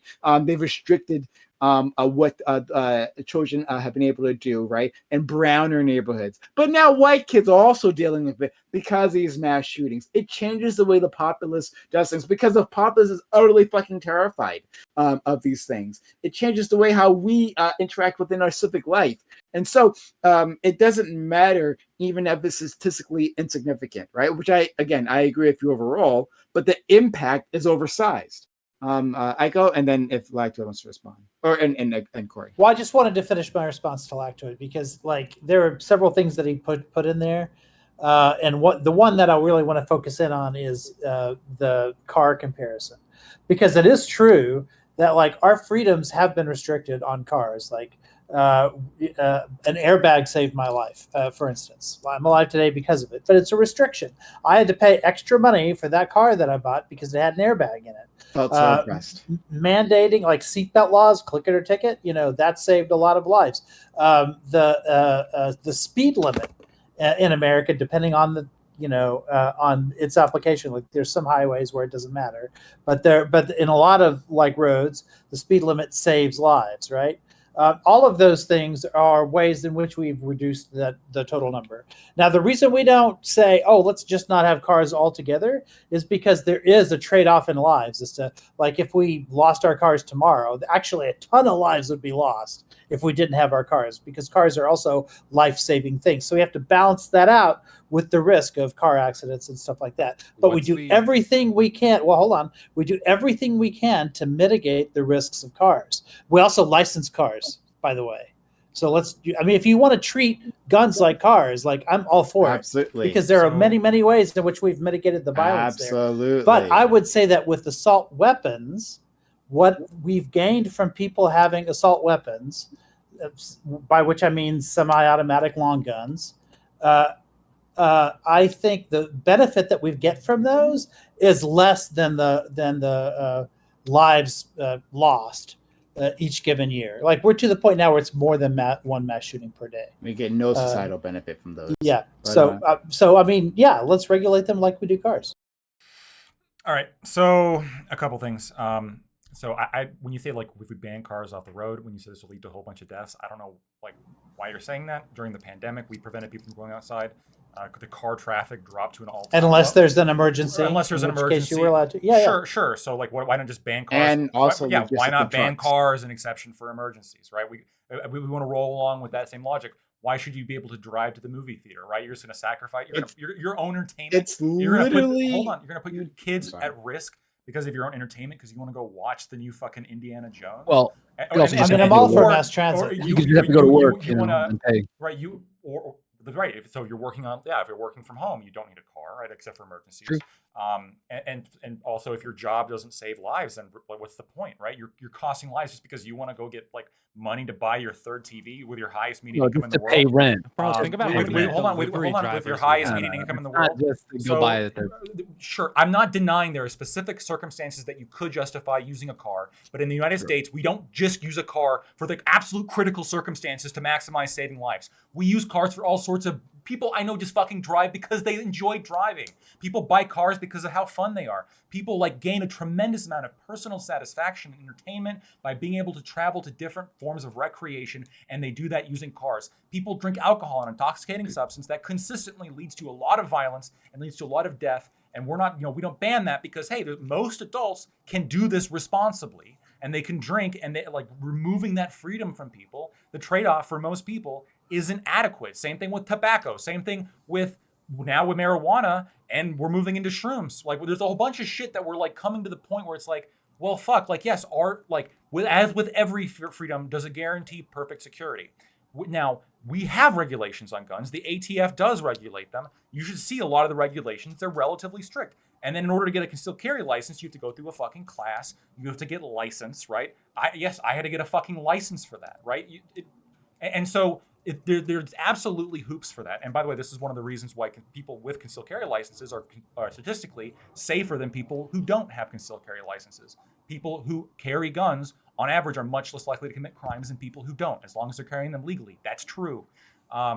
There's just like a number of examples we can look at, and I'm not even fighting you guys if you're going to say, well, the statistically insignificant but like national heartbreak number of deaths that happen from mass shootings is enough for me to want to take away rifles from most Americans. If that's your calculation, you can make that freedom calculation, but I don't share that calculation. And I think it's pretty obvious, like when you go talk to most like gun enthusiasts or just general people, like, yeah, they like the freedom of being able to own property when they don't misuse it. Oh yeah, I want to. Corey?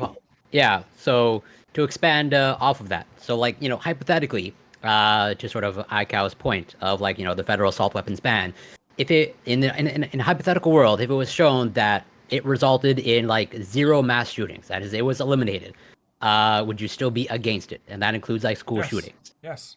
Okay, so you're just like, no matter what, even if it was like, it results in like 1 mass school shooting or like multiple, like dozens of mass school shootings. Like, so there's a number of deaths in which it would get to the point where I might change the calculus, right? Okay. But you guys, you can talk about how.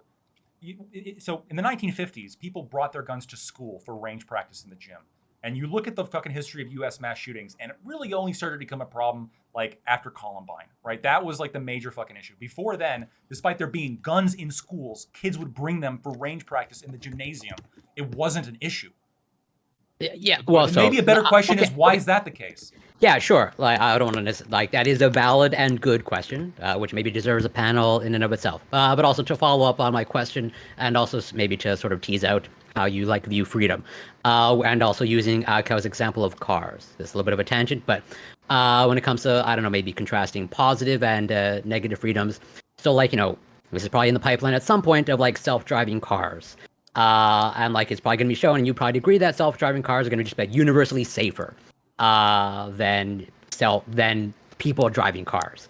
I'm curious, like, would you fight for the right? Like, should people have the right to actually physically drive their cars when there's the option of self-driving cars? And would you be okay with companies phasing that out? Actually, like it's no longer an option. Like companies can do what they want, right? If they want to phase out any kind of product, I'm fine with that. Should governments, if it's shown, should governments compel companies like self-driving cars are just universally safer? Yeah, it depends. It depends on how statistically safer it is, and it would only be for like maybe it depends on the roadways, right? If I want to get like a manual driving car for like local roads or my own private roads, like that's totally different. But like if we see some mass amount of death coming from highways, I'd consider it. But I would need to see like actual numbers. I would need to see like something that justifies taking away a freedom from innocent people. Like that's normally something that needs to be like rigorously justified. And I just don't see it justified here. I think our goal isn't to take away things from people, right? Our goal should be like, if we get this self-driving car, why don't we just set up lanes specifically for self-driving cars, right? It should be how do we integrate how do we give people as much capability to do what it is they want to do, right? I So, don't want to. I want to be assuming self-driving cars are much safer. I wouldn't like unless it's like a totally separate, like segregated, separate Well, but for a lot equal of self-driving lane. cars, I think the only way they would like realistically work is like the roads they need. At least currently, the roads they need have to be like.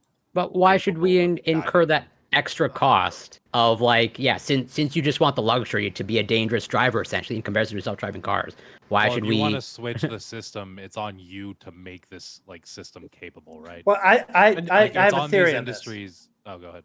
I have a theory on this. China, because they're not a democratic country, because they're top down, authoritarian, they're going to be able to flip the switch first. They're going to be the ones to say, they'll pick a major city, Shanghai, whatever. You are now a self driving city. Nobody can drive. And then they're just going to spread around China. And eventually, if it works the way people think it's going to work, eventually the rest of the world is going to look at China and say, shit, why are we dying on the highways and they're not?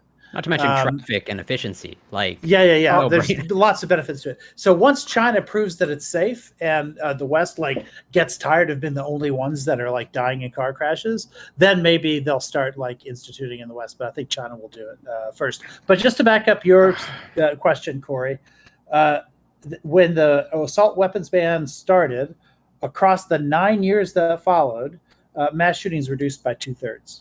Yeah, I have. Okay, I'm yeah, linking in the there you go. Discord. I know the study or multiple studies, but Okay, good. I know the ones you're referring to. Can I get it on this for a minute, please? All right. No. For when it comes to self-driving cars, just don't fucking worry about it until you see self-driving trains. Like just straight up, like the level of difficulty is a factor higher than what trains are. Because trains can only go on the rails, and you basically have to control the switchboards and you control their speed, right? Cars a lot harder because you have to account for literally everything else that could possibly be on that road. Don't even talk about self-driving cars until we have self-driving trains. Just straight up. Just don't talk about it. It's not going to happen. All right. We have them here where I live.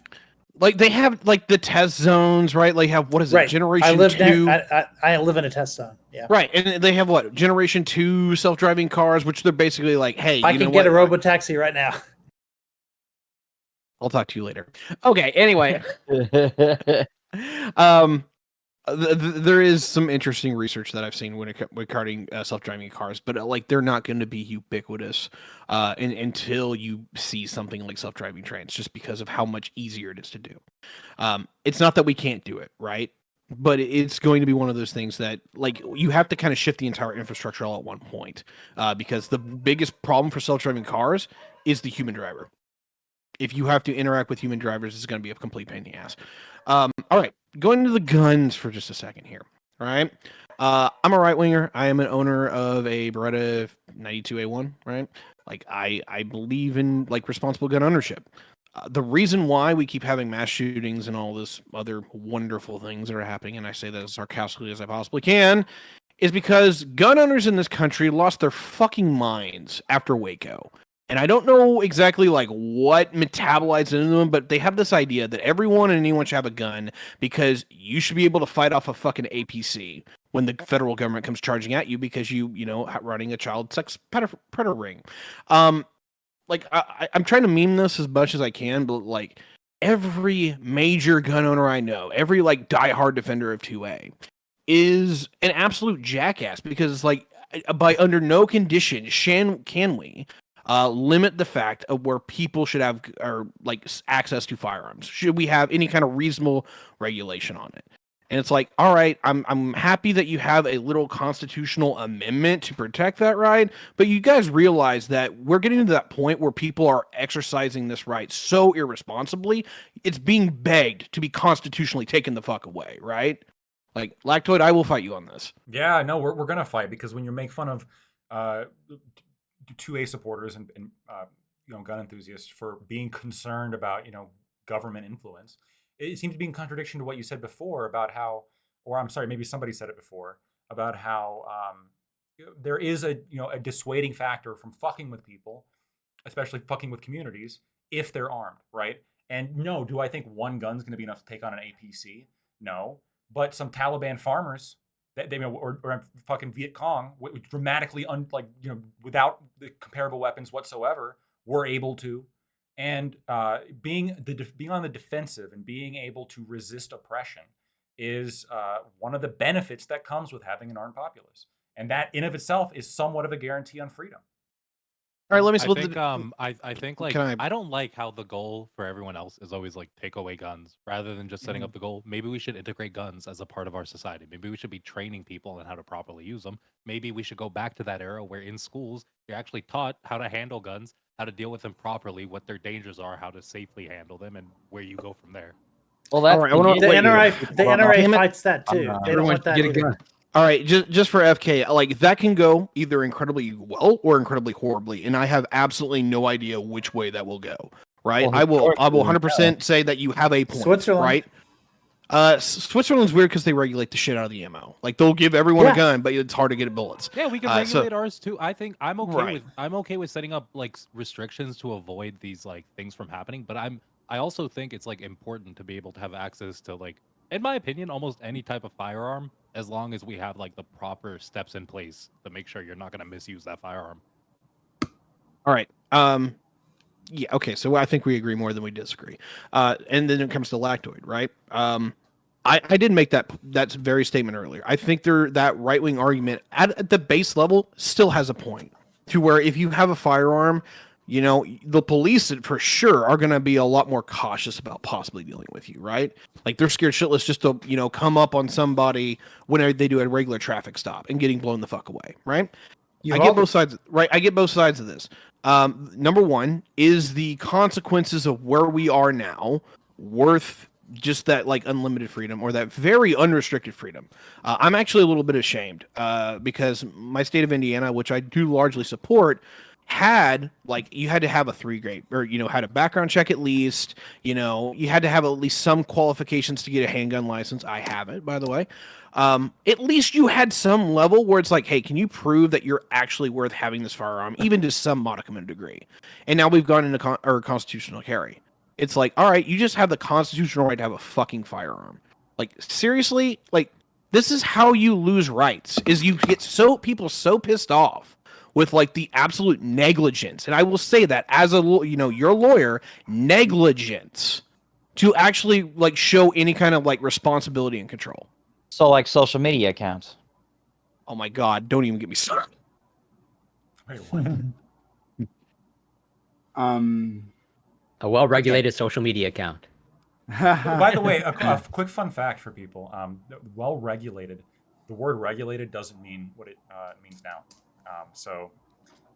We're gonna get into that in topic 2. I guarantee we're gonna fucking touch it. All right. I just want to say that's not a defeater for the Second Amendment. I just want to make that very clear. But I think it should be, but go on. It should definitely be. is not. But we'll figure it out. But this has been a good discussion. Thanks all for participating in it. We're going to our next topic. Hey guys, if you are just stumbling on this channel, consider hitting the follow button.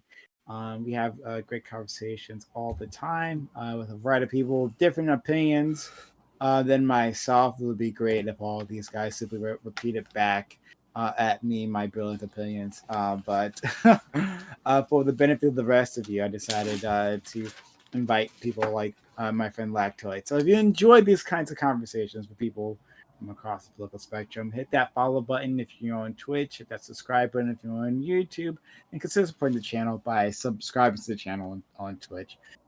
Supporting it monetarily some way through bits or using Amazon gaming Amazon Gaming says Prime Gaming here on the channel. It's free for you, but it does a ton for us. It's the beginning of the month, so the leaderboards are clear. Consider helping us out now and stand at the top. Astride heroes, really. So thanks for the people who are here. But yeah, if you want ad-free viewing, if you want access to emails and all that good stuff, then consider supporting the channel on Twitch. And if you're on YouTube, remember if you want a message read out to these individuals, like super chat, we'll make that happen. So consider using a super chat there. Okay. All right. So let's get started with topic 2. Topic 2. The U.S. Supreme Court has delivered several controversial opinions in recent weeks and years. According to a new ABC poll, citizens are becoming increasingly convinced that the Supreme Court justices rule based on their personal views rather than a sober assessment of the law. This has lowered the standing of the court in the public's eye. Is this fair? Are justices actually operating on partisan lines? Even if they are, is that a bad thing? And if you do think the court is going in a negative direction, what should be done about it? You guys all know cases have been coming out. People have been getting upset, which is like the usual order of things, honestly. But is this like the lowered opinion of the public? Does that actually deserve the court? And if so, should something be done? So let's start with my friend Lactoid. Yeah, we talked about this before, and I'm looking forward to talking about it again. Like I said before, in a history of partisanship, integrity feels like oppression, and that's quite literally what's happening here. This Supreme Court is one of the least political and least partisan Supreme Courts we've had in a very long time. They are incredibly principled. This concept that all legal philosophies are equally valid is asinine. The legal philosophy that's currently being espoused by the majority in the Supreme Court is one that is deeply principled and one that is actually based on legal analysis. And when you take the time to actually go and read the opinions that they're coming out with that are quote unquote so-called political, you begin to realize, wow, in contradiction to some of the other cases that have been decided in the past, these ones are actually well written, and these ones are actually principled, and they're actually based on a historical and legal analysis. They're not just pulled out of their ass, which is how a lot of prior cases, especially the ones that these recent cases overruled, were decided. So I think it's crazy that the Supreme Court basically ruled, like legally, it is the case that you can't discriminate against Asians, and you also can't compel people to speak about something they don't agree with, First Amendment, 14th Amendment, and then all of a sudden like this is the fucking issues that the political left in this country is freaking the fuck out about. I think it just demonstrates how hyper-partisan they are, and that's that's all they've ever wanted. We all remember Obergefell. It's ridiculous, and some people are calling to abolish the court. Absolutely insane. Okay, let's go to our friend Valinor, who is like furiously chewing. I'm just Lactoid employed iCow's debate tactic. Yeah. I'm ready. Let's go. Go ahead, please. Oh man. So having worked for the U.S. courts in the past and supported all the judges across the country and multiple countries with the foreign U.S. presence, I can say that this is probably one of the best Supreme Courts I've seen so far. I have to agree with Lactoid. They're not biased. They're not discriminating against one group or another. They're making legitimate judgment calls based on valid legal precedents and historical interpretations of the Constitution as it was intended and as it was drafted. They're making interpretations of law as it is written and as it is drafted, both for federal and state. And that is historically what the Supreme Court was intended to do. Their job is not to legislate from the bench. They're also cracking down on judges who are doing that, which I applaud, because both sides of the fence have been screaming for that for a long time. They're forcing judges to make calls based on what the law says. And I think that if it continues, we're actually going to see a correction of legal precedents and legal practice back to the more conservative traditional basis of law as it was intended, which is to reinforce the rights of Americans individually and collectively in a way that's fair and impartial. And I agree 100% with Lactoid. You shouldn't be forced to say something. You shouldn't be compelled to do something. If you're made to do something against your will, that's a violation of consent. In sexual acts, we call that rape. And I don't think anybody here would advocate for that. I think that would be a crazy and illogical argument to even attempt to defend or enforce. And I would openly state that one of the biggest issues that I see that's ongoing right now, that's going to run very much so afoul of the Supreme Court, is what's going on in Michigan now, where they've criminalized or are attempting to criminalize pronouns. And if you don't use their preferred pronouns, you're not only going to be fined an astronomical amount of money, you're going to jail. I think the jail time right now is 5 or 10 years, which is more than most rape cases see, which is outrageous. You'll get more time for mispronouncing someone than you will for rape. And that's just outrageous. Okay, I don't know how we got to rape, like, but it's a matter of I- consent. It's it's fine. I They are in appreciate your Scott's ability. position on screen. Yeah, right. Yeah, I appreciate your ability to carry us there. Fallon, I'm very creative. Let's go to Franco. So the last time I heard that prediction was about 10 years ago. Jordan Peterson was reacting to that law in Canada or whatever. And strangely, I don't know why, like something happened because not a single person has been arrested or fined or put in trouble in any way as a result of that law. And that's a law that actually exists, not one that's just, been sort of made up to be a future law. And it still has failed to catch anybody. Corey, you must be very disappointed in the Canadian legal system that they can't seem to catch any of these offenders. But listen, this obviously, this is not a court that I ideologically agree with. Dobbs was probably its most, I don't want to say shocking because it wasn't surprising decision, but electorally it was a gift to Democrats. So I kind of, I don't know how much Republicans have to celebrate there. But there are some good things that have come out of this court, like the Voting Rights Act, Section 2 of the Voting Rights Act was upheld just a week or two ago.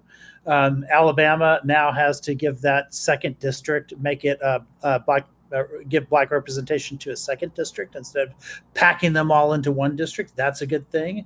The independent legislature theory, that sort of crackpot theory that MAGA wanted to use to overturn the election in 2020, the Supreme Court just struck that down as a legal theory. So no, the legislatures don't get to act independent of their courts and independent of their governors. The Indian Child Welfare Act, that Holland versus Burkine. By the way, that's one of several decisions that Gorsuch has ruled on because he's a very pro Native American rights justice, and so that he's been able to make it so that Native American children get to be adopted by Native American tribes over and above white people who want to try to adopt them. And the Supreme Court sided with Native Americans there. So there have been a lot of surprise cases. Of the cases that liberals are disappointed with, I don't think they're as big as people think they are. I think, Prime, I've told you before, on the last open panel that I was on, that I'm, not a fan of collegiate level affirmative action. So I don't see that case as all that big a deal. On the student loan case, notice they kept in place the most important aspect of the student loan forgiveness, not forgiveness, but it was that they cannot ask you to pay more than 5% of your discretionary income. So, and discretionary income is your income minus the poverty rate. And then you take 5% of that, and that's what you pay. The payments used to be much, much bigger than that. So when payments resume, they will resume at much smaller rates if you have a lower income. So now student loans are being paid back at a progressive level. That was way more important to me than the $10,000 or $20,000 one-time forgiveness stuff. And I can't remember the other. Yeah, I think that was it of the cases that people have been complaining about lately.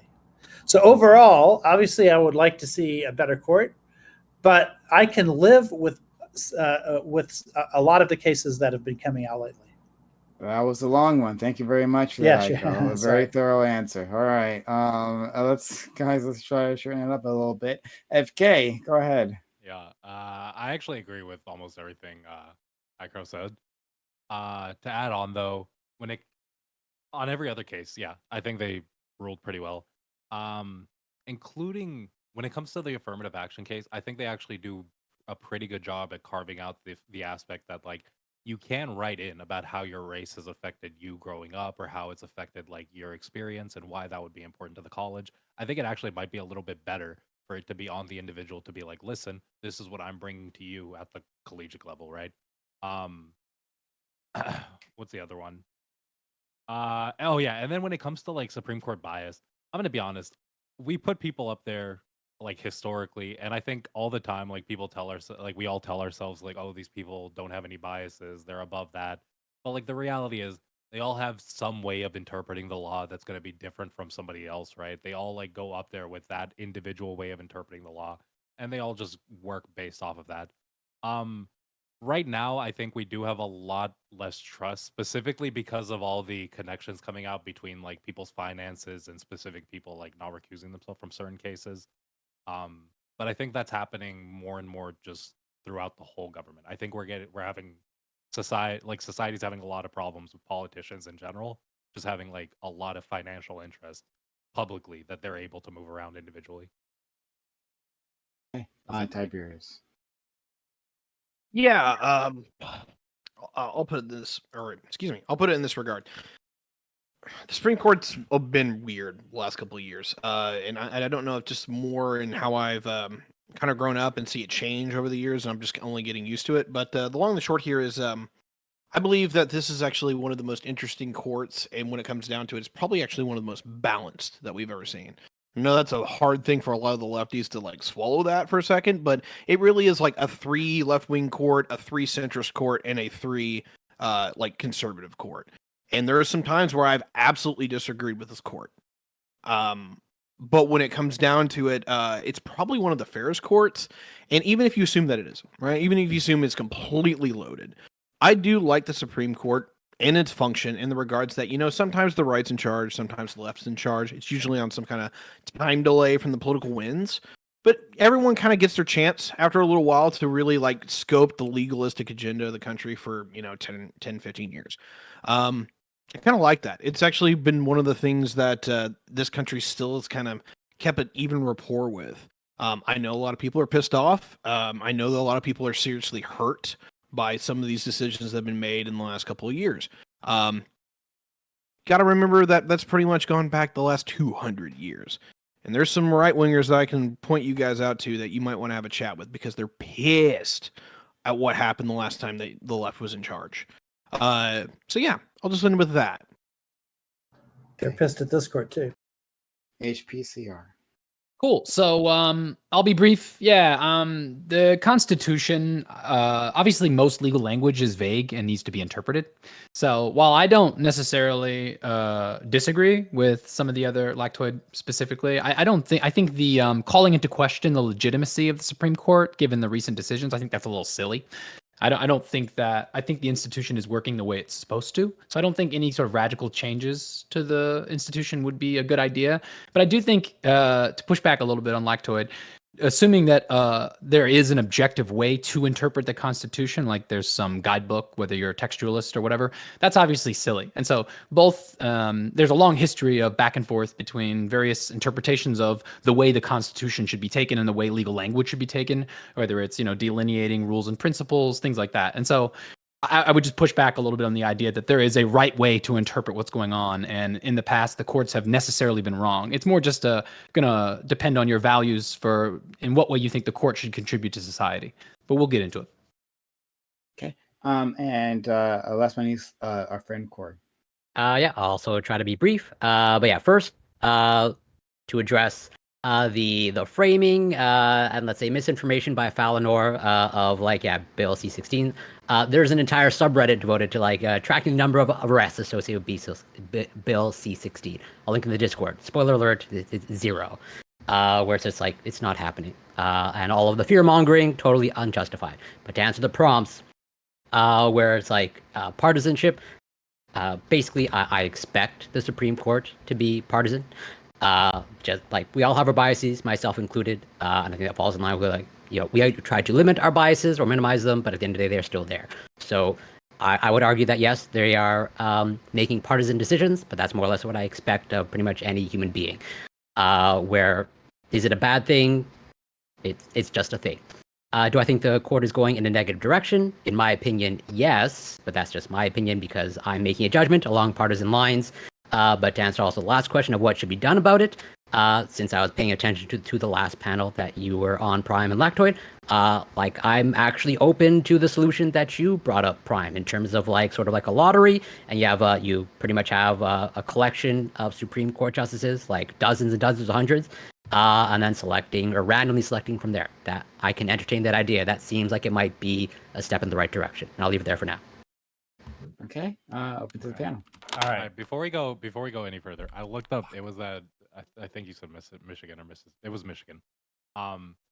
That thing, literally the first thing that comes up is that it's like in the case that somebody's being harassed or like intimidated, right? So if you're like following around somebody and actively trying to use a pronoun to harass them, it just makes it so that like part of that harassment now is like you could be using a pronoun to harass them, right? It doesn't just mean like you walk by somebody and like use the wrong pronoun, or it doesn't mean like you use the wrong pronoun just because you don't know or whatever. If you're actively making it, like they have to prove that there's harassment involved with it, right, for that to do anything.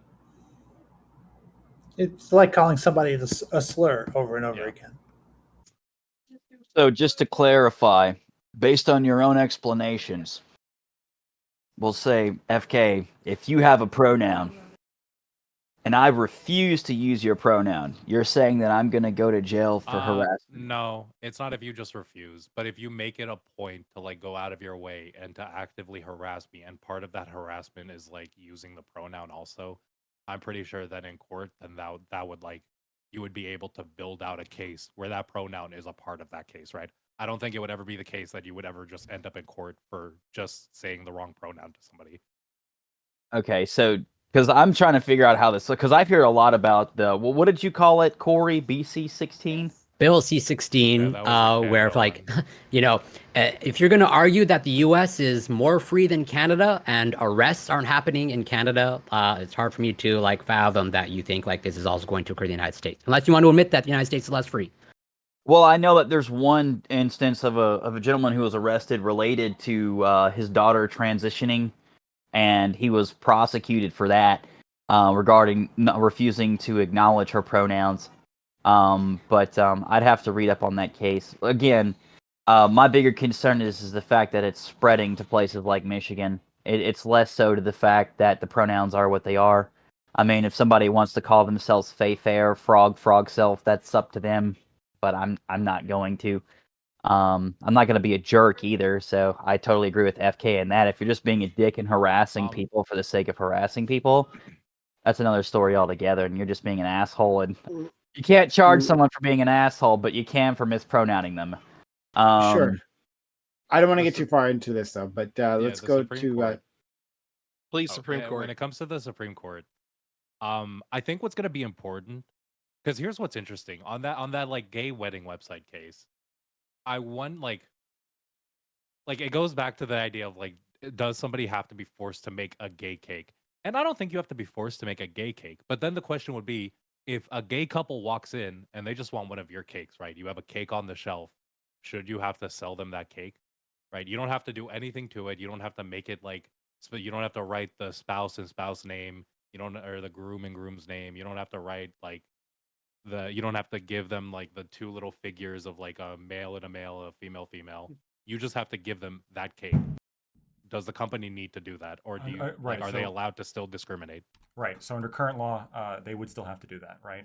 So in the case, the 303 case, the one that was just decided, yes, the finding was that you can't like, you still got to serve people, like you can't like not serve people, but you are not going to be compelled to make a specific product, because that runs afoul of the First Amendment. So you don't have to make like a website like celebrating the marriage between man and man. But if you had like, let's say like 80 stock like wedding websites, and somebody wanted to buy one of them and they were gay, you would have to sell them that. You just couldn't be forced to create one, because of the First Amendment implications there. One of the things, I'm just going to go into this. So one of the things here, along with so this case, I think is an example of where the legal reasoning I think is very sound, and I also it just lines up with my like moral opinions as well. So psychologically, it's very satisfying.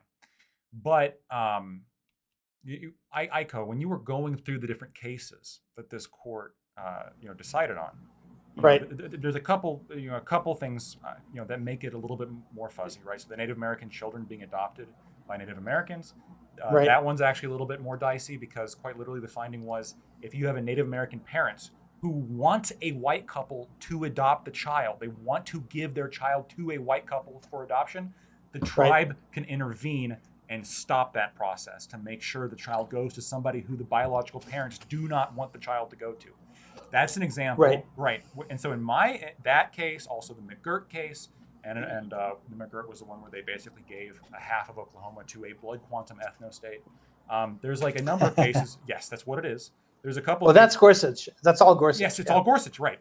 And so there's a couple cases here where, where I read them and like deep down, like morally and politically, I despise them. Okay, I think I think they're actually like fundamentally like kind of Nazi-ish, kind of like racist. Okay, but like legally, the legal process when you actually read the opinion is sound, and I think that's the critical distinguishing factor between this court and prior courts, which is I'm not saying they're perfect, but they are much more principled in the sense that they're actually pursuing like legal like doctrine and explanation and historical analysis, as opposed to just like again trying to achieve partisan ends.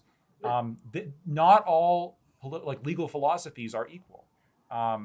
You on one side, like people refer to it as the conservative side, but this is the side now that is ruling in favor of like trans bathrooms, ruling in favor of Native American tribes, et cetera, et cetera, et cetera, because their principle is not partisanship; it's following the law, right? On the other end, the other like political legal philosophy that's at play here, like living constitution theory, is openly and explicitly partisanship.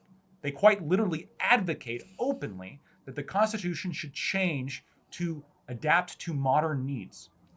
How is that not partisanship? Oh, no, they're both inherently political. No, to say that one, yes, they are. No, they're not. Because in originalism, you have somebody who maybe personally hates the idea of like a particular outcome, but legally they feel compelled to reach it. A living constitution theorist will never come to that same opinion. That's not true. Of course, it never has happened that there's some. That's such garbage. I mean, they might. I mean, they might for like. Really, I can't say definitively it's never happened, but when you follow the actual philosophy of living constitution theory, if you're following that, like you're just simply trying to make the Constitution match up with what you want. Like Posner said, I already know the outcome before I even read the facts. It's a different interpretation about the purpose of the Constitution in its origin, right? It's not the same as textualism or, originalism in that way. It's going to think like this is a living document such that we need to make sure that it potentially could be refined, our understanding of what's expected for reaching the kind of nation that we want to reach.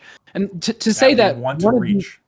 Yeah. That's partisan because the nation we want to reach is going to be different. No, are you joking? Of course, America is an experiment and we're all headed towards something. We haven't that's going to be true of any. No, right, but where we are heading towards is a partisan question. Originalism is not about trying to get somewhere other than just what was the intent of the people who wrote it. Well, wait a minute. Saying that it's not a living document is a political stance. It's originalism. You have to first. I think you have to distinguish originalism from textualism. Sure, yes, which is what originalism. You have to be a mind reader. You have to read the minds of the founders and read the minds of the lawmakers because you're going beyond the text, right? But textualism is what Gorsuch says that he believes in. That's what Alito says he believes in, and you can tell which one actually does believe in it. Alito's because in that and in that trans bathroom case, Sotomayor specifically used originalism and textualism to appeal to Gorsuch, and that's how she was able to bring him over. Because he's principled. But Alito was on the other side of that, and he was pissed because he basically said that Gorsuch wasn't actually using originalism, or he was using it wrong, or something like that. Sure. So, I think Alito and Thomas are an example of people who aren't really principled in the way that you say. The fact that Gorsuch can be pulled over based on what he says his principles are, tells me that he is more sort of bound to what that philosophy says. Okay. They are both going through the analysis. And yes, you can have two people use the correct method that they should be using because that's their fucking job and come to different outcomes, right? So you could have Gorsuch who's convinced by originalist arguments for one thing, and then you could have Alito who's convinced by originalist arguments for another thing, but at least like that should be the process. The process should be people using a specific legal method to analyze and try to get to a correct answer. The analogy that I used in the prior panel that I think is critically, it's the only actual legal philosophy, because when you look at, like, again, living constitution theory, it's quite literally like, where do we want to go? That's a partisan question. No. Where do we think let's bend the Constitution until Wait, we get did there. anyone on the Supreme Court ever say living Constitution? Wasn't that just a Bill Clinton thing? That was just like an offhanded comment that Bill Clinton made. I don't think there's a the American Supreme Court justices are. So they reference it. So the American Constitution Society, which is essentially like the sort of like the other, it stands in opposition to the Federalist Society. The American Constitution Society, like, openly like advocates for, like, a constitution that is living and changes with the times. But is it? But is that ever mentioned in any Supreme Court decision?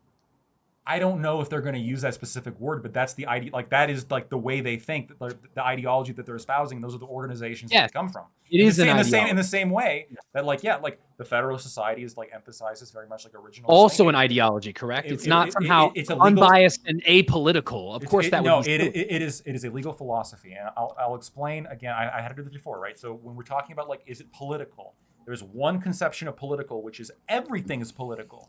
I understand that, okay? When I'm talking about political, like here, I'm talking about whether or not somebody should be swayed by their own personal desires to, like, achieve certain political or partisan outcomes when it comes to analyzing the law. So the analogy that I used was, let's say you have two cops, okay? Both of them believe that their job is just following the law as it's written, but they have different understandings of how the law is written.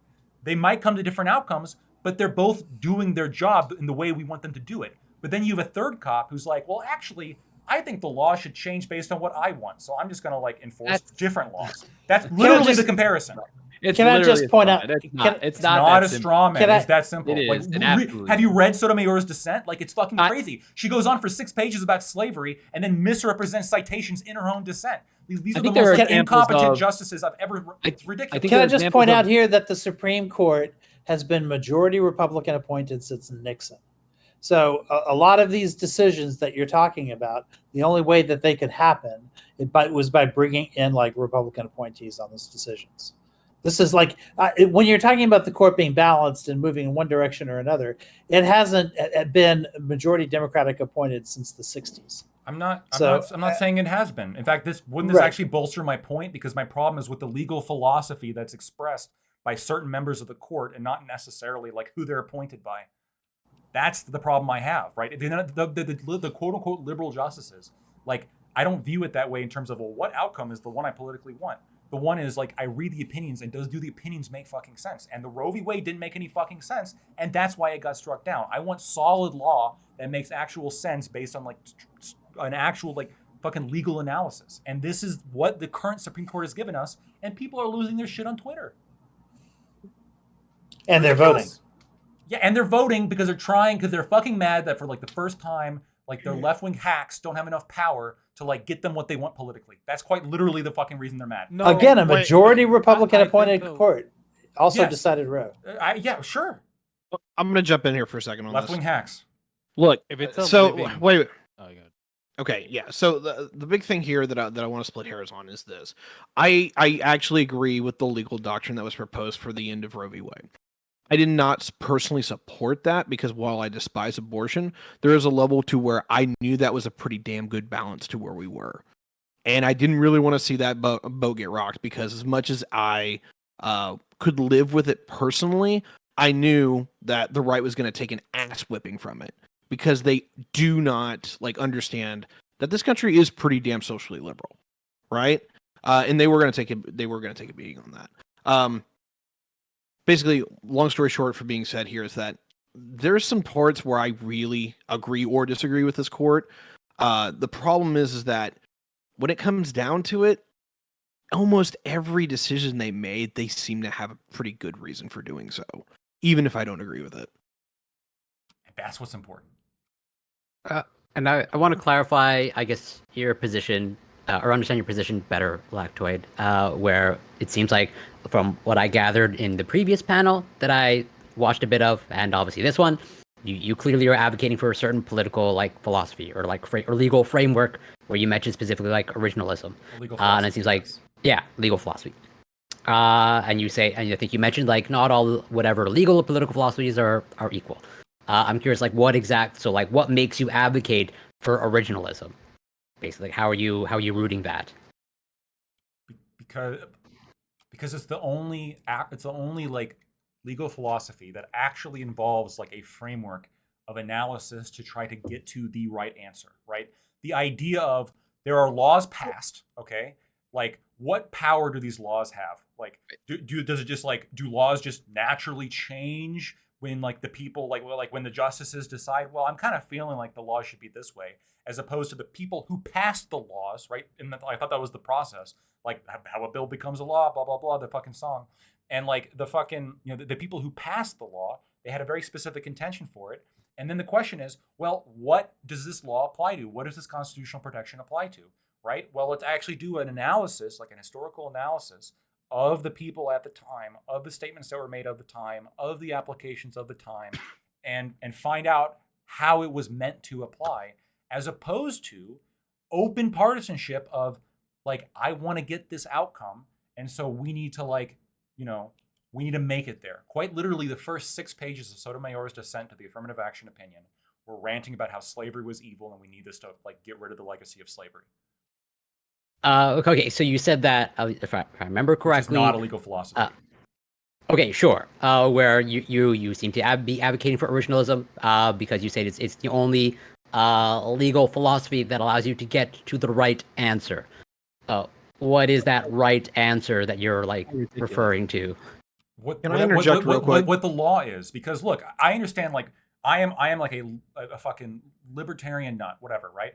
But like that's like one aspect of my life. The other aspect of my life is like a lawyer who is like invested in this, like in the integrity of this system for like my fucking career and my fucking life, okay? And that is important to me. That's like an essential element to me. And when I see like people make decisions not based on like an actual rigorous framework, but just because like they want to see a particular outcome, it bothers me.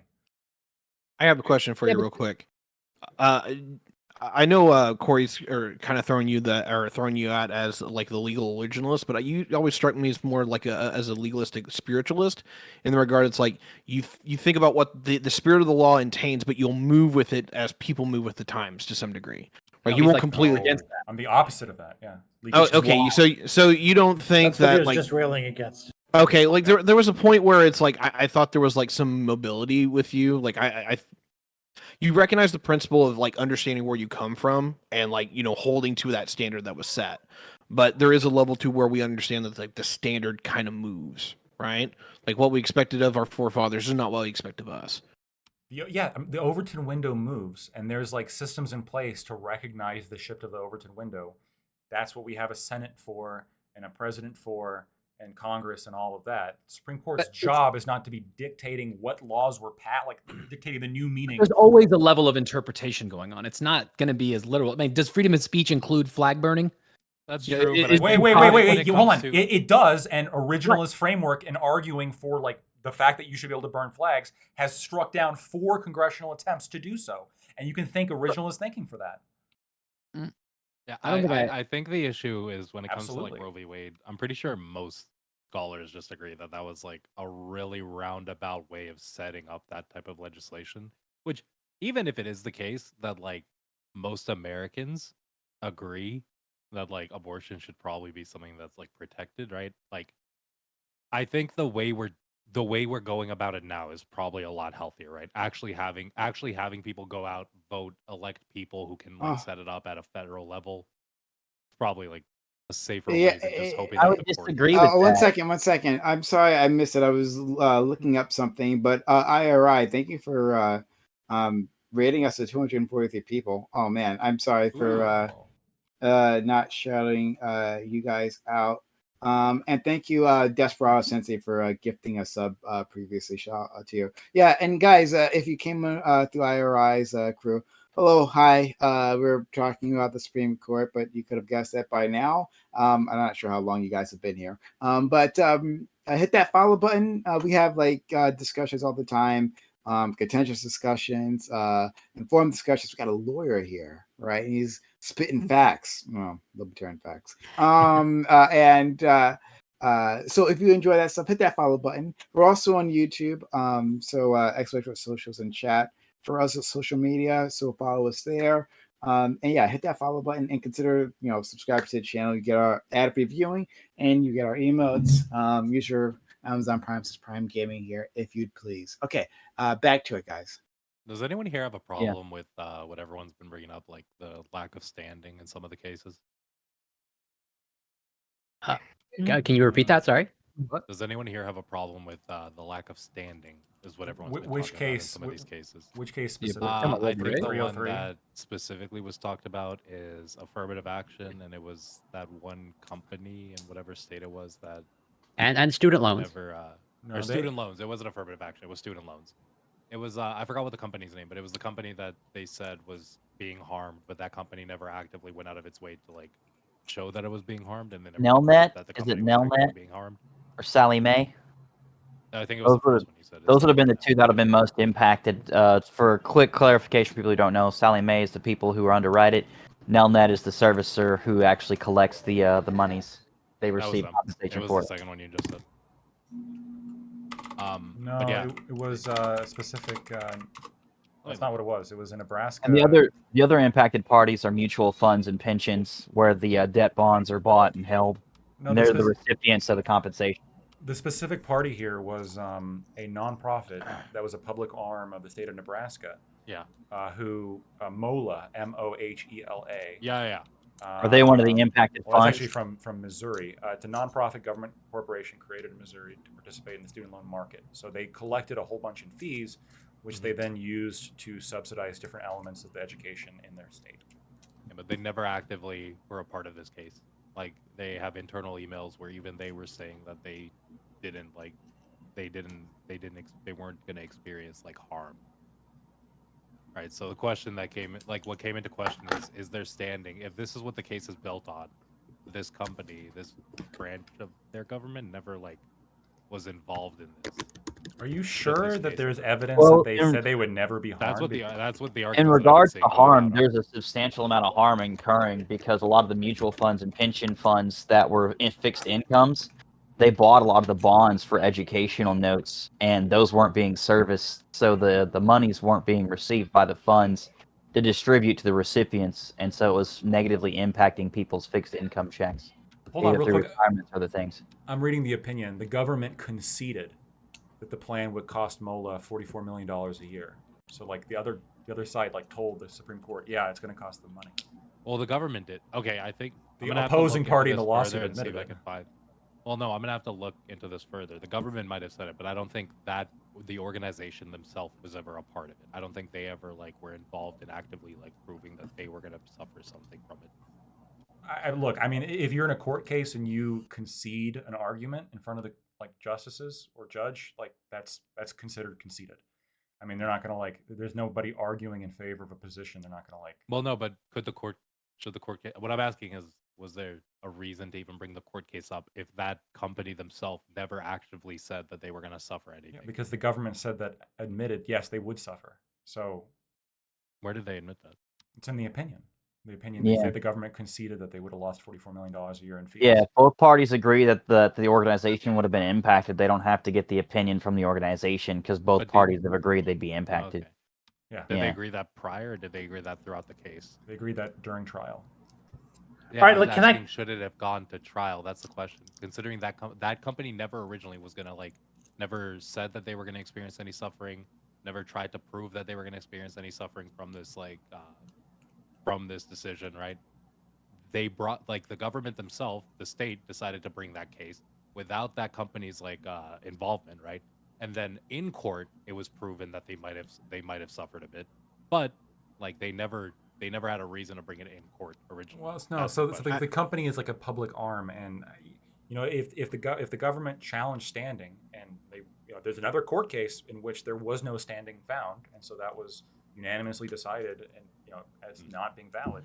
But in this Schoolhouse Rock, right? But Schoolhouse Rock is what it was. Yeah. Yeah, get in on this. Schoolhouse Rocks. Get in on it, please now. No. He lost it. Damn it. hey, at least we got the reference. We're not all completely youngsters here. Right. Yeah.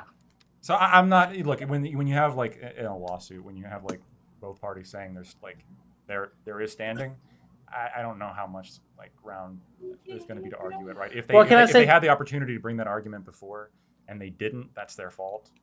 So there's a similar issue with another case, which is the LGBTQ like rights case, because the person, so the company said that they didn't want to build like a website for like a gay wedding, and then the person's name leaked.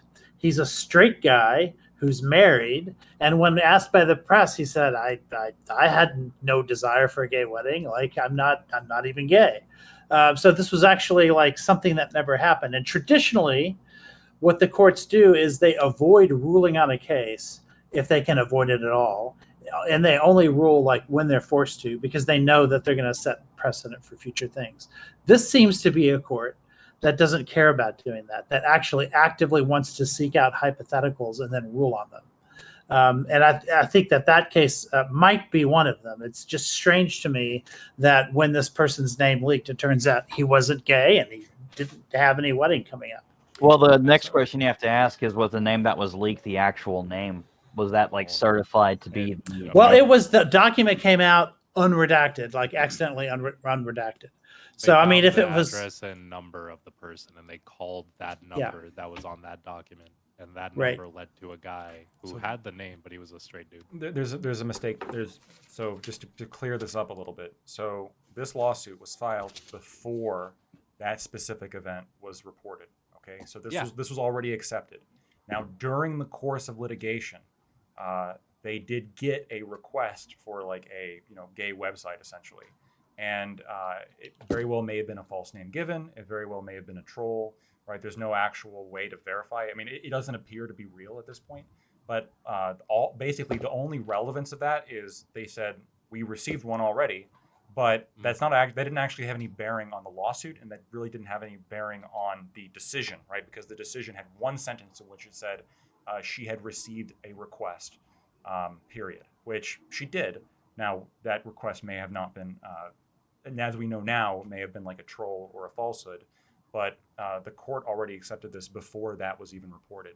And the court's ruling, when you look at their analysis of standing here, isn't about that particular reported event. It's about this concept of, especially when it comes to like crime, or sorry, like criminal laws or any kind of like enforcement of such. Should you have to wait until your freedom is in jeopardy, like before you challenge a law? That's the question. And so, but then with the court, are you okay with the opposite of that? The court ruling on hypotheticals. Well, yeah. So that's what they were doing, right. And there's there's precedent here for that, right? So like in certain circumstances, especially like criminal laws, right? Like if you want to do something that's illegal, but like you don't want to like fucking risk your freedom on like a fucking dice roll. Like there have been prior cases in which you've been able to sue to try to get like a ruling on whether or not that law can even apply to you in the first place, which is what they did here, and they found that it violates the First Amendment. So do you even need a circuit split anymore? Can you just say, hey, here's a hypothetical thing that might happen. I'm going to take that to the Supreme Court. Because typically the Supreme Court doesn't want to do that. Like they've always been reticent to do that. They've always not ruled unless they absolutely had to. And it seems like this is a change in that philosophy. Well, the first argument I'd bring up with that is what's going on right now with the CDBCs and violations of the Fourth Amendment in regards to unlawful search and seizures. Because I don't know if you guys are aware right now, but the U.S. government has stepped in through a digital clearinghouse for all transactions for 40 of the largest banks in the world. And they're receiving all of your direct transaction information in real time. Just the NSA doing this? Interesting. No, that's the U.S. government through Treasury. I'm okay with Treasury. that. I'm going to be honest. I'm okay with the U.S. government. If they saw my penis, I wouldn't even care. Jesus Christ. Yeah, it's not If it's on Apple Cloud, they already That's know. well, that's how I'll intimidate the U.S. government, is by showing them my penis. But so I want to get other people in. HPCR, you haven't said anything, so do you want to? No, I mean, like, yeah, I was going to give a little more pushback on Lactoid's idea that there's legal frameworks, and the one that he values in particular is somehow like less biased or doesn't have any inherent sort of like political origin, and I mean that not in just everything is political way, like the Aristotle way. Just like I mean, like actually have like sort of its origins and political dispositions in early American history and stuff like that. But I mean, like, yeah, I generally don't dislike or disagree with some of the decisions made recently. At the very least, even if I did disagree or feel like less sympathetic with, they are well argued in some sense, and I think they're genuinely and authentically trying to achieve the kind of goals they think would describe America as they see fit and stuff like that. So I don't think any of them are like ridiculous or anything like that. I think I have a problem with their financial ties. Do you mean like? Maybe, but it's somewhat unrelated to the rulings. It's completely unrelated to the rulings. Sorry. A vacation and 80 grand for his wife forever ago isn't really something I'd really look at to any significance. I've seen so many transactions for politicians in the millions of dollars. Yeah, we shouldn't be 80K isn't okay even with that an either. appearance fee. But like this is Yeah. the case with the Supreme Court. What? Like, do you like? Does it just at the bare minimum, right? It has to hurt the integrity of the court in the eyes of the Not a good population. look. Well, the issue is appearance fees and speaking engagements and everything else. It's very typical for high-profile personnel to charge $250,000 to $500,000 for an appearance fee. No, I don't want to get too far in this because I know Lactoid really wants to focus on the heart of the matter. But I think the issue is that the Supreme Court isn't like regulated by a code of ethics. That's the problem, and that when they violate ethical regulations that other judges have to follow, there are no consequences. I think it's a huge problem. I was under the impression that there was an assessment of that, and it was found that the Supreme Court has their own code of ethics that they don't have any. internally They just can police. do whatever they want. No, I think codified one, but obviously. Yeah, they don't have a codified. It only matters if it's like codified. Like precedent or something. But yeah, they don't really have like an actual, They fast and loose with those pounds of kilos. The hope is that when the president signs them, that they would be thoroughly checked for all that kind of stuff. But my understanding is it's very rare, but there is like an impeachment process. But God damn it, Lactoid, you beat me to it. I just need like balls in here for a second. Like, for real, this is my problem with like 90% of like what the Supreme Court has done over the last 40 to 60 years, is that Congress will not get off its fucking ass and actually pass any kind of major legislation, I right? agree. And like, let's throw our political biases aside here for a second, right? Whether you are absolutely for gay marriage or you absolutely hate it, that should be codified into law. It should be in like some level of articles or even in the constitutions. Like, hey, you know what? We respect gay people. Like, we understand that they have the right to marry each other, right? Like, the fact that the Supreme Court had to sidestep into that, where they're basically legislating from the bench, is still fucked up. And what really concerns me is that this is the Congress that is actually supposed to hold them accountable. They can impeach anyone on that court if they can prove that they violated any kind of ethics. Clarence Thomas, you probably should be fucking impeached. I actually listened. Can to be the impeached, cannot be convicted. I listened to the full 66 votes impossible. Believe it or not, I did listen to the full congressional hearing where they addressed about ethics rules for the Supreme Court and whether or not that should apply. Like, specifically, Clarence Thomas was brought up a couple times. It is a pretty partisan question, and there's some questions here when it comes to it turns out every single fucking justice is doing this. So technically, you should impeach all of them. But if we're gonna hold this this particular standard, I don't know. It's really dicey because of also separation of powers. You don't want to step on that too much, or as little as possible, given what the Supreme Court's supposed to do. But they do you agree that they should have a code of ethics or not? I think they should have. I would be okay if they came together and created their own code of ethics and then presented that publicly. And then nothing can go wrong there. Nothing can go wrong. They really put into some kind of.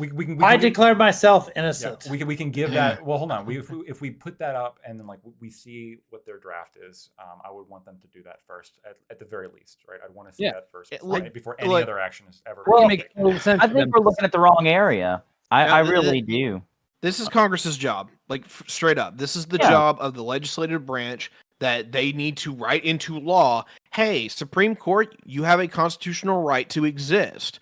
We have a constitutional right to tell you how you're going to do your fucking job.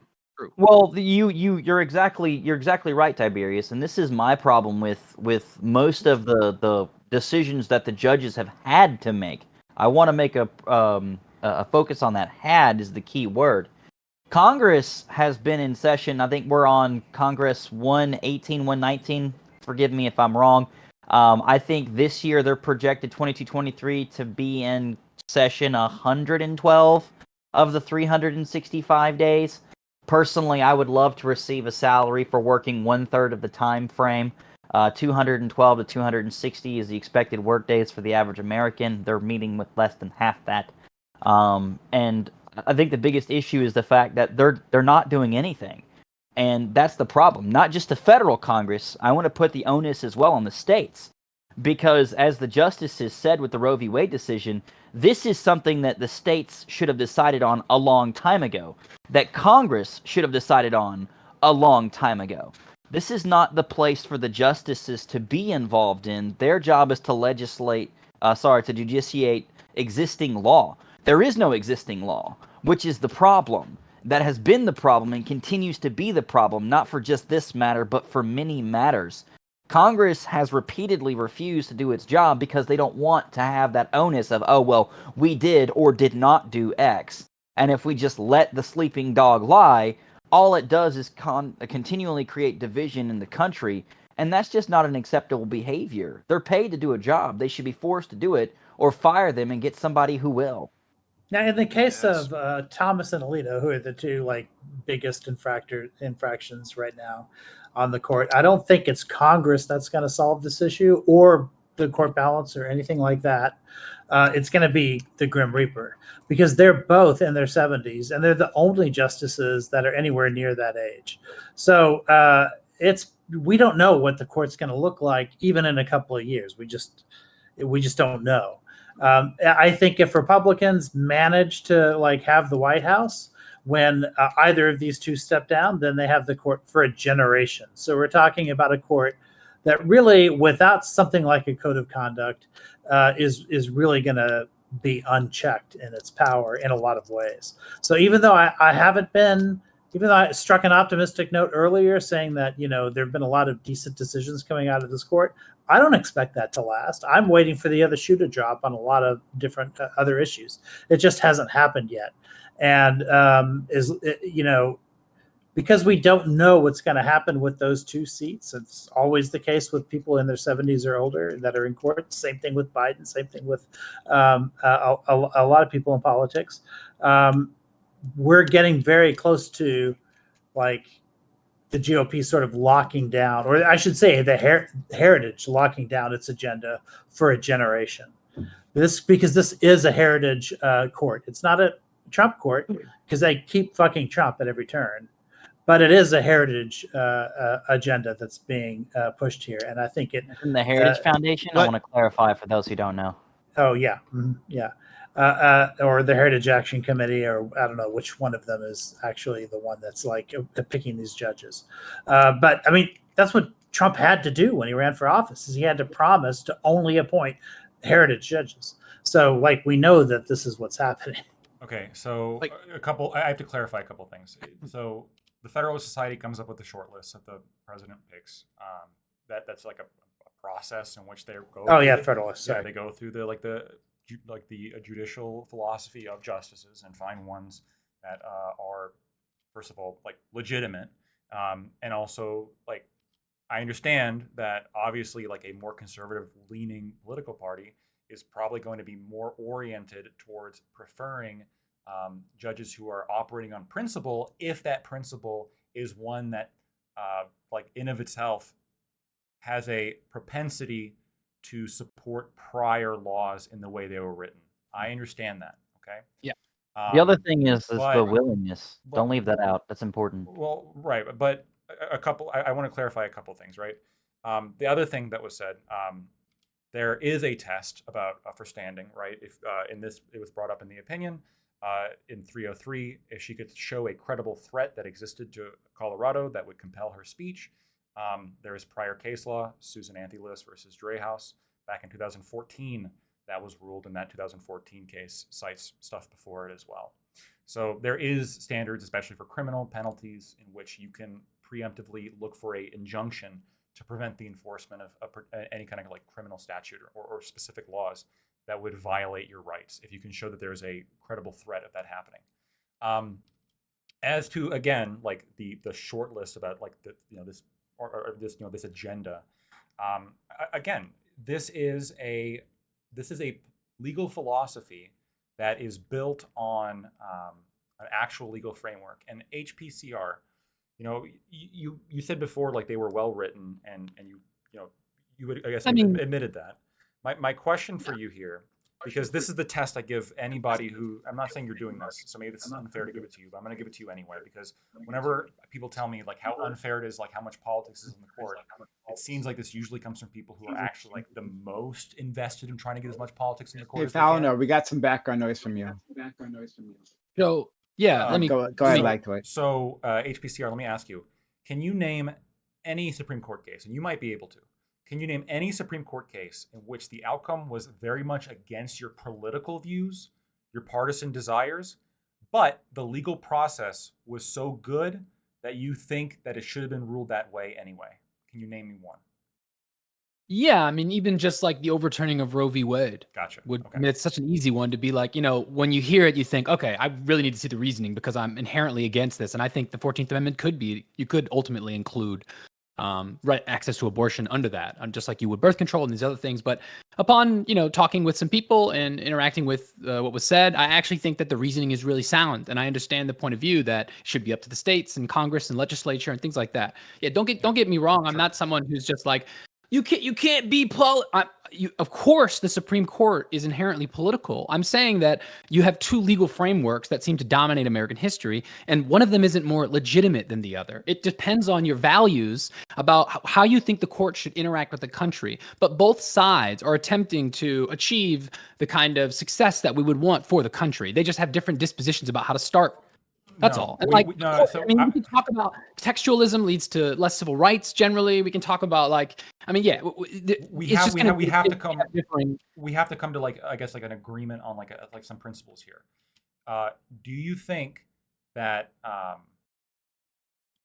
so when I'm talking about like originalist justices being more principled, I'm talking about them being less inclined to make rulings based on their own personal like partisan desires. My question for you is, do you personally have any issues with justices, like on principle, making decisions based on their own partisan desires? Do you think that is just as legitimate as a judge who makes a ruling based on the law? No, I don't think that they should. Of course, what I'm trying to say is they're not bringing in their own bias in general politically, but they are bringing in their own bias about how the Constitution should be interpreted. You can have yes, I'm limiting it to just that, like how the Constitution is interpreted, right? Because originalists believe the Constitution should be interpreted by doing like an analysis as to what the law was like meant to do, while living Constitution theorists, right, their philosophy here is the Constitution should just be what we need it to be now. Do you think these two are equal philosophies? I think I would probably have a little bit of an issue with the way you characterized. They're open about it. This is explicit. Well, I would say that, like, for me, the difference is that basically the living document side is going to be something like you should prioritize interpretation that advance the statute's purpose initially. I think the easiest example would be like when it says all men are created equal. Does that just mean white men, or does that mean all men in America, or does that just mean all people in America? Right? Like it's going to be necessary. Evidently, there's a different. Yeah, you can look at it differently depending on the context. Right? Textualists are going to look at the exact laws and try to back off and be like, look, the Congress does the legislating, and we just interpret exactly what they said. And then something on the living document is going to say, like, the court should align with what they think the spirit of the law was when Congress passed it. And those are different interpretations. But no, I don't think that, and I don't even think there's any really any way of deciding which disposition is a better starting point, but besides pointing to your own values, which Lactoid, you have yours and I have mine. But it's not to say that one's less legitimate than the other is silly. I'm saying it's less. Do whatever you want. No, Who gives yes, a fuck? no, that's literally no. That's again. Spirit of the law. No, that's not. No, it's this is not. It is. This is not the case. We're talking about like the spirit of the law. The spirit of the law. Like, what does that even mean? Or, like, if you're talking about the spirit of the law, hold on. When you're talking about the spirit of the law, like, what better way to find that out than actually like doing an analysis of what the law was intended to? What the law was. Are doing an analysis. No, they're not. If you read Sotomayor's dissent, obviously Supreme Court justices on the other side of your disposition have done a real analysis of the work. No, they haven't. I encourage you. I encourage you. Literally looking at the text. They're not staring at the words, going, "What does each word mean?" They're saying, "What was the purpose of this law when it was passed? What was the originalists are doing that? That's what originalists are doing. You have to understand. I don't think you know what originalists are or textualists. I promise you I do. Okay, because I promise you I do. I encourage you. Hold on. I encourage you to read Sotomayor's. I encourage you to read Sotomayor's dissent on the recent affirmative action case. Quite literally, you read the majority opinion, and it goes into a full analysis of what the law is. You read Sotomayor's dissent, and the first 6 pages are about how slavery is bad and how we need to make amends as a country for how evil it was. Which you can put anything you want in a dissent. You can. But hold on, it's moral bloviating. It's not legal analysis. Along these lines, I want to ask Lactoid. I want to just give a little test to this idea that the Federal Society just wants people to be like originalists and not sort of make up the law. Because there are, I'm sure you're aware, there are legal originalists, like liberal originalists, especially coming out of the University of Chicago. There's a whole school of liberal originalists. Would the have the Federal Society put forward any liberal originalists, or has it all been conservatives? I haven't read through the full original or the full Federalist Society list on proposals for the president. There may be some on there. It very well could be that like they did an analysis of the quote unquote self-proclaimed liberal originalists and found that they were actually not that. I don't know what their analysis is in that. I haven't done that deep dive. But yeah, if they're nonpartisan, I'll look into. If they're nonpartisan, right, it should be pretty much an equal split because you can find these people if you look for them, and the list only has so many names on it, and there are tens of thousands of lawyers across the country, so you can find enough to put on this list on both sides. But my hunch is, and if the candidates are actually originalists, right, that's the important part. If they're actually conservative, yeah, indeed. Yeah, that's the real test. It seems. So hold on. So you are alleging, like, I'm just curious. Then you are alleging, like, or implicitly, that the Federalist Society is actually not motivated by originalist beliefs, but is motivated by some kind of like, we got to get the Republican candidates in. Like, do you have any evidence to back up this claim? Well, I just look at the list. Look at the list and see how many of them are actually conservative. Have you done that? I looked at the list that was given to Donald Trump when he was told these are the candidates you can select from. Yes. And all of them were conservatives. Okay, and which of the quote-unquote liberal originalists, which, by the way... I mean, I don't have the names in front of me now, but yeah, I don't have a list of everyone that's in the Federalist Society. We're talking about a group that's so, like, fucking small, and I'm not even sure if they would want to be a part of the Federalist Society. Because, like, they might have fundamental disagreements with, like, other originalists on the court. We're seeing a lineup of values with dispositions on but what I would say though, one thing I would say real quick, if the court was just like liberal originalists or whatever, if they call themselves that, I would prefer a court of all originalists, and if they used an originalist interpretation to come to the most fucking left-wing commie bullshit, I would just accept it as the law. Yeah. So that's the thing. If it's value neutral, then it shouldn't matter. But it's not value neutral. That's why it does matter, right? That's why we like. Then the Federal Society wouldn't be a conservative leading one. Oh, you don't know that. You don't know the Federal Society is like. Have they looked at like these originalists and are discriminating against them because they're left wing? Yeah, but magically it just happens to be conservatives that they always push. Like because 98% of originalists are going to be conservatives, maybe 99%, maybe 99.9999%. Yeah. So like it seems like it does. This is why I was getting at before that this isn't value neutral. You have And if that was the case, you'd have people like one judge would be just as good as another in doing this, right? As long as they have the acumen to analyze or if they law, were of course. accurately applying the legal philosophy, right? If they were actually doing an analysis of let's sure, look sure. through, right? The problem is like Democrats specifically, because they are like a more progressive party generally and they're pushing for change, they are intrinsically at odds with like legal philosophy that hinders them, right? They're at odds with any kind of philosophy that would prevent them from accomplishing a more progressive agenda, which is changing things. But so at the moment, obviously they're going to push for like living constitution theorists. They're not going to push for originalists because originalists might stymie their push for political progressivism. At the moment, the liberals are just trying to preserve what they have, right? It seems that the conservatives are winning at tearing things down that were established earlier. So that's what seems to be happening in a lot of these decisions. Again, so in a history of partisanship, a principal decision feels like oppression. They are undoing like a limited set of ridiculous cases.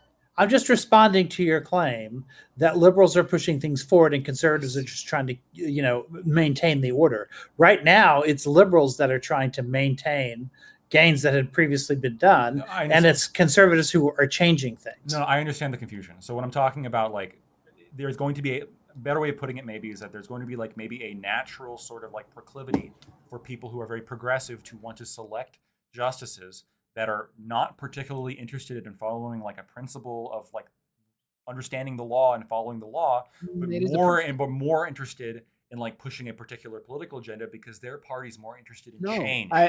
Their principle could just be that they think this way of interpreting the Constitution, that it should try and capture what we think people meant when they passed legislation. It could still be a principle. This idea that is originalism. All of the textualists and originalists are just unbiased, apolitical members who happen to be conservative. They're less biased. They're less biased. And then the liberal side is just trying to get in politically, and they couldn't have a principled disposition about interpreting the Constitution. It's silly. Like, of course, there are two.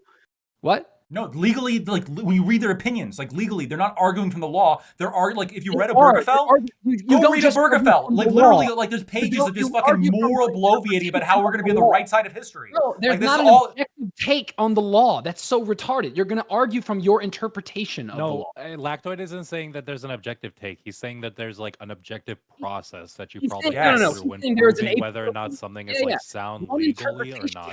FK, thank you. God, it's not less biased than the other. They're naturally interpretation. HPCR. Okay, let's change the rules a little bit. Yeah, I agree with you on the aspect that like I don't think one of them is less biased than the other. I think both of them are like just as valid, only on the basis that it's like it comes down to at the end of the day, if you want to interpret this document as something that changes with the population, or if you want to interpret it as something that was written and like you want to try to estimate what the state of mind was for the people at the time that it was written.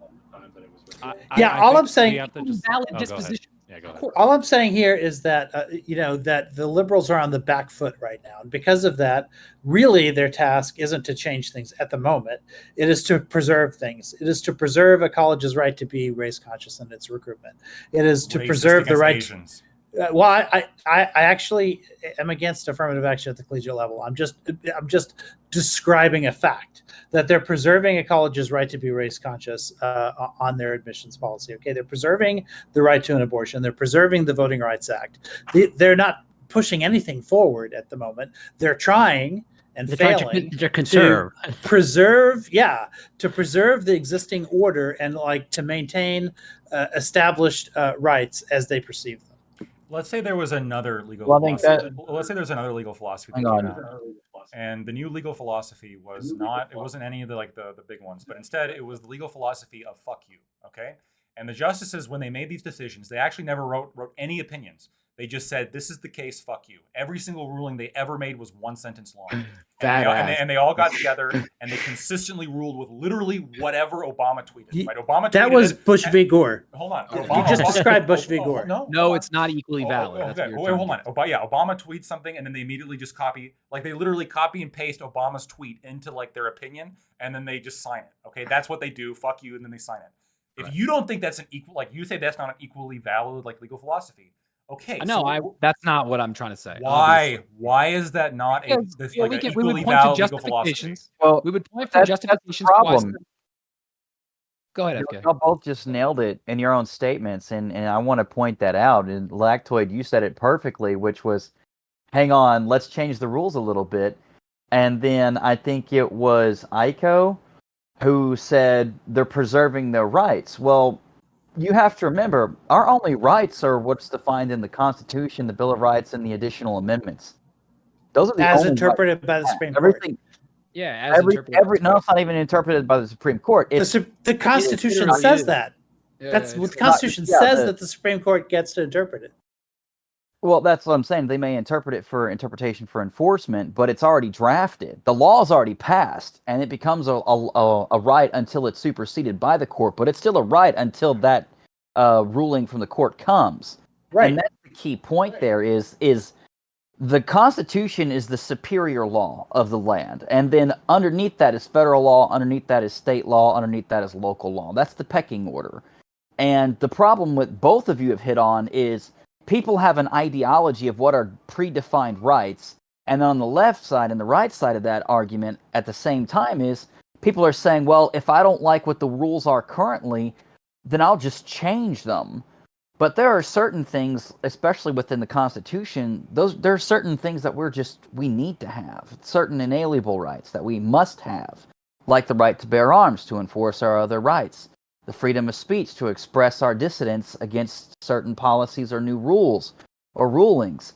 And I think it sets a dangerous precedent to try to change things just because we don't like them. Because what we change today will infinitum impact the future.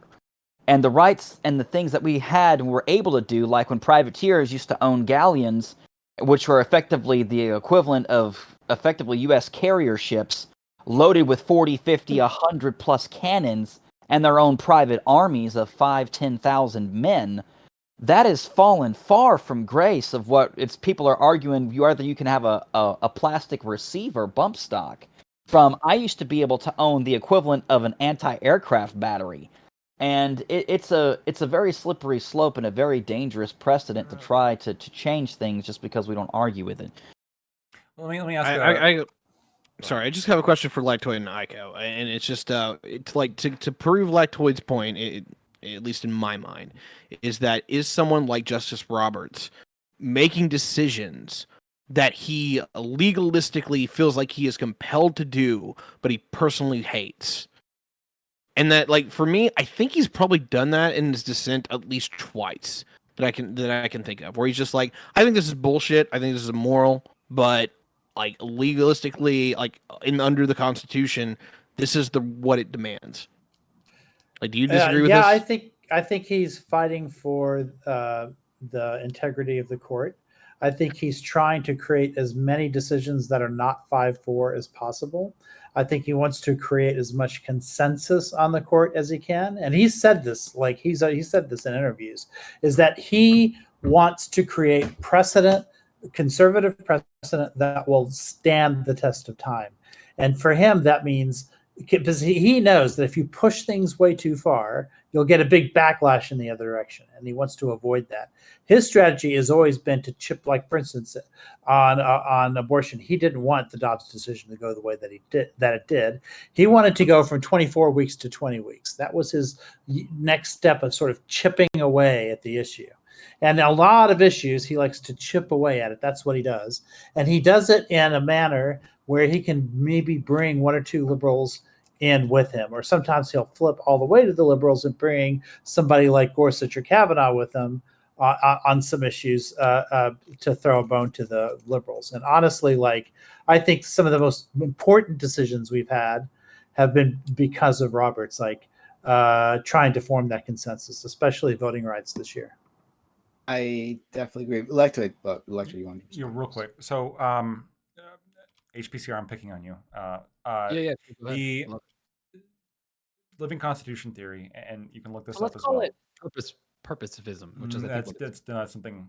We got to be careful here because this is. Well, it's a kind of, because I don't. the like loosey goosey living constitution is not what I'm referring to. I'm referring to like a real theory where the point is the interpretation of the statute's purpose and not the interpretation of So- specifically the text. would No, be the- so no, you're describing the difference now between textualism and originalism, right? Textualism. No, I'm not. That's Yes, textualism yes, and purposivism. No.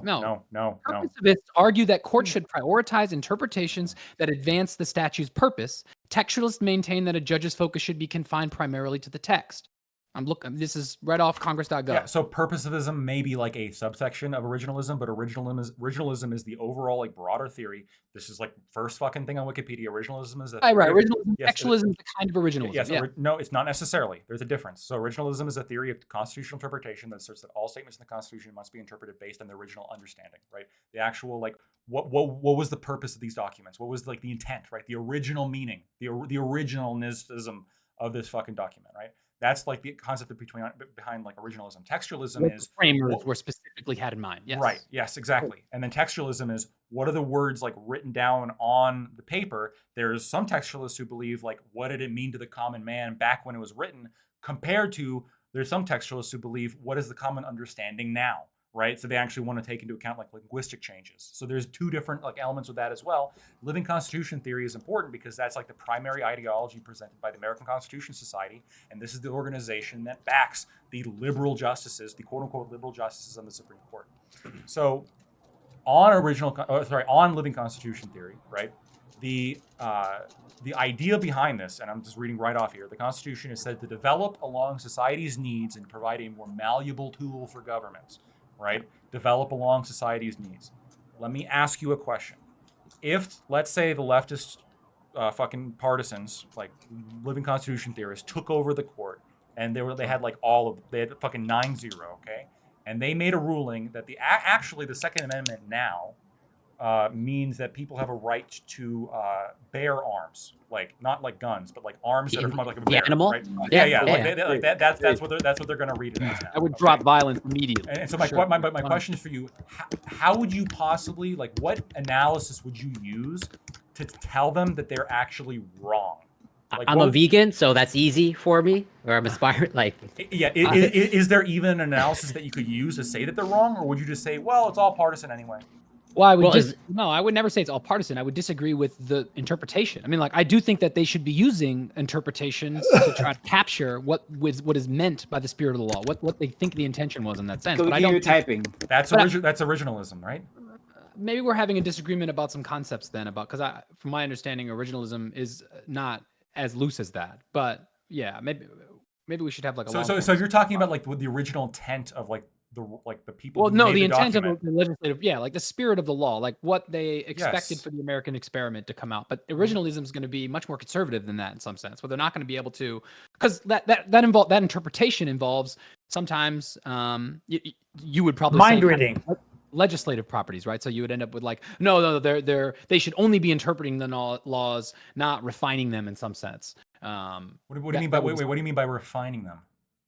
Like refining the way we understand some of the references in the Constitution, like persons or things like that, or all men or things like that. You would refine some of those definitions. So you're talking about adding things to keep up with today's times. Yeah, essentially. Which you would right. be again. Well, that's a living constitution theory, right? Living documents got to change. Again, so it's not originalism. It's not about the actual intention. I don't think it is. That's what I'm trying to point out. Is I don't think my disposition is one of originalism, but I still think interpretation, using the interpretation of the spirit of the law to then, but if that means in some ways creating positive laws out of the interpretation. Getting rid of Jim Crow laws, things like that, or that's all normal.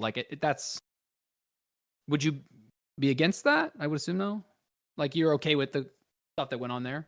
So the 14th Amendment was one of the Reconstruction Amendments, and that was used first of all at the time before it was rolled back, and administrations that came afterwards was absolutely used to desegregate the South and protect free Black people that were living there. And in fact, that basis was one of the reasons, one of the historical basis argued for when later cases happened about desegregating and ending Jim Crow South.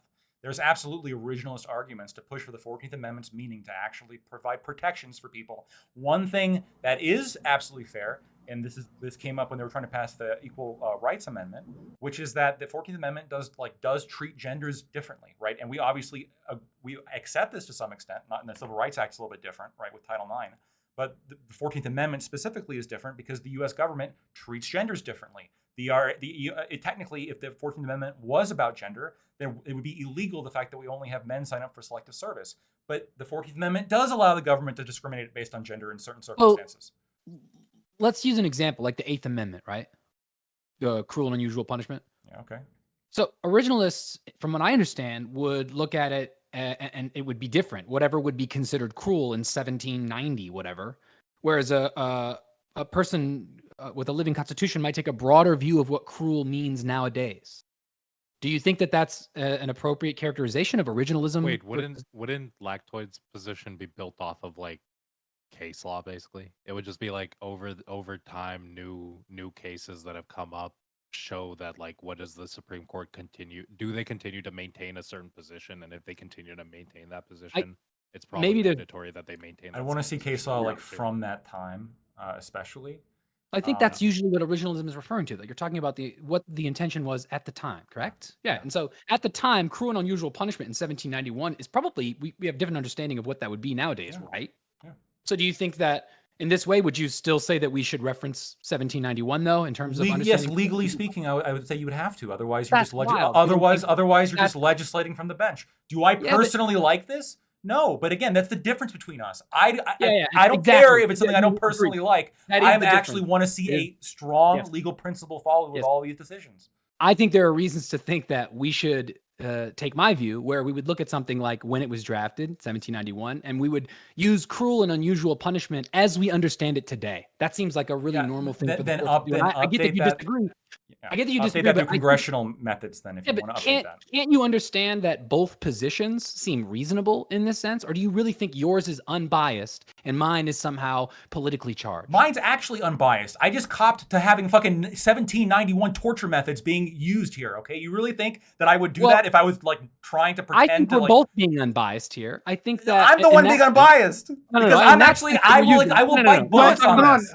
One, let me say this. First of all, neither of us are being unbiased, but in your sense of unbiased, such that we're just interpreting the Constitution. If we have different standpoints from where we would interpret the Constitution, both of us are just doing that. No, but I am saying I'm legally okay with something that I dislike personally. That's the difference here. Hold on, it's not about personally disliking. Go ahead. No, you go first. You go first. It's not about personally disliking the outcome. It's about understanding that it's reasonable to assume that we should interpret the Constitution the way that I said, or the way that the living document is that we would refer to the laws and understand the laws within the context of today. That seems like a normal conclusion to come to, rather than go, we can only interpret the laws as they meant them in the 1700s. That's wild. I don't think it's a coincidence that conservatives like the status quo. I don't think it's coincidence that conservatives of reach 1791 back into of 1791 to reach back into the past, right? Why? Because conservatives and their demographics, they had more power then. They're reaching back to a document that empowered them in all cases, right? So when you look, you look back at the original intent, yes, that is a political act. You're saying that it's simply unbiased, but well, it's like it's unbiased that like I have a right-wing in the loosest sense a right-wing document that I can look back and say, hey, this didn't say what you it said strictly these words, right? And we have to read it strictly that way, and we can't have any other interpretation of it, right? No. It gives you a home field advantage there. If I had a left-wing document, a purely left-wing document, and I could do the same thing, and I could be originalist too. Like, oh well, look at this. It just tends to be that in most cases, it kind of goes my way. That like I get the political advantage of looking at this document and going word by word. Hey, that's what they said. So I guess we can't look at it any other way. We can't update our understanding of the law. We can't have a changing of the times, but it just happens to crumple in my direction. But Prime, to be fair to Lactoid, that's not the case, right? He's saying you can update your like understanding of the law. He's just saying that those updates are carved out as like Congress has to make those updates and amendments. Right. Supreme Court. Like, here's the issue, right? But that's like the way but that doesn't matter. Wait, it does matter, because the way Lactoid's like ideal system would work would be like for that cruel and unusual punishment case, right? At some point in Lactoid's ideal system, right, Congress would have gotten together and been like, hey, we're going to recognize these things as cruel and unusual punishment. And then in the future, there would be like a court case that goes on, and it might happen. And the court case gets to cite Congress and be like, Congress Doesn't changed matter. X law. And then after that, it might go to the Supreme Court, and the Supreme Court might rule that actually, yes, this is now constitutional because it went through the congressional like process and was changed. Yeah, So that's why it- it's allowed, right? And then it you would doesn't have to matter refer because back to 17 whatever. You it can doesn't refer matter to that because we're congressional talking change. about the Supreme Court. Like, I wish that Congress, yes, would do more. I wish they would legislate more. They've given up their ability to regulate the power of the purse. They've given up everything, right? So no one can blame them for anything. So they do nothing.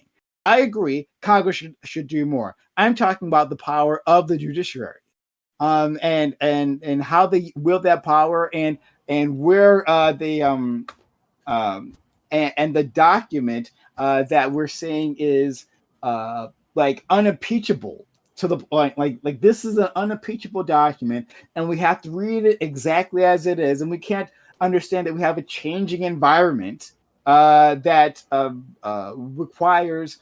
Go ahead. Do you want to rely for that changing environment to be on the shoulder of our Council of Elders, the Supreme Court, or on the shoulder of our like actual representatives? I would like. Hold on. What did I just say? What did I just say before? Whatever what gets did I the just say? outcome, whatever gets the outcome he wants. I get No, what you no, mean. I don't. No, wait, Yeah, Prime. hold I on. understand what you mean, but the issue is what you're arguing for is going to be a position where it's like whoever gets into the presidency could either try to pack the court or do whatever they can. Once just again, to change oh, the you Supreme didn't Court. hear my. That's right. You didn't hear my previous system, so I'm going to just repeat that for you now.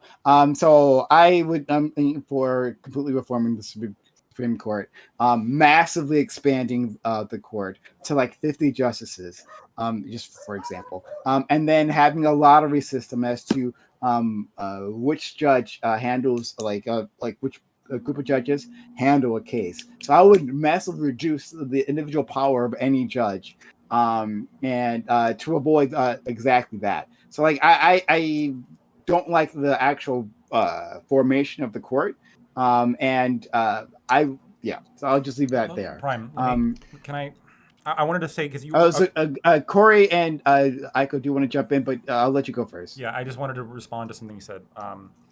Let me explain to you kind of. Here's an example of why I'm not biased, right?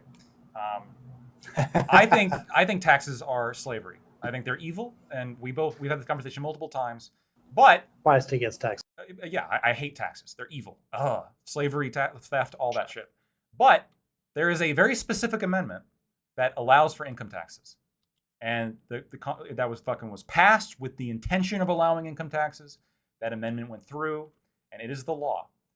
If tomorrow there was a challenge to whether or not the government could levy income taxes, and if for some fucking reason the court decided, well, actually, we don't think income taxes are constitutional, I would not agree with that, though. I wouldn't agree with that from a legal perspective. From a moral perspective, Volinor, 100%. Like, personally, I'd be like there'd be there's two hearts. Like my fucking personal like morality. The weight of the government lifted, all that oppression. It'd be so satisfying, right? But like, I would tear apart the opinion, especially like if it was reasoned as well as fucking Sotomayor reasons her shit, and it just wouldn't be good law, and it should be struck down, and income taxes should be legal because that's the fucking amendment. So I just okay. So I'm gonna a quick response. Then I'm gonna go to Corey, who's been waiting so long, and then to Aiko and to Ty. We are already on bonus time, so if someone needs to jump out, then that's okay. We've already like gone past 11:30, so just be aware. I actually got to bounce. I didn't realize it was that late. Okay. Thanks for being here. Take care, Ty. Be well. Bye. So. Do you want to get a quick outro? Then go ahead. Yeah, it's just like pleasure being here, guys. I wish I could have added more, but I got a headache about halfway through that. I just Lactoid. Like half the time I love you, and half the time I want to fight you, and I can't make up my mind which. It is very much a love-hate relationship, sir. But no, absolutely great being with you, Earl.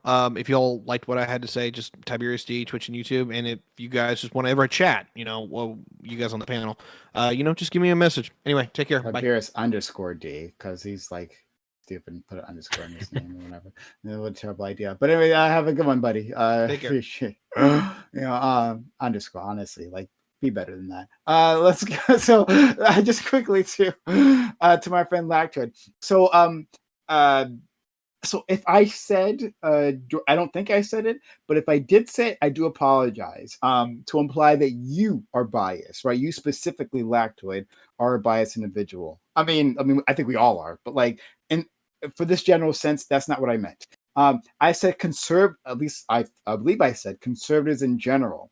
I think that there is a political ideology that has, for historical reasons, wanted to preserve a past that empowered them.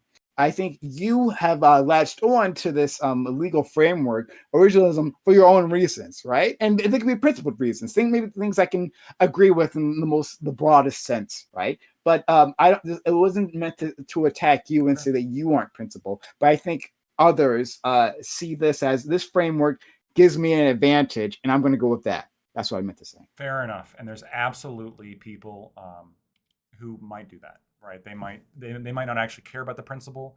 They just say, oh, this is a rule like this. This makeup seems to make rulings that I like.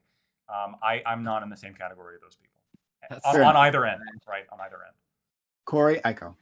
Yeah, I just have potentially a quick question, and maybe to build the bridge to Lactoid, is something we can maybe both agree on, and maybe for other people, where it's like, I think in the previous panel, the WIC panel, you mentioned that you probably want to like codify like this is the Supreme Court, X number of justices, and that's it, right?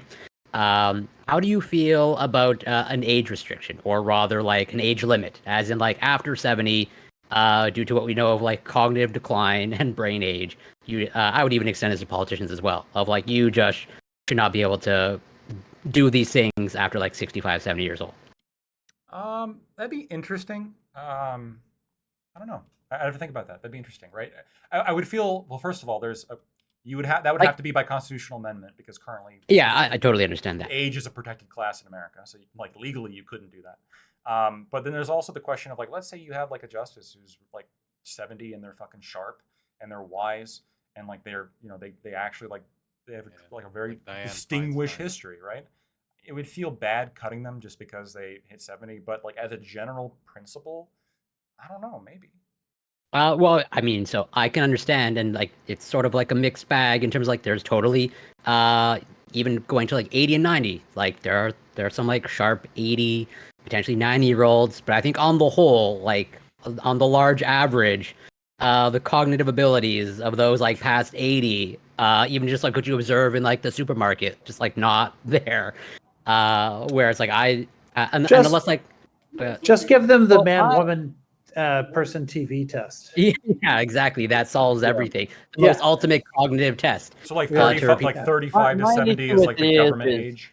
It's life expectancy. I think I think we lowered. I think like 25. No, to 25. 25 to 65 should be government age. You want a 25-year-old running our country, dude? Yeah. They've just been able to fucking rent a car, and now here they are fucking running. Their brains have just formed in their skulls. I just finished going. But like, yeah, like a 25-year-old can get elected. He's probably really good. I just want to say, like, given like what we know of like brains now, which might change with advanced technologies, like I don't think anybody at least past 80, like even should be in politics or like needs to be. I think 85. I don't appreciate these attacks on Aiko. Aiko, go ahead.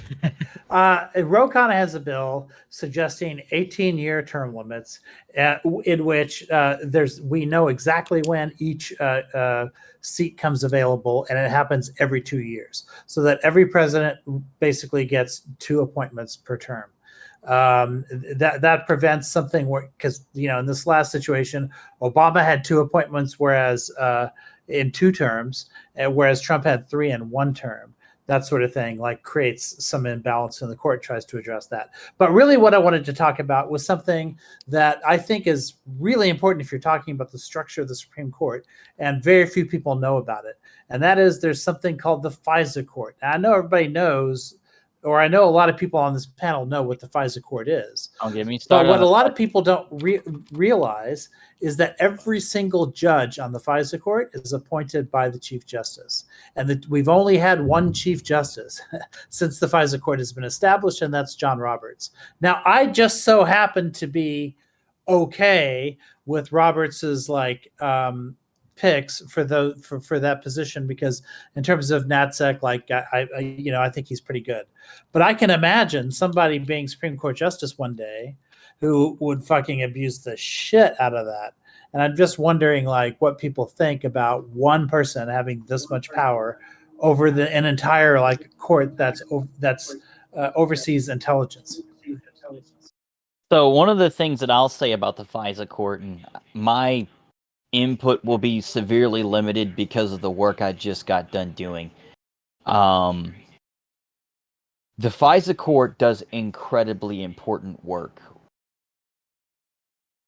We had pretty much all of our warrants go through FISA, and for incredibly good reasons, and that's where I'm going to leave it for that part. There is absolutely no way that any form of good outcome would come for them being anything other than a classified court. That being said, personally, I do not agree with the prosecution component being FISA-based. I am very much so against it because of things that I have seen personally and things that I have provided information to or components to the investigation to that make it incredibly difficult, if not completely impossible, for the defendant to have a fair trial, because a lot of the citations will be, oh, well, that's classified, and they won't even be able to rebut the evidence provided against them simply because of the fact that the prosecutor said that's classified. And that's incredibly unfair to them, because there's been instances that I have seen, not with my FBI work, but with previous instances in DOD, where information was not accurate, and unfortunately, because it was classified, the individual in question was not able to challenge the information, even though the information was erroneous, because of the fact that the information was classified. And I do not find that fair or effective in terms of justice. Okay, but what I'm asking is, frustrating. putting all that power in the hands of one person. Imagine if Donald Trump in his first term had appointed Rudy Giuliani to be Chief Justice. Okay, and now he gets to pick. He gets to pick all of the FISA court judges. Yeah, and then personally, they get to decide. It's just bad to have one person do that. How would It should be a component between the Chief Justice with two peer Supreme Court justices, as well as the Senate Intelligence Committee, where most of that intelligence briefing is gone through in the first place. I think those should be the two oversight bodies, because then you have a representation of the people through the Senate, and then you have a representation of the people through the courts. Sounds like an improvement. Because one's going to be legislators who draft law related to intelligence, and the other one's going to be judges that are appointing judges based on the judiciary processes and the enforcement of law. Because the right talks about FISA a lot, so I can only imagine what would happen if, the current Chief Justice is pretty balanced when it comes to national security issues, and I think isn't going to cause a problem there. But I just don't know that that's guaranteed to happen in the future. One thing that I will say that I can talk about is that the thresholds for getting a FISA-based warrant are unbelievably high. The evidence that I've personally seen submitted to get FISA warrants that I've been part of the investigations of, the level of threshold of proof that we had to go through in order to confirm without a shadow of a doubt that the individual was a risk or a threat, or a person or persons were a concern, was so unbelievably high that I don't think we've ever seen a false positive. Let me rephrase that. For the location that I worked at with the group that I worked for, in at least 17 years of the oldest person sitting that was still operating as the original team members, we never saw something that was a false positive. in 17 years.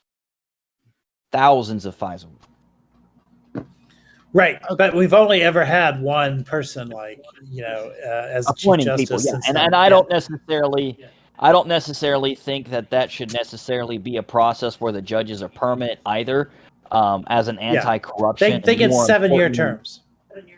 Yeah. There should definitely be a term limit on that, and I think that the limitation should be relatively stringent because of the fact that the access to information that those judges have access to and the briefings that they receive are an absolute threat to national security. But on the other hand, shorter terms means that it's easier to capture them within one presidential term if you need to. You know what I mean? Like, and because the Chief Justice can be there for a long time, like Roberts can have been in that position for decades, will have been in that position for decades.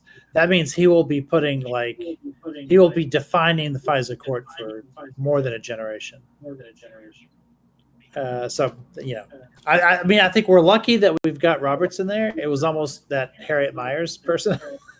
So I can only imagine what would happen there with FISA court and with a bunch of other stuff. So I think we'll leave it here. I think we've hit it hard. Bonner, again, you can mute yourself for a bit because we can get that background noise. But yeah. No worries. Maybe have phones on next time. Then we won't hear that. But still, thanks all you guys for coming on and having a really spirited debate. Someone named Duke Debates, they used a super chat for $1 on the YouTube, which is the first super chat. So shout out to you. But you didn't leave a message. He wanted me to read this message, but there was no message there. So you get to improvise. Who do you want to give a lashing to? Yeah, right. Well, the lactoid always, right? Like, who else would I do that? I think lactoid would feel cheated if I didn't yell at him. But yeah, I do really appreciate you guys coming through. If you've enjoyed the channel, whether on YouTube or you're on Twitch, hit the follow button or the subscribe button over there on YouTube. We'll have more in terms of a walk-on panel. We can have more content for you. We'll see if people want to join afterwards, and we'll decide from there. But stick around. We might have more content for you. Open walk-on panel, so stick around. I'm going to give an outro to all these kind of people, but we have more content coming. Lactoid, I love it when you can just like hold up these debates, like just with just your two arms, right? You can hold up a side debate. So shout out to you for always doing such a great job, right? Like when you're ready to fight, like you do it well. So thanks so much, friend. No, I really appreciate having me on. I really appreciate the opportunity for me to educate your audience as to why the Supreme Court is actually a good thing. And for anybody who is threatening to pack the court or even crazier, abolish the court, you are crazy. Anyway, like I said, thank you so much. Thank you to all of you who fought with me, agreed with me, talked with me. That's what I love. If you like what I had to say, you can find me at Lactoid TV on Twitch, Twitter, and YouTube. Yeah, more Supreme Court opinions will come down, and I'm sure we'll be having more conversations like this soon. Thank you. All right, next we have Fallon Noor. Again, it was nice seeing you after all this time. We hope to have you again in the future. Yeah, man, it was definitely fun. Like I said, I really enjoy all the conversations, everybody. It's always fun to come on and discuss things with everyone, especially with the Supreme Court and all the spicy inner workings. I've missed these, Prime. I've missed you. And the fun chit-chats and the fun lashings. You're not as brutal as you used to be. That makes me sad. We don't have the right mix of people. We got a lot of nice guys here, right? We got a lot of nice people here. No, the civility is killing me. Yeah. That was heated for me. I just want to make that. Yeah, that's heated bloodbaths. Like I especially wanted to say I appreciate your input, Aiko. Gorsuch has been very kind and conservative towards my people. One ruling that was not discussed that Gorsuch was very kind about recently was the Arizona v. Navajo Nations in Right. regard of the water rights and preservation treaties going back to the 1800s. And the He Holland was v. very Beacon. considerate to that. Yeah, and it's unfortunate that they did not rule in favor of the nation in regards to its Right. water rights, but that's a battle that we will continue to fight. But Gorsuch was on the right side of that one. Have a great day. Yeah, Gorsuch was on the right side of that one, as well as Sotomayor, and I appreciate that. I'm disappointed that Justice Roberts was not, but I do understand his argument that he made in relation to them effectively trying to amend the interpretation of the treaty versus on its historical enforcement and spirit of the treaty as per the other treaties that have historically been recognized. Talk about originalism. Like conservatives ought to be in support of these treaties, and they're generally not, except for Gorsuch and Roberts and that was sometimes. disappointing. Yeah. Okay. Well, I understand. All right, so let's move on. Okay, sorry. Yeah. Yeah. You can okay. consider that my closing. Okay. Well, then I go. Thanks In the interest so of much, saving time for you. friend. And so then we'll move on to HPCR.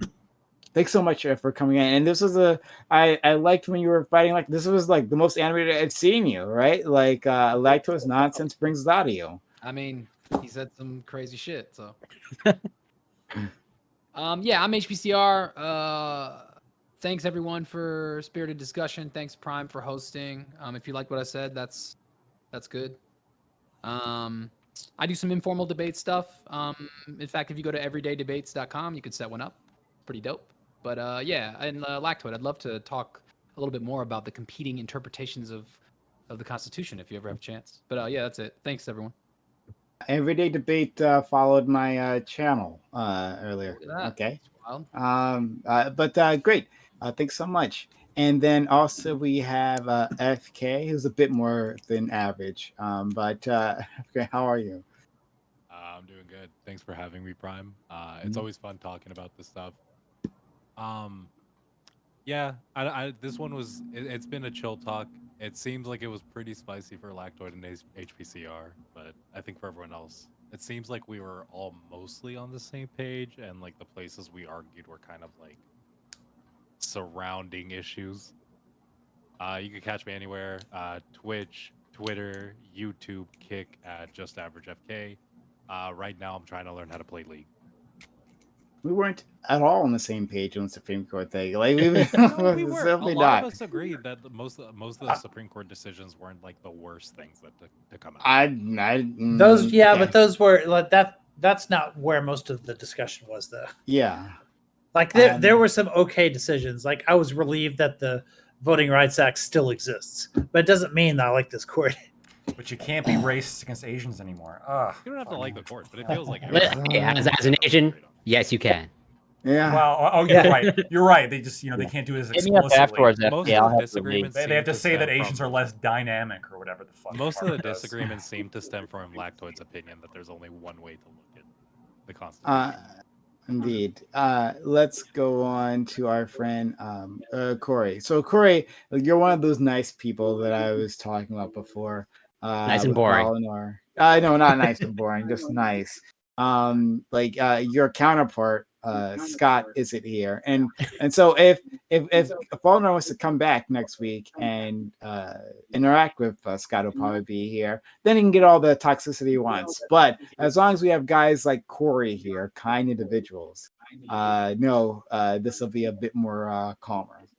Well, thank you. I appreciate that. Although your opinion might change now, given what I'm going to do now. I'm going to briefly answer Cal's question about the FISA court, and I can't believe I'm doing this, but I'm going to cite the great intellectual Kanye West. No one man should have all that power. Everything else, I strongly disavow about Kanye West. It's the only thing that they said of utility. But yeah, thank you so much. I appreciate always being here and getting into it as best as I can. If you like what I have to say or hate it, you can find me on Twitch, twitch.tv, CoreyCampbell84, and Twitter, Instagram, it's Corey Campbell, and FK, HPCR, I'm just a Bill, and Fallenor and Lactoid, always a pleasure, and love you, Prime. Okay, love you too. All right, so we're gonna go on to open walk on panel. Exclamation open in chat lets you know how to join. Go into the Discord. Go into the robot waiting room. Jump in. We'd love to have you. We'll pull you in. We'll have a discussion. If we get some people joining in, we'll stick around. That's up to you guys. We'd love to have you. And again, consider supporting the channel if you can. All right, so we're off, but yeah, we're going to open walk on panel. Anyone here can join us. But if not, that's okay. Thanks for spending your time, energy, your knowledge, and your passion for my community. I know they appreciate it just as much as I do. Have a good one. Always a pleasure. I love you guys. Good night. So Lactoid. Yeah, what's up? Because I think you asked a good question that I was wanting to ask during the panel. I didn't get a chance because like I think you brought up a good example of like whatever when it comes to like living constitution and like that right to bear arms example and like well what if they bear arms? Yeah. So like how would you argue like so what argument would you use for that or like how are you interpreting it today that justifies whatever current gun usage? Muskets. So yeah, that's it. No. So well, I would defeat the bear arms argument by saying that you can say that the Constitution has shifted and blah blah blah, and so actually now the needs of society because of gun violence are that it's actually about bear arms and not firearms. But what I would argue is that at the time of the Second Amendment, right, the purpose of the Second Amendment was to allow for the citizenry to bear arms, right, and the arms at the time were comparable to arms carried by the U.S. military, right? That was the comparison. So, going from there, right? As what does the U.S. military have access to? Constitutionally, the citizenry should also have access to. So then, what the citizenry has what the military has access to today? You're saying the citizenry also has the right to, as in like an RPG and a tank? Yeah. Yeah, so to probably. get into the history of it, because this was something that was very close to me personally. I almost sued the U.S. government over it actually because of what happened at Fort Hood and the shooting. But the whole point of the reason why the Second Amendment was created comes down to Boston and what happened in Boston historically. For those of you that aren't, I guess, I don't want to say educated because that sounds disrespectful and it's not meaning to be, but ignorant to the situation. There was an instance where the British Army showed up to a town in Boston, in Massachusetts near Boston. It was actually technically outside of Boston. But the instance that occurred that actually started the war, was when British soldiers showed up. They forced themselves into the homes of the local American colonizers at the time. And the soldiers, unfortunately, were misconducting themselves in a very conduct unbecoming manner. They were forcing themselves upon the local women, the children. They were hurting people, stealing. Obviously, they were being forced to house these people at the time as well. And there was a growing dissent in the local town because of that behavior, obvious reasons why. And what ended up happening was one of the colonels from the British Army ordered that the weapons of all the townsfolk be seized so that they could better control the people and maintain all the order based on their capacity for superior firepower. And when the British government came to take the weapons because the people refused to give them over, it started an altercation and an incident that ended up killing several of the local colonizers. And the retaliation to that was a complete annihilation of the presence of the British Army in that I understand the town. sentiment that you're trying to convey. Of essentially whatever government overreach or whatnot. So like you would stick to that principle, Lactoid, of like whatever the military has access to. And let me And there's some support for this as well, right? So when you read the full text of the Second Amendment, I don't have it in front of me. I'm not going to pull it in front of me. A well-regulated militia being necessary for the security of a free state, the right of the people to keep and bear arms shall not be infringed, right? Yeah, that's my understanding of it as well. Essentially, or I'm not even sure that people the right to keep and bear arms. I forget. And I believe the A in arms is capitalized. Yeah, it might not be important, right? Maybe arms was a guy, and they all had a right. Yeah, to I don't exactly. know. So when you read the first part of the Second Amendment, a well-regulated militia, this is like constantly pointed to by people to say for gun control. Like, well, actually, this only applies in the context of a militia. But this is actually one of the flaws with textualism, in that regulated means something different today than it did at the time of the Second Amendment. So regulated today, when we use that word, like regulated, the immediate like thought is the government coming in and like having certain regulations to like have something run a particular way, right? The militia is regulated. But at the time the Second Amendment was drafted, regulated simply meant well-functioning or effective, right? That's what that word meant. And so when you read it in that context, it's a effective militia, a well-functioning militia being necessary for the security of a free state. The right of the people to keep and bear arms shall not be infringed. What does that mean? Well, it actually provides a lot of explanatory power. Like, what are the types of arms that would be for an effective militia now? Is it going to be muskets? No, it's going to be rifles. Well, and it also is going to be whatever explosives as well. Well, basically, like pretty much equal force, as in like whatever, since as maybe not the military, but like really high explosives stuff. So, and like, let's say, hypothetically, somewhere down the line, the military, well, there's obviously a lot of prototypes and whatnot. If somewhere down the line, there's like whatever, a rail gun, or like some sort of, Star Trek phaser where you can vaporize someone, then hypothetically, you're okay with the citizenry having access to that. So I would want there to be like maybe an amendment passed to clarify a little bit more on that. Like, here's some exceptions, no nukes. But like as it stands now, it is a constitutional right to keep and bear arms. And the historical context was arms comparable to what the U.S. military had. So I'm struggling unless. Well, wait, is that explicitly outlined in the Second Amendment, as in comparable arms to the military? I mean, that's what was intended. How do you? Well, that was intended because of you can do like an historical analysis, like what were the kinds of arms that they were protecting that people had to form an effective militia. Was there anything that they had that the military?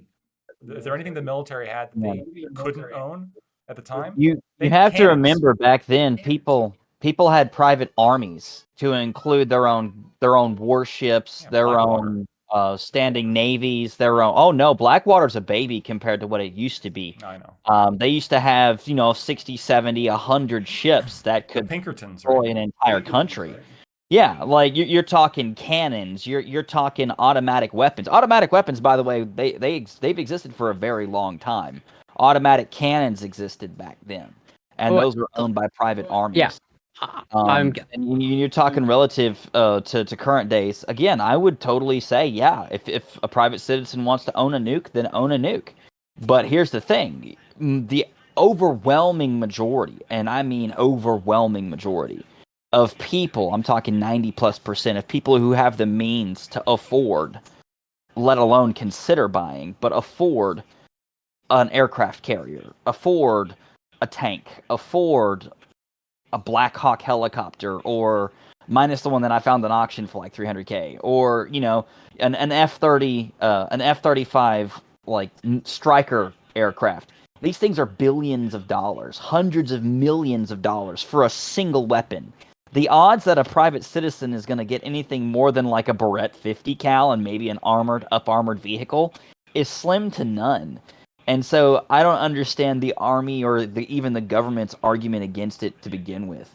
It's a non-starter, because who's going to actually go out of their way to buy an F-18 attack plane, assuming that the people who own one will even sell you one to begin with? There is one. There is their order's too small. Right. There is like one legal argument you could use, which is that rights are not endless.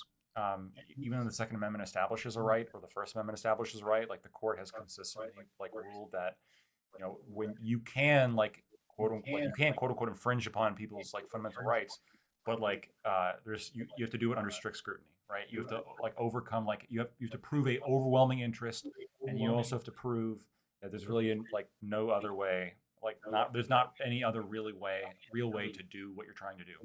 And so like the government could potentially argue they have a overwhelming compelling interest to prevent citizens from having nuclear weapons, and there's really no other way to do that, like to prevent that, other than banning it. And that holds some legal strength. I could see that winning, and if the opinion was like written well enough, I could even agree with it. Yeah. So I'm gonna rely on you for the historical analysis, because like obviously, I recognize you're not Canadian like me in reality.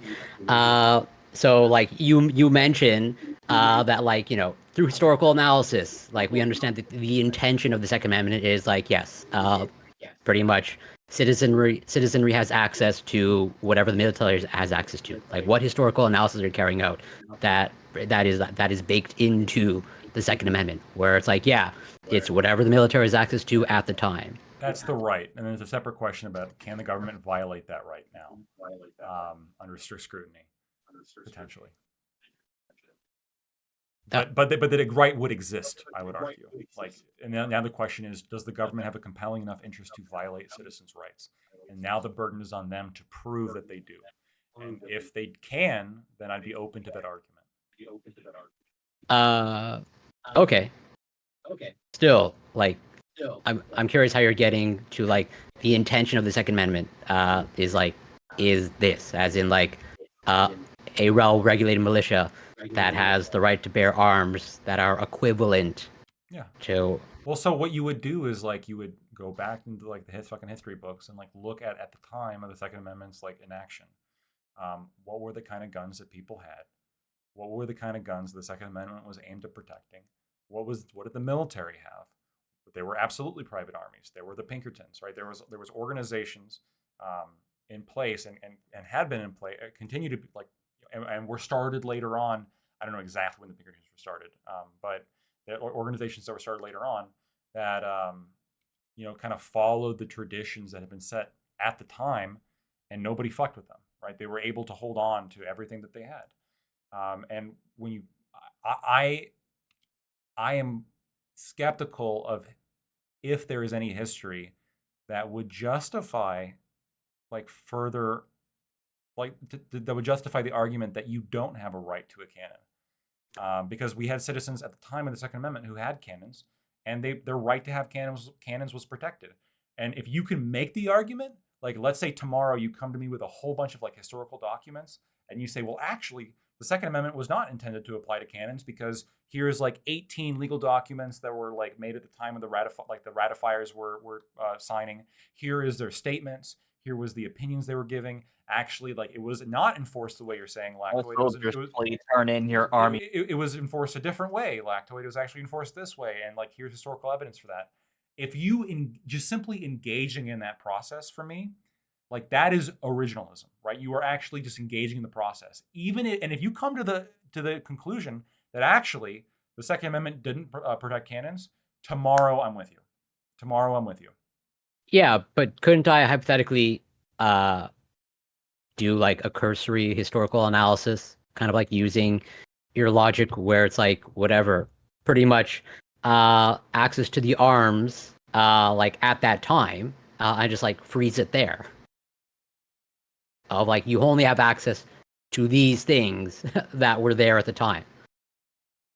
I mean, would having a bunch of muskets like serve the intention of the Second Amendment? Like, what was the intention of the Second Amendment at the time? It was to, the people could create a effective militia if they needed to. The people could, right? Well, effective. I don't think effective militia. Yes, regulated by like at the time, regulated means effective or well functioning. That was the translation. Regulated means a different word now than it used to, right? So it literally meant like what is an effective militia? Yeah, so that's perfect obviously going to example be that would require unpacking too. Like how, like you think the drafters of the Second Amendment, which you probably know more about them than I do, like were able to project in the future of like what like effective means, like in perpetuity, I where mean, like you can't predict the future, but the question would be like at the time of the enactment, right? What were like the militias that like they were trying to safeguard? What was their purpose and what was the intent of the Second Amendment? And if today you could only have muskets, is that intent fulfilled? That's the question, right? It'd be like the First Amendment, right? Does the First Amendment apply to online speech? Well, they didn't have computers. How could they foresee computers? I guess they couldn't foresee computers, would be but like, what was the intention of the First Amendment? It was to protect the honest expression of personal political views. And whether that's on a computer or not doesn't actually matter to the intention of the people who drafted it. That's the analysis that I want to see with gun control, but that's not the analysis you get. yeah, sure. I don't think your computer example like holds up. Why not? Well, no, But- it does. Look at the Alamo. It's a perfect implementation of a militia, and their rights to bear arms shall not be infringed. And the purpose is they were an organized militia. They're the ones who died, for those who are not aware. But it was the militia that was fighting to protect the Alamo. And modern day implementation or consideration to that would be the Alaska cartels' constant attacks on ranchers and Americans on American soil. That would be a perfect implementation of a militia deployment to stop that for the failures of the government to protect the local Americans that have been kidnapped and murdered repeatedly, and to the sum of thousands of people. A deployment of a militia would not only be warranted, it would be justified. And that militia would need to be armed heavily in order to take on armored vehicles, rocket-propelled grenade launchers, mortar fires, attack helicopters. These are things the cartel has. I think the last assessment was they have an outstanding army of 100,000 soldiers. They're not just some two-bit operation. They have an actual army as an institution, and they are a direct and imminent domestic threat, not a foreign one. I want to bring up another example here, which would be like the Fourth Amendment, right? So the initial part of the Fourth Amendment reads, the right of the people to be secure in their persons, houses, papers, and effects against unreasonable searches and seizures shall not be violated. Okay? And then there's more after that, but we're going to stick with this first sentence for a reason. So the right of the people to be secure in their persons, houses, papers, and effects. Effects is just property, right? At the time it meant property. At the time, there were no computers. Okay? Mhm. How do you know that the Fourth Amendment was supposed to apply to computers? Yeah, I have no problem admitting that that's poorly worded and that should be amended. No, like but if you're but here's the analysis. Of course, it was supposed to apply to computers because what are they trying to get at with this amendment? Like what were the framers trying to get at? You can't search people's persons, houses, papers, or property.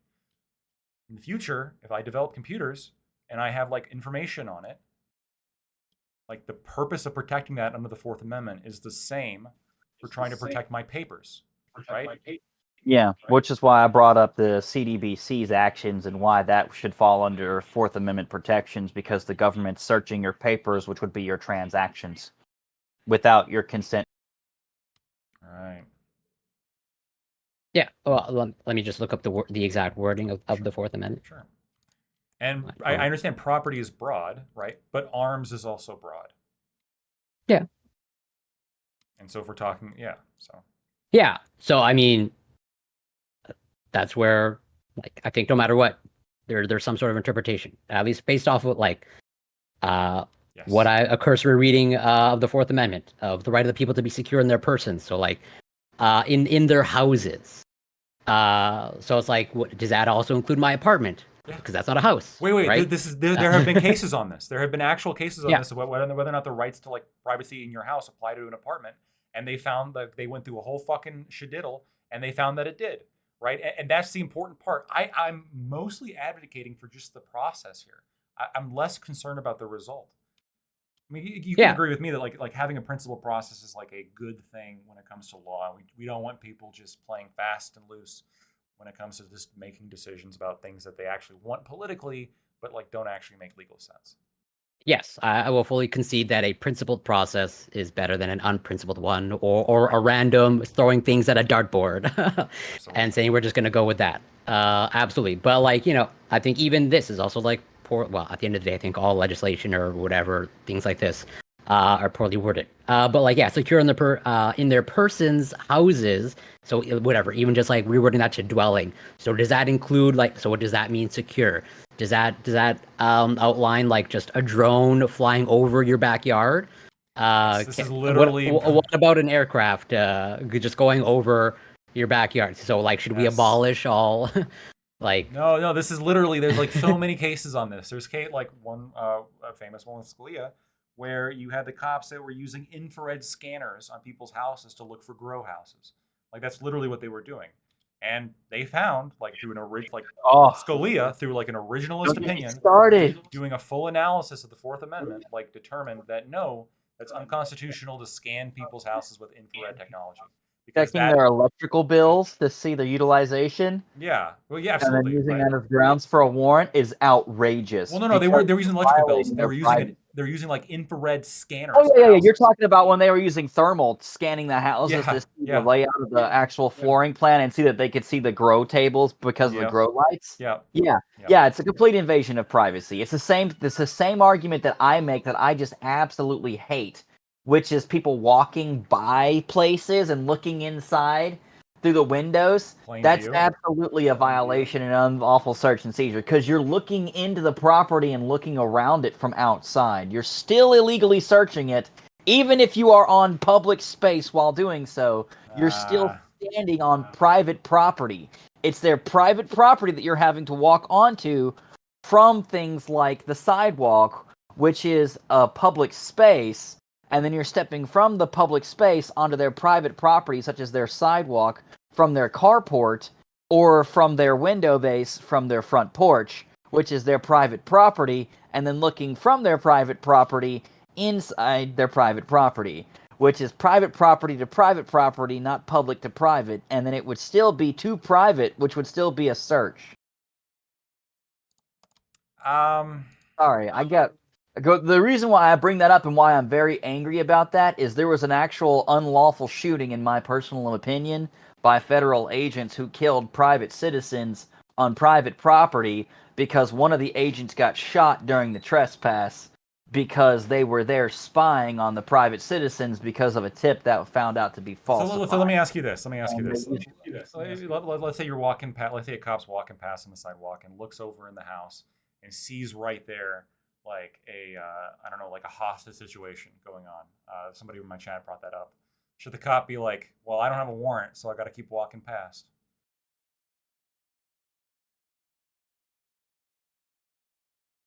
Come on, friend. Oh my god. That's a hard one, man. And that extends. No, I want to say it. So, like, so even extending that, not a hostage situation, like there's child sexual abuse going on. They should just like keep walking. I don't think the Fourth Amendment was applied that way at the time. Sidewalk. If they could see it from the sidewalk, go for it. Absolutely go for it. Sidewalks, public property, like my wife said. So you're saying you're against like police like trespassing on people's property to look into windows and shit? Because I agree with you on that. Correct. 100%. Yes. Yeah, and that's what I'm saying. It's like if they're like slipping onto your property and it's your private property and they're looking into the windows of your garage, or like they're walking to the side window to look into your kitchen from outside on your carport and they're like climbing on stuff to look inside. That's what I'm talking about. Now, if you happen to be walking on the sidewalk and look over and hear a scream, then that's probable cause. I'm not trying to deteriorate the process of probable cause or the jurisdiction that is attached to that because of direct and imminent threats. I'm not saying that you should allow those to happen. If you hear a child scream, I've done it several times myself when I've ran down to the water to find out the kids are just playing and everything's fine. And I'm just like, oh, great, I don't have to shoot anybody today. And it is what it is because the YMCA is not far from my house. But on the same note, it's like, if I'm walking by a house and I hear a scream, I'm going to come knock on your door. But I have a reason to do that. I guess would be to reinforce what you were saying in regards to I guess instance. I guess is the best word for that.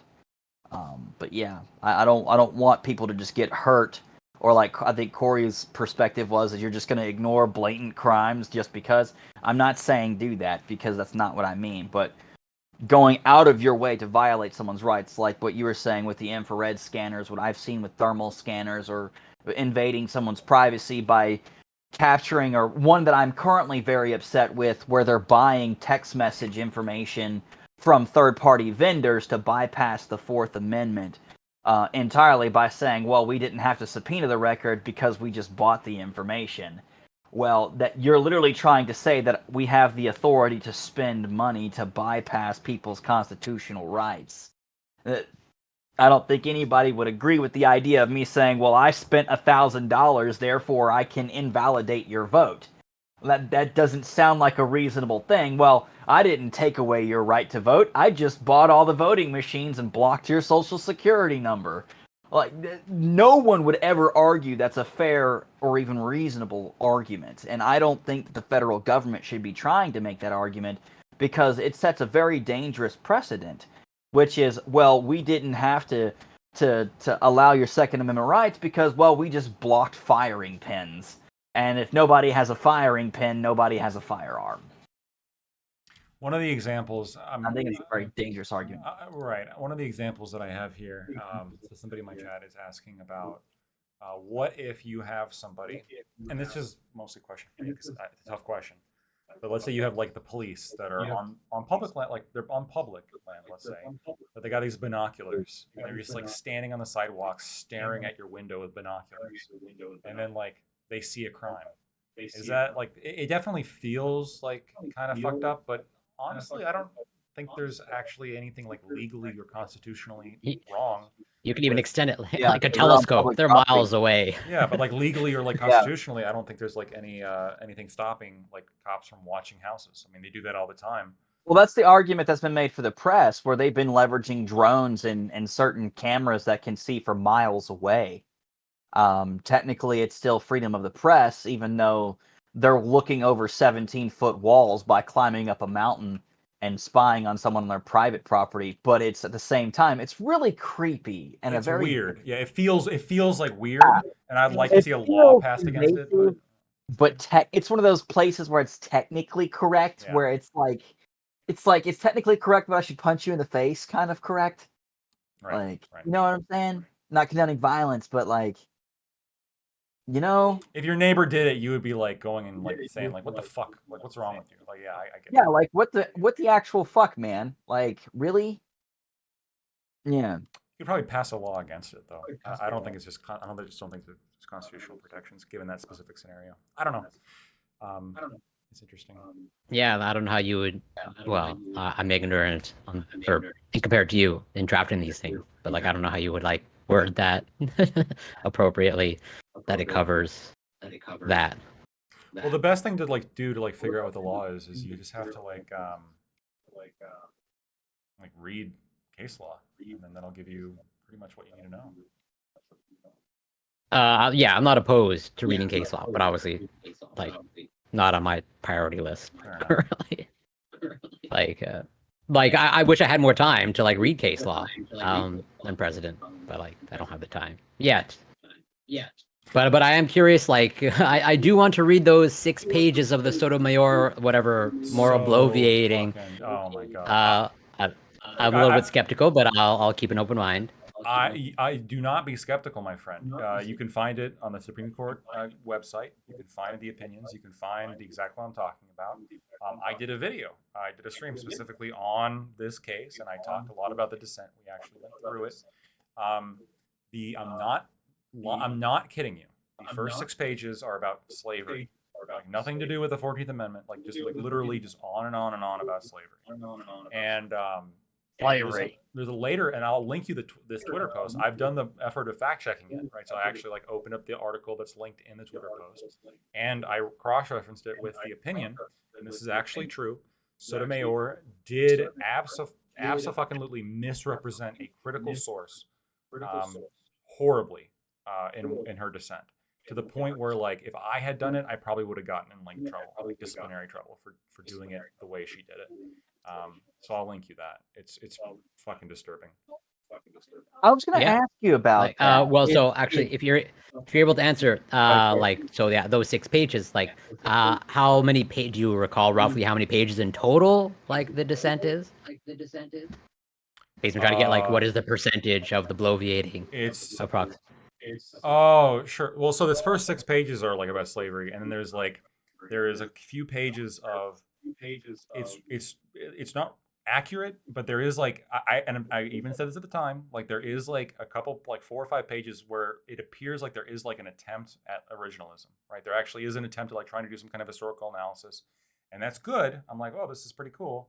And then it descends into shit again, like for the next like 20 pages. The opinions are incredibly long. So all the opinions together, the PDF document's like 277 pages or something of legal reading, like small text. It's a lot. I'm not gonna lie to you, but it's a really important case. So if you're gonna read a case recently, that's gonna be the big one. Okay, yeah. So like it's hard to put like an exact number of like what percentage in the dissent. But like yeah, like where it's like I don't see a problem with that if it's like whatever a minority of the overall like dissenting opinion. Like if it was like the first 6 pages and then the next whatever 90 pages is devoted to like the type of analysis that you want, I don't see that as inherently like a problem per se. The reason it's a problem is because the press there's conflicting things being said by Sotomayor. So Sotomayor said that she's trying to support the precedent in the United States, Bollinger, Bakke, like the Supreme Court cases that upheld affirmative action. She's saying she's defending that. But those cases, that precedent specifically said, was very specific, that the only justification for affirmative action is a diverse student body, right? Like making amends for historical wrongs, that is not a valid reason for affirmative action. That's the precedent speaking. Right, that was the cases. That was Bollinger in 2003. Right, that was like established. That was a shit they said they were defending. Okay, so knowing that if the only defendable interest, if they're claimed to want to follow precedent, which they did multiple times in their dissent, the only thing they could defend and could argue in favor of would be a diverse student body. Why does 6 pages of slavery that she started with? Why does that have anything to do with the benefits of a diverse student body? Yeah, sure. I understand, but people want to, I think understandably, want to whatever insert their values and their guiding principles. So like hypothetically, like you would be okay if that was just like deleted and they were just going by the precedent, as in like that is permissible. Yeah, it's just literally all of her dissent should have been fucking deleted, except for the portions in which she argues poorly for the benefits of a diverse student body. And in fact, the reason why it's so poor is because one of the few citations that she provides for that element is falsified, like is misrepresented. Right, the actual citation is not false, but she like literally like clips and ships part of a sentence. And when you go and look at the actual page in the document, literally the first word of the next paragraph is yet, comma. This actually is the case. When it's fucking crazy. Like it's like I'm not exaggerating how crazy it is. Yeah, that doesn't like whatever. What people don't know how to reference or cherry pick reference or like crop. She's a Supreme Court justice. Like this is like on a dissent on a landmark case. This isn't like a grade school paper or like a debate. I'm willing to give plenty of credit for people for like fucking up like grammar or not citing things correctly. Who cares? You're a Supreme Court justice? Come on, right? That's different. Well, yeah, there's a larger philosophical discussion of like what is expertise, where like, yeah, just because you're a Supreme Court justice came from that doesn't really mean anything other than you may be hyper competent in a very certain niche area, and that's it. Where it's like even just if you can come to like whatever the ultimate correct ruling, that doesn't mean you can actually type it up and like actually express it appropriately, right? Well, no. Well, most of that shit's dictated, right? Sure. This isn't like an issue of like typo or whatever. This is No, like yeah, a I use that sort of misrepresentation of the source. colloquially. You're Yeah. right. Some other interesting facts about the court. So the left wing, unsurprisingly, like the left wing kind of living constitution theorist wing of the court, vote together much more often than the originalist judges, who are more likely to vote cross partisan lines. They are their opinions are much shorter on average. They have a lot less legal reasoning in them. They have a lot fewer citations, and they're actually less likely to even write opinions. They're more likely to just join dissents or join majorities without giving an opinion. So they're much less likely to explain their reasoning. They're much less likely, and they're also much more likely to just decide things as a unit. In fact, I can't think of any situation in any of the recent Supreme Court cases in which they didn't vote together. I think every single time they did. Even when there was cross from the other side, there was like quote unquote other side, there was cross opinions. Yeah, sure. It's not news to me that those who lean very left would probably are more collectivist overall. Like that's not it doesn't blow my mind. Real quick, one clarification. Somebody just in my chat just pointed out, and this is absolutely true. Jackson was the lone dissent in the Union case with the cement truck. That one was so egregious that yes, I will give Sotomayor credit here on this one. She did join the correct ruling. So clarified that. Yeah. But also like even if there are less citations or less words, I don't think that means like I think there's only so much you can read from that. Where just because like there are many wordy people on panels that don't say very much at all. I think you would even agree with that. I might be even one of them. Who knows? But like your ability to just say words doesn't mean all that much, and your ability to cite things and the number of citations. Like I'm sure even there can be a document riddled with citations, and you actually start dissecting them, and like it either leads to nowhere or at least to like a blog. You can't read too much into it, right? I don't disagree. You can't use too much into it. You can't read too much into it, but I just think it's telling. Like here's a group of justices who I've read their opinions and I'm not impressed, right? I think they're very poor. They tend to hyperfixate on like morality and like emotion, especially, and like kind of feel good concepts. And they're not particularly interested in explaining themselves legally or citing law. And so it's not surprising to me then that when you actually do like the statistical analysis, well, they don't actually explain themselves that much, and they don't actually cite a lot of law, and they tend to agree with each other like way more often.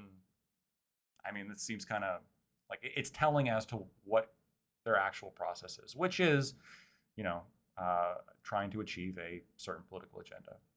Yeah, sure. And like again, just to maybe reach some common ground. Like so, whether it's constitutional or not, or whether it's actually possible or not, but like on principle, you would agree that there probably should be like an age limit, as in like it's pretty clear after a certain age, your cognitive faculties, you probably shouldn't be in this position. Yeah, it's interesting. Yeah, I'll think about that. Maybe if it was broadly for all like federal agencies, like this is your. I'd be totally in favor of that. Maybe. Like we would have to like amend the Constitution and say like put an exception into the 14th Amendment though. Like so I need to be informed of like I understand age is a protected class, but like how I'm not sure exactly how it operates in the real world in terms of like we put age restrictions on other things as well, or like age minimums, or maximums. Right. Well, right. And so like you have to like again like strict scrutiny, overwhelming interest. When it comes to like the government doing it against the citizenry, I guess you could probably have a situation in which like it was like a sort of kind of like how Biden was like, I'm going to choose a black woman for a Supreme Court justice. Like technically that's not kosher. But you could have presidents be like, I'm only going to pick somebody of this certain age, right? But for an age gate specifically on the Supreme Court, you would absolutely need a constitutional amendment because the Constitution specifies what that job is. And I mean, you're not going to be able to change that with statute. That would run afoul of separation of powers. So for the age of Supreme Court justices, there you would need a constitutional amendment. Does the Constitution like specify like what that job is and its responsibilities, or does it specify like must fulfill these requirements? I understand like there's probably some procedural stuff in terms of like how it's selected and all that. But yeah, hold on. Article 3. Judicial power, 1 Supreme Court, blah, blah, blah. The judges, both the Supreme and Inferior Courts, shall hold their office during, literally here. The judges, both of the Supreme and Inferior Courts, shall hold their offices during good behavior, and shall, at stated times, receive for their services a compensation which shall not be diminished during their continuance in office. So right here, shall hold their offices during good behavior. That is basically says as long as they're good, they get to keep their office. oh yeah, you have to bake in or like slip in good behavior. You're only on good behavior between the ages of this and this. Yeah, if you amended it, if you amended it to say, up until 70, you could do that, but it would require a constitutional amendment. Okay, yeah, but like what like I understand you might have to think about it, but like again, all this aside, assuming it's feasible and doable, like why would you be against it? An age restriction. The only Like reason even like only reason I'd be 90. the only reason I'd be against it is like the concept of you have somebody who's like has no mental impairment and they're good, but like we're kicking people out because like there's already like for justices experiencing like massive decline. I wish there was a system for like selecting those justices out. The problem is like I'm not sure I would want like that'd be a terrible like political process because like if it was a political process you could have like the Democrats just agree that Clarence Thomas is like of mental decline, right? Clearly, so because they want him out, so kind of like Kafka-esque scenario where they pretend that he's mentally ill so they can get rid of him. That concerns me. That concerns me a lot. So maybe we would just make it universal, but I don't know, maybe 80. Is 80 good enough for you? Would you roll with that? Like as a compromise, I would personally probably want it closer to like 75, 70. Especially given what I know of the overall average health of the typical American, I think it's fair to say that even just like physical, assuming there's any sort of correlation between physical health and cognitive health, which I think there pretty clearly is, it's like sort of as a playing it safe. Like, yeah, totally there are 70, even 80-year-olds that are very cognitively sharp, and that there's minimal evidence of any strong cognitive decline. But I think on average, I think basically this is just more like I think the danger of having someone like let's say you have the entire Supreme Court, all 9 of them, 80 years old.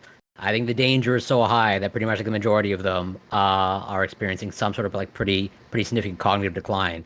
That yeah, like I personally I would even want to like put an age restriction on like whatever your ability to perform surgery.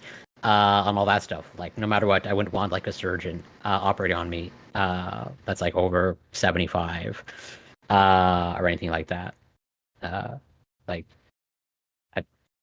again, unless there's like advancements in medical technology, I think the evidence is pretty robust. That pretty much like no matter what, regardless of the position, more or less regardless of the position, like you are not performing optimally at 75 plus. Right? Yeah, maybe. You could be right. As long as I guess I'm a little bit more apathetic towards it. Like if it happened, I wouldn't really care. Just as long as it didn't cause any kind of political changes. Because what I'm concerned about is they would like try to implement this specifically to get rid of Alito and Thomas, as a sort of like an underhanded way to try to get rid of like this the Supreme Court justices that they didn't like. So as long as like yeah, but if it's just like a strict age restriction, like that shouldn't that be applied equally? And I'm not saying like even if it was applied tomorrow, that if there's any justice over it, like I would allow them to live serve their term. But it would be like okay, and let's just say it happens to be that like the 3 liberal justices have curly hair, and then we put it in like no justices shall have curly hair. We're applying it equally. Okay, sure, but like, what's the effect of this? What is your intent on this? I would question how they're measuring curly hair and like yeah, exactly, right. But like you understand what I'm saying, like if it just so happens that like one of the 2 most prolific originalist justices on the court are over 70 and you make the cutoff 70, wow, there's other intentions at play here. So No, maybe if we get to I the agree. place, yeah, maybe like if we grandfather everybody currently in it, I'm okay with it then at that point. Like everybody in the court now is grandfathered in for life, but then any new justice is like 70 years old, they're out. Fine. I'm okay with that. Okay. And what if we get to the place, probably maybe somewhere down the line, of like average age is like 150 years, 200. What if we solve immortality? Yeah. Then Then we move up the ages, I guess. Constitutionally through amendment, because that's what we do. There's somebody in my chat who posted a graph. I'm gonna send it to you. Actually, it's really really good. Are you in my Discord, Corey? I'm pretty sure you are, right? I can join it. I'll try to What are join you it doing? now. Give me numbers. What? You're not in my. Oh no, you are in my Discord. Never mind. Of course, I would never leave your Discord. I'm unable to accept invite. Hold on one second.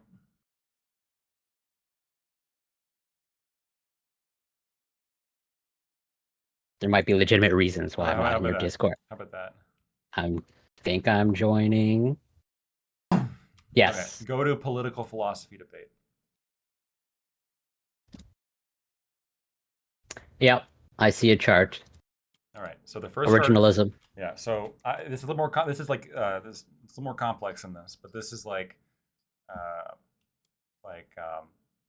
a very basic summary, right? Originalism: read the applicable law, determine the original dates, find evidence from those dates, and you, based on that evidence, come to a ruling, right? Livingism, living constitution theory: read applicable law, determine the most moral outcome, find evidence from today to support those outcomes. Ruling, right? Well, so first of all, this looks like some makeshift PowerPoint presentation. Is this coming from? This is from somebody in my chat. It is very good as a bare bones explanation. Yeah, no, I'm not questioning. I can understand. I can granted that it may be very perfectly valid. I'm just sort of asking, like, is this like some sort of official thought, or is this like really a makeshift? I can still analyze it through the merits. This is not made by any kind of professional, as far as I'm aware. This is literally somebody in my chat who linked it to me. And but I understand that doesn't undermine the merits of what it's saying. I understand that. Right. I'll say this: myself, as a doctor in this profession, okay, because I am, right. I think this is a good, very basic summary. Now, there obviously is a lot more that goes into it, but to explain the concept, I think this would be good. Yeah, I don't have that many quibbles. Like, I can understand this is sort of like a decent working for it to pretty much summarize the main points of originalism versus livingism, I guess. I can grant it. I think there's a little bit more to unpack there personally, but I think this is good enough.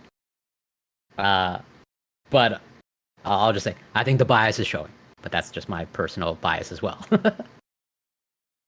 But yeah, as long as we can agree, I guess, on principles of I understand your concern of the age restriction, but like, is there no amount? Like, what if it's like... You really want this age restriction? Yeah, absolutely. I'm like not even pushing back that hard, and you're just like, I gotta get this age restriction in place. I am totally ageist for sure, because like I think it's a problem. Like I do that. Like most, like I'm sure you even encountered it probably, like in your profession of like, listen.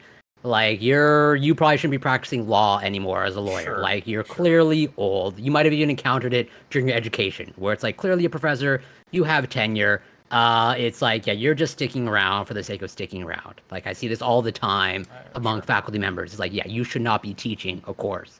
I empathize and understand the health challenges that some of these elder faculty members are experiencing, but sometimes you gotta like know when to call it in and not take it out on your students or other people around you. And that's actually a concern of mine of like, I'm hoping that somewhere down the line I know when to call it quits on what it is that I'm doing as a profession or whatnot. Of like, yeah, like I'm sure you probably even encounter this in like elderly people in your life of like, when like Yeah, sure. Like my 90-year-old grandmother still is technically legally allowed to drive, but like nobody wants her to drive. Okay, but she's adamant that no. Like I'm the best driver. I'm as good as I was 70 years ago. It's like no, you're not. You don't even remember the question you asked me 5 minutes ago. I don't want you, but like sure, yeah, I guess you're legally allowed to drive, No, but you just don't know. I get it. I understand. Yeah, I'm not. Like I said, I don't agree. I don't disagree with that in principle. Like if you could set like a minimum age, you could probably set a maximum age, as long as you just did it the right way, which is a constitutional amendment. I think it makes sense. And grandfather all the current members in. And while we're at it, we can put in the amendment too, capping the number of justices, right? So we don't run into the fucking threats of packing, which I think is a serious threat for undermining the confidence. I personally recommend that y'all appoint me as a Supreme Court justice because I found out there is a weird rule to where the Supreme Court justices don't actually have to be attorneys. And given the fact that we have a bartender in Congress, I think it would be great to just have like a tech person that really likes money as a justice. And we have just no actual functional idea of how law works, but my decisions will be the tiebreaker for like the Supreme Court. Look, there's there's a few amendments that I think really need to be made here. Okay, I like to call it the useful idiot rule because it's like I'm an idiot because I don't know anything like functionally about law, but I have common sense. And then whether it's me or somebody else, I've actually argued for this rule for a long time. First of all, I would just like to say, I would point out, I don't think I've ever met a person in my life that has admitted that they don't have common sense. Like, I'm an honest person, and I think it's a good thing to have an honest person in the room, whether it's with business or with government or with energy or with law. I think having that person that doesn't have the 20 and 30 and 40 and 50 years of experience that these justices have, and it's just like a generic person, like, this is how I'm going to see it as a person, not as a lactoid lawyer, or like yourself, Corey, from like an external country. I don't know if you practice law or something, but you make great arguments. I'm a scientist. A science, yeah, perfect. But that's my point is, as from a scientific perspective, it's how will a layman interpret this rule or this policy or this piece of technology? It's if you fill the room full of commanders with 35 years of military experience, what they forgot was the PR person. Because if you surround a battalion commander with 5,000 soldiers, that's just a typical Tuesday. You put 5,000 soldiers in downtown New York, like what just happened with the forces training that was going on because of what was going on in Taiwan. The amount of panic that happened because they just put a small platoon in the wrong area caused mass panic on a national level. And I think, again, having that layman in the room really helps to translate to, hey, if you start putting tanks on Main Street, this is how the common person's going to react, not the brigadier general down at Fort Hood that's watched First Cav roll through 1,000,000 times. And I think that's missing not just from our a lot of our committees with the government, but also on our justice system and our scientific communities, and just general civil practices as a whole. And it's people are so focused on having the specialists in the room that they've stopped asking the question of if we put a subway in the middle of a city, yeah, it sounds great from a civil engineering perspective. Yeah, the population supports it. Yeah, sure, the demographics per square foot is fantastic. It'd be a great place to put this train. Does that mean that people are going to ride it? Does that mean that there's going to be enough room for everyone to be able to ride the train? Is there enough trains? And is it, well, what about rush hour? What about outside of rush hour?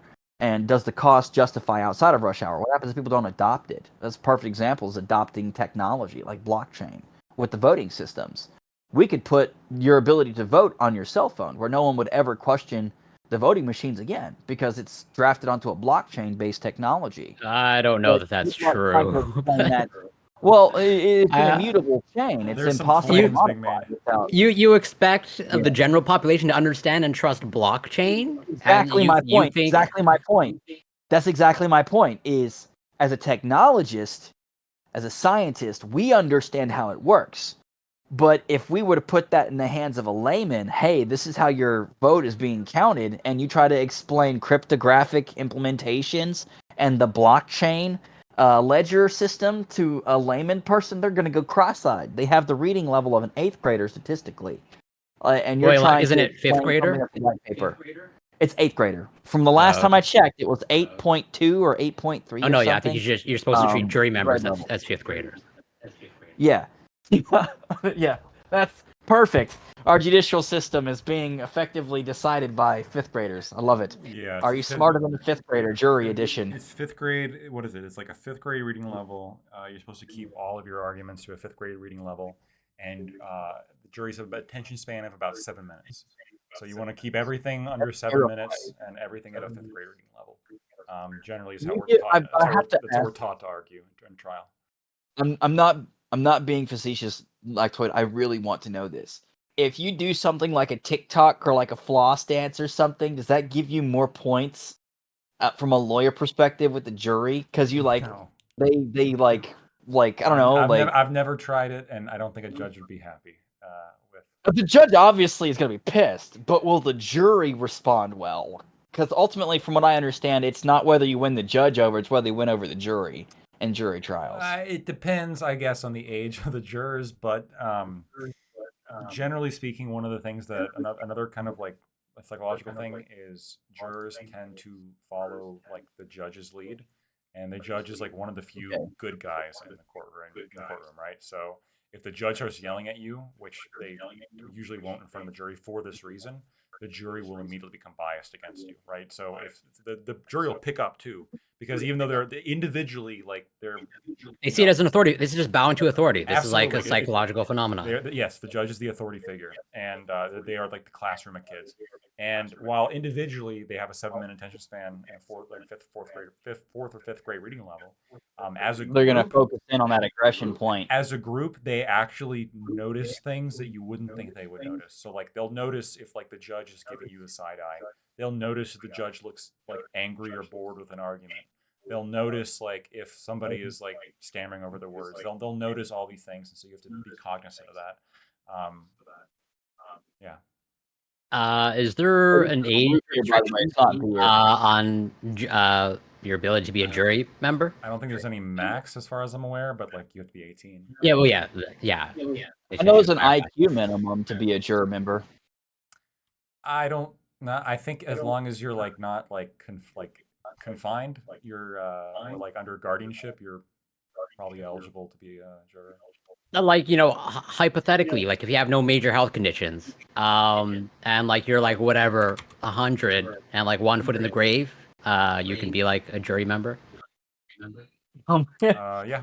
What if a jury member dies mid-trial? Does that a mistrial? It's happened. So it's happened. What? Yep.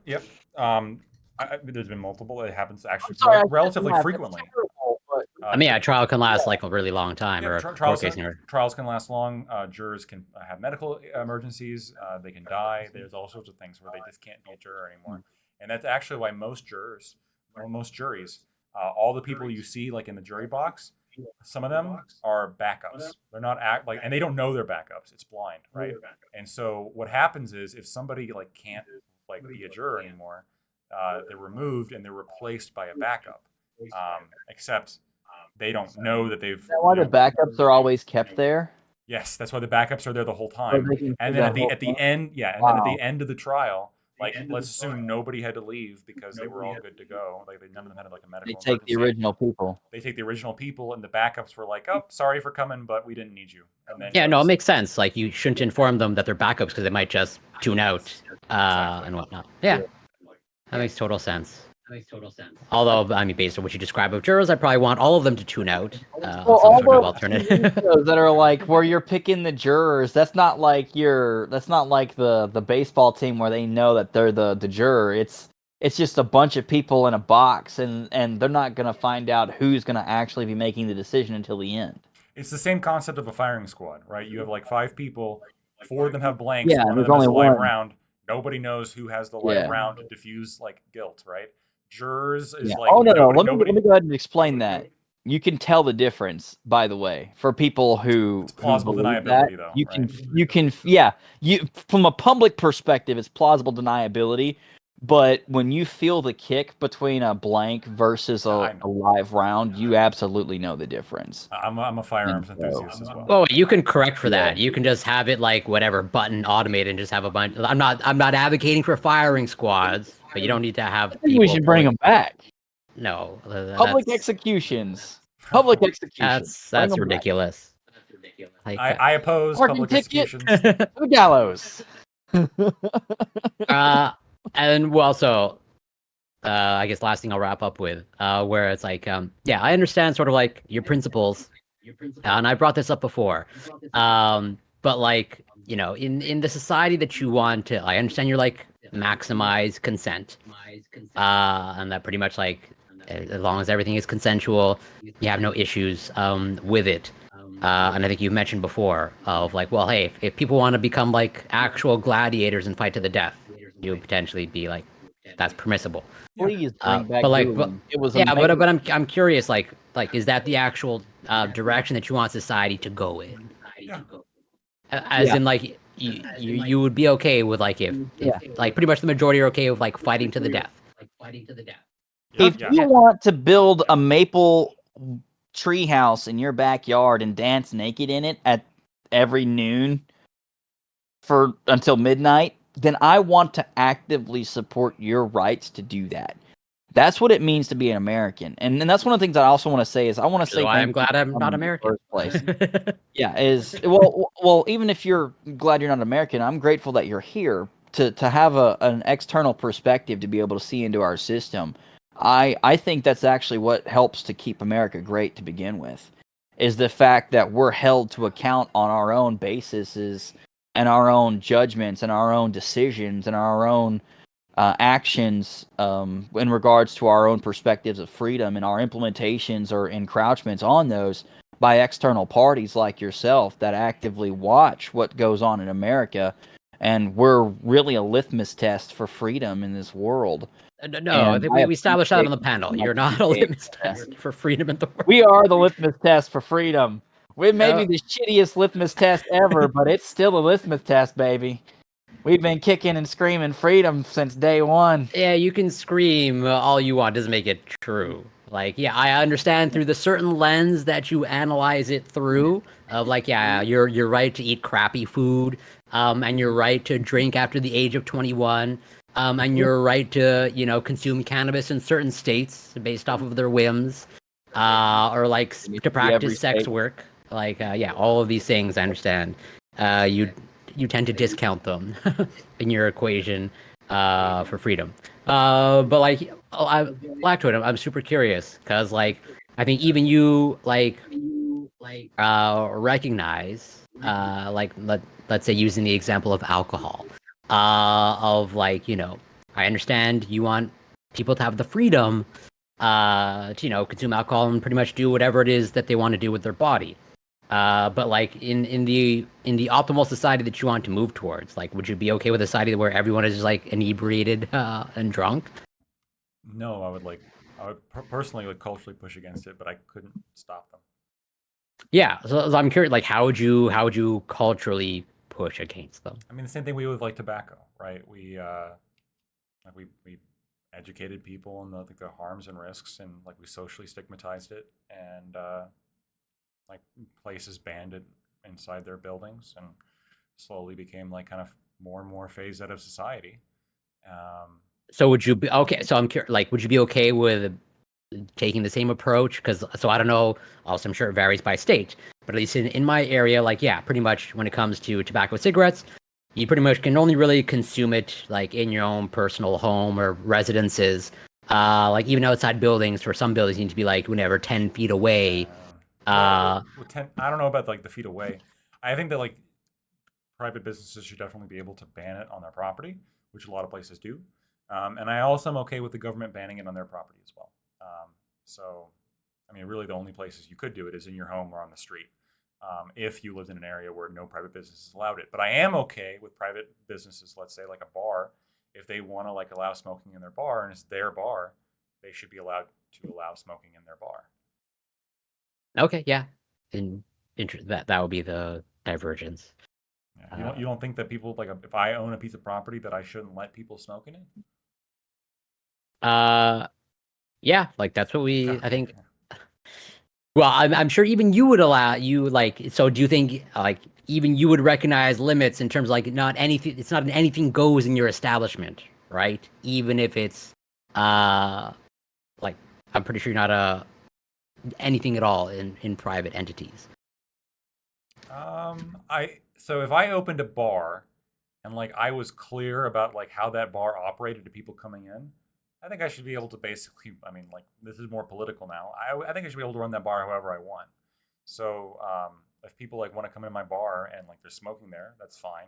If they come in and it's a strip joint and you know they are going to see titties, that's fine too, right? As long as they know what it is before they go in. If they go in and it's like a boxing bar where the whole fucking shtick is that you get drunk and fight people at the bar, well, you should be allowed to do that. But like people like walking up to the bar should know, hey, this is a boxing bar. You will get punched. Okay, I want to do it anyway. All right, welcome. I'm fine with that. Yeah. Okay. I mean, fair enough. Your principle. It'd be kind of fun. I mean, I don't know. You think like I know deep down that's not the direction you want to go in. I don't know. I don't know if I would go to the boxing bar because there's probably somebody there who could kill me. Okay, but like if I was like if I keep doing my my reps that I've been doing every day, and I get like big, maybe I'll do it.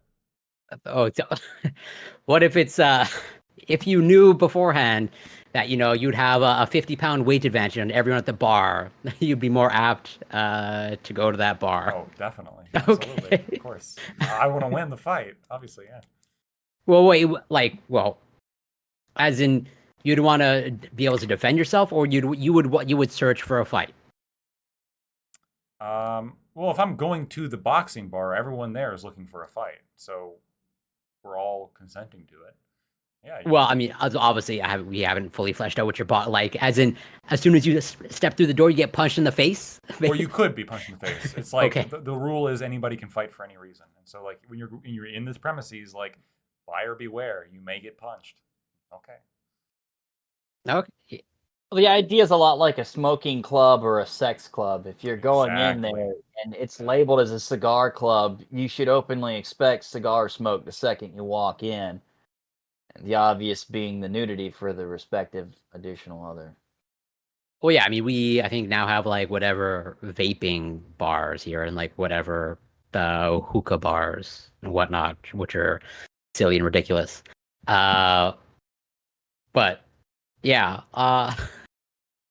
I'm super curious then, because it's like based off what I know about you, like you're whatever you're like. All of these things are pretty primitive, whatever proclivities. Oh, for sure, but right, but the principle that people should have the right to do them is a non-primitive, primitive proclivity. It's a principled proclivity, which is that I own myself and nobody gets to tell me what I can do with my own body. Right? That's sure. That I wouldn't necessarily fully disagree with. I would feel bad about going to the boxing bar, but if I had 50 pounds like on everybody there, I can't deny that I might try it. I don't know. Maybe I wouldn't. Right? It would depend. Okay. As long as I'm not dying, I'm okay. You'd only go when it's whatever ladies' night. That's when you'd go, right? That's when you really want to, act out your. I wouldn't be allowed in. Ladies' night. Unless you knew if they made the exception for you. No, I wouldn't personally, but. I'm. Because the ladies there aren't expecting me to show up, right, and punch them, right? They're slapping each other, whatever they're doing, and they're not expecting to get like their shit rocked. So I don't think it's fair to them if I go to ladies' night boxing bar because Oh yeah. So like, if you walk into There's a this trans bar. sports debate in here somewhere. I'm not sure I want to go down Yeah, that. yeah, yeah. No, understandable. But like, okay, yeah. So like, whatever. It's everyone there, and like, whatever. I'm curious. Like, so based off what I know about you, like, you wouldn't hold back. As in, if a woman is picking a fight with you, or someone that is perceived as a woman is picking a fight with you, you would. I'm sure you would defend yourself, but then you would actively aggress. Generally speaking, like in the street or whatever, I'm gonna only defend myself to like the extent I think I need to prevent somebody from like doing whatever. So like if it's like I don't know, a child or a woman like attacking me, I don't know, like push them away, walk away, right? But if it's like a guy like coming at me like punching me, you know, you're gonna have to do something else, right? You're gonna have to like step it up because Yeah, now no, sure, I now understand that. your life's in more danger, right? Yeah, I'm just curious, like, what your desire is. Like, assuming you've expressed this desire to go to this boxing bar. I'm curious, like, do you just want to go and defend yourself, or do you want to go and like carry out some ground and pound on whoever happens to be there? That's a good question. I don't know. Americans love to fight. So I would openly believe he'd go there just looking for violence. As an Honestly, expectation. I'm curious. I don't know. I think would. generally Yeah, Blackboard is they more would about. they would all need to be consenting though to getting punched. That's the critical element. Well, that would be the thing with the place is you would have to consent to violence to walk in. That would be my hope and expectation. Because then at any time a punch could come from any direction. That'd be fantastic. Just unadulterated random acts of violence would be phenomenal. I would live there every day. So multiple people in my chat are asking, what if I went like, or I guess anybody here like went to ladies' night just to get beat up by the women because you got off on that? Like, would that be okay? I don't know. People like being slapped during sex, so I mean, I could see it being a thing. Yeah, man. Look, not for me, but Oh yeah, so like, I mean, look at it. Look at it from this perspective, Lactoid. I mean, people get married multiple times and end up divorced for the same shit. I mean, I'm guessing it's a different kind of ass whipping, but still, I mean, that's right up your line of work. Yeah, but like, do you want to like, pretty much like lay down some ground and pound to patrons who have needed, or do you just want to like, test your ability to like defend and take a punch? I guess. I would want to win, right? Because at that point it'd just be a sport, right? It'd be a boxing bar, like a basketball bar or like a football bar, right? You would go to like engage in a contest, right? A physical prowess, and I think it'd be interesting, right? And if like I said, what I'm concerned about is like death or permanent brain damage. So if that's like not a risk, it'd be interesting to try it. Maybe they have like headgear or I don't know, something like that. That might be kind of fun. But like, while I think it should be legal, like duels with guns should be legal, I personally would not engage in that because I don't want to be shot. That sounds much more unpleasant. And I would probably have like more of a personal issue with killing somebody as opposed to just like winning a fight with some cocky guy who's like shoving me at a bar, right? Sure. No, I understand. Where it's like, I think we've spoken about this before. Of like, you have not gone to a strip club, and you I don't think you're like pro everyone, whatever, open up and attend strip clubs. Right. But I understand you're not going to legislate against it. Right. And you have the right to open up one. But I think you recognize that that's not the direction that you want to go on societally. Right. And so it's like, I'm curious, like, how do you argue like against that? Of like, if you saw now the market, it's like, on every street corner there's a strip club.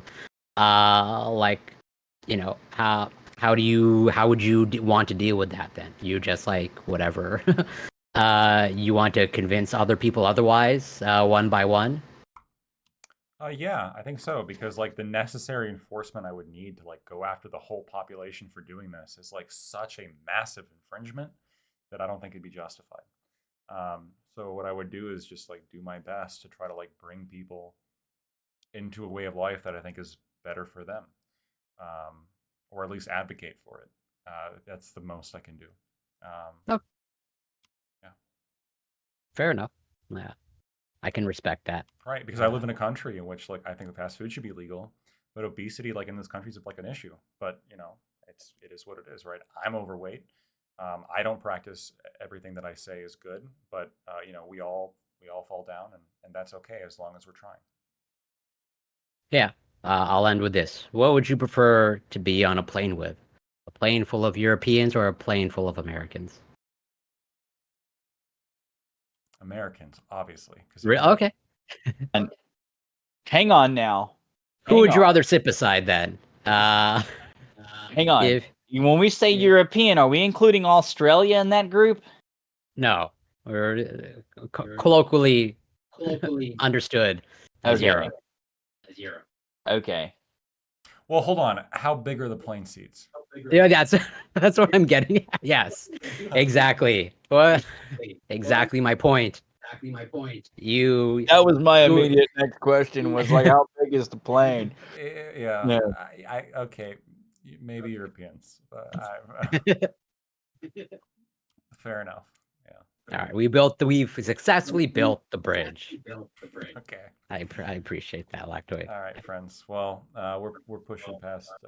Yeah, past midnight I gotta here, go so, as well. yeah. Always Good a talking to pleasure. y'all. Take care. Be well. Until next time. Yeah. Take care. Absolutely.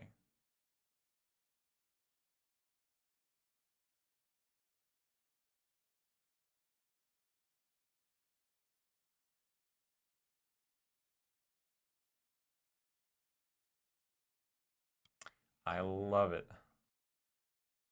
I love it. I'm the last one. I'm always the last one, so I get the little camera room for myself, so I can give my I can talk. Wow, we've been streaming for over 7 hours and 10 minutes. There we go. Basically worked until all day. Yeah, got up, worked 8 to 5, then streamed from 5 till 12:10. Yeah, it's been a day, friends. It's been a day. Accomplishment today. Good shit. All right. Happy 4th of July, everybody. Happy 4th of July. Thank you all so much for tuning in. We had this stream, we had incredible viewership the whole time. And we're almost at 300 followers. So yeah, it's been fantastic.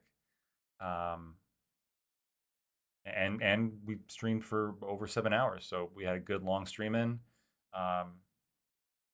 And honestly, I feel like these, especially with the Supreme Court stuff, like I was able, I think I was able to make the points that needed to be made, right, in a pretty animated fashion. So I didn't think there was really like, I don't know. I didn't think there was, especially in the first panel, like it was. I didn't think it was too much a competition, honestly. So yeah, no, it's good shit.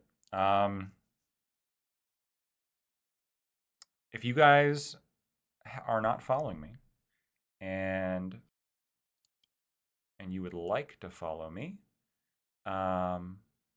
so you can see more of this content, please consider giving me a follow. You can see the follow button right there. I just wanted to reiterate, thank you guys for being active in the chat. Thank you guys for bits and subs.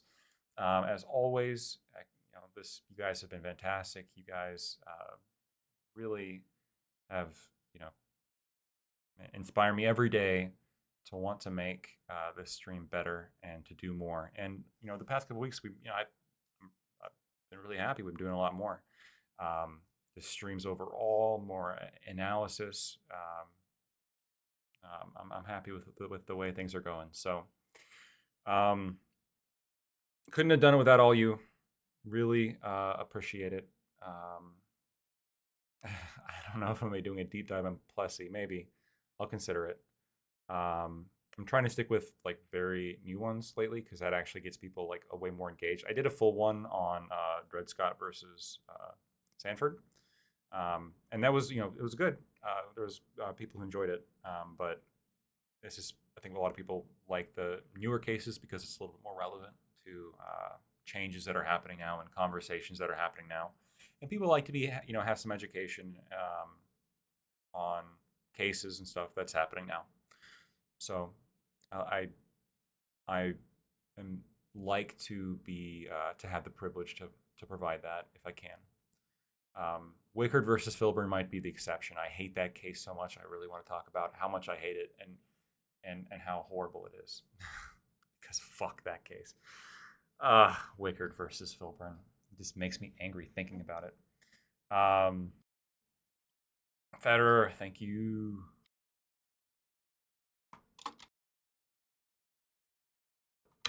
I'm gonna type it out every time too. All right. Oh shit! Is that UX Lightning? No way. I'm messaging you. X Lightning is a fellow legal minded friend. I like to. It'd be kind of cool, Lightning, for you to come on at some point, and I don't know. We can kind of talk back and forth about maybe a recent case or something. That might be fun. How about in my Discord, if you have a specific case that you want me to go over on stream, just go ahead and just tag me in the Discord with the case name, and I will I'll basically make like a list of cases that people have requested, and then I'll look into them to see how relevant they are to like modern politics. And if they're pretty relevant, then I will then I'll review them. So, have you ever thought about trying to get on Rakita's Rakita Law stream? I've heard really good things about him. I don't know what it means to like. I don't know what I would have to do to get on one of his streams, but I would. I absolutely would. I mean, if he wants to talk to me, talk to him about whatever he wants to talk about. I'm guessing it would be something legal.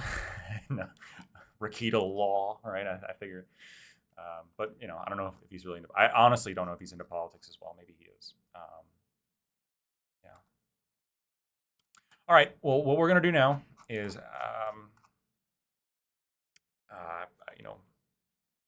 we got out the thank yous and the follows and all that good stuff. What we're gonna do is raid on out now into Prime's panel. He's probably talking about similar stuff that we were talking about before. So if you want more stuff, Chevron and the Chevron doctrine is really interesting. That's administrative deference. Like how much deference should we be giving federal administrative agencies? It's a very interesting doctrine, and I have some issues with it. We have not done an EPA stream. There's a couple of cases in the EPA lately that could be interesting as well that are pretty recent. So, all right.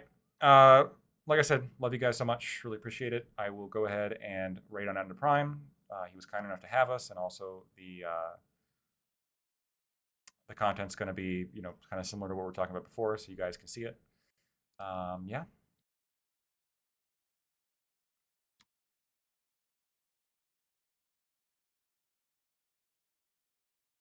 Good night, friendos. Happy 4th of July. Happy birthday, America. We got to defend America on America's birthday. What a privilege.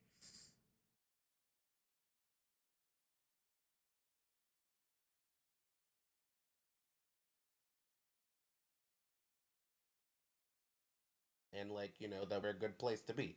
How's that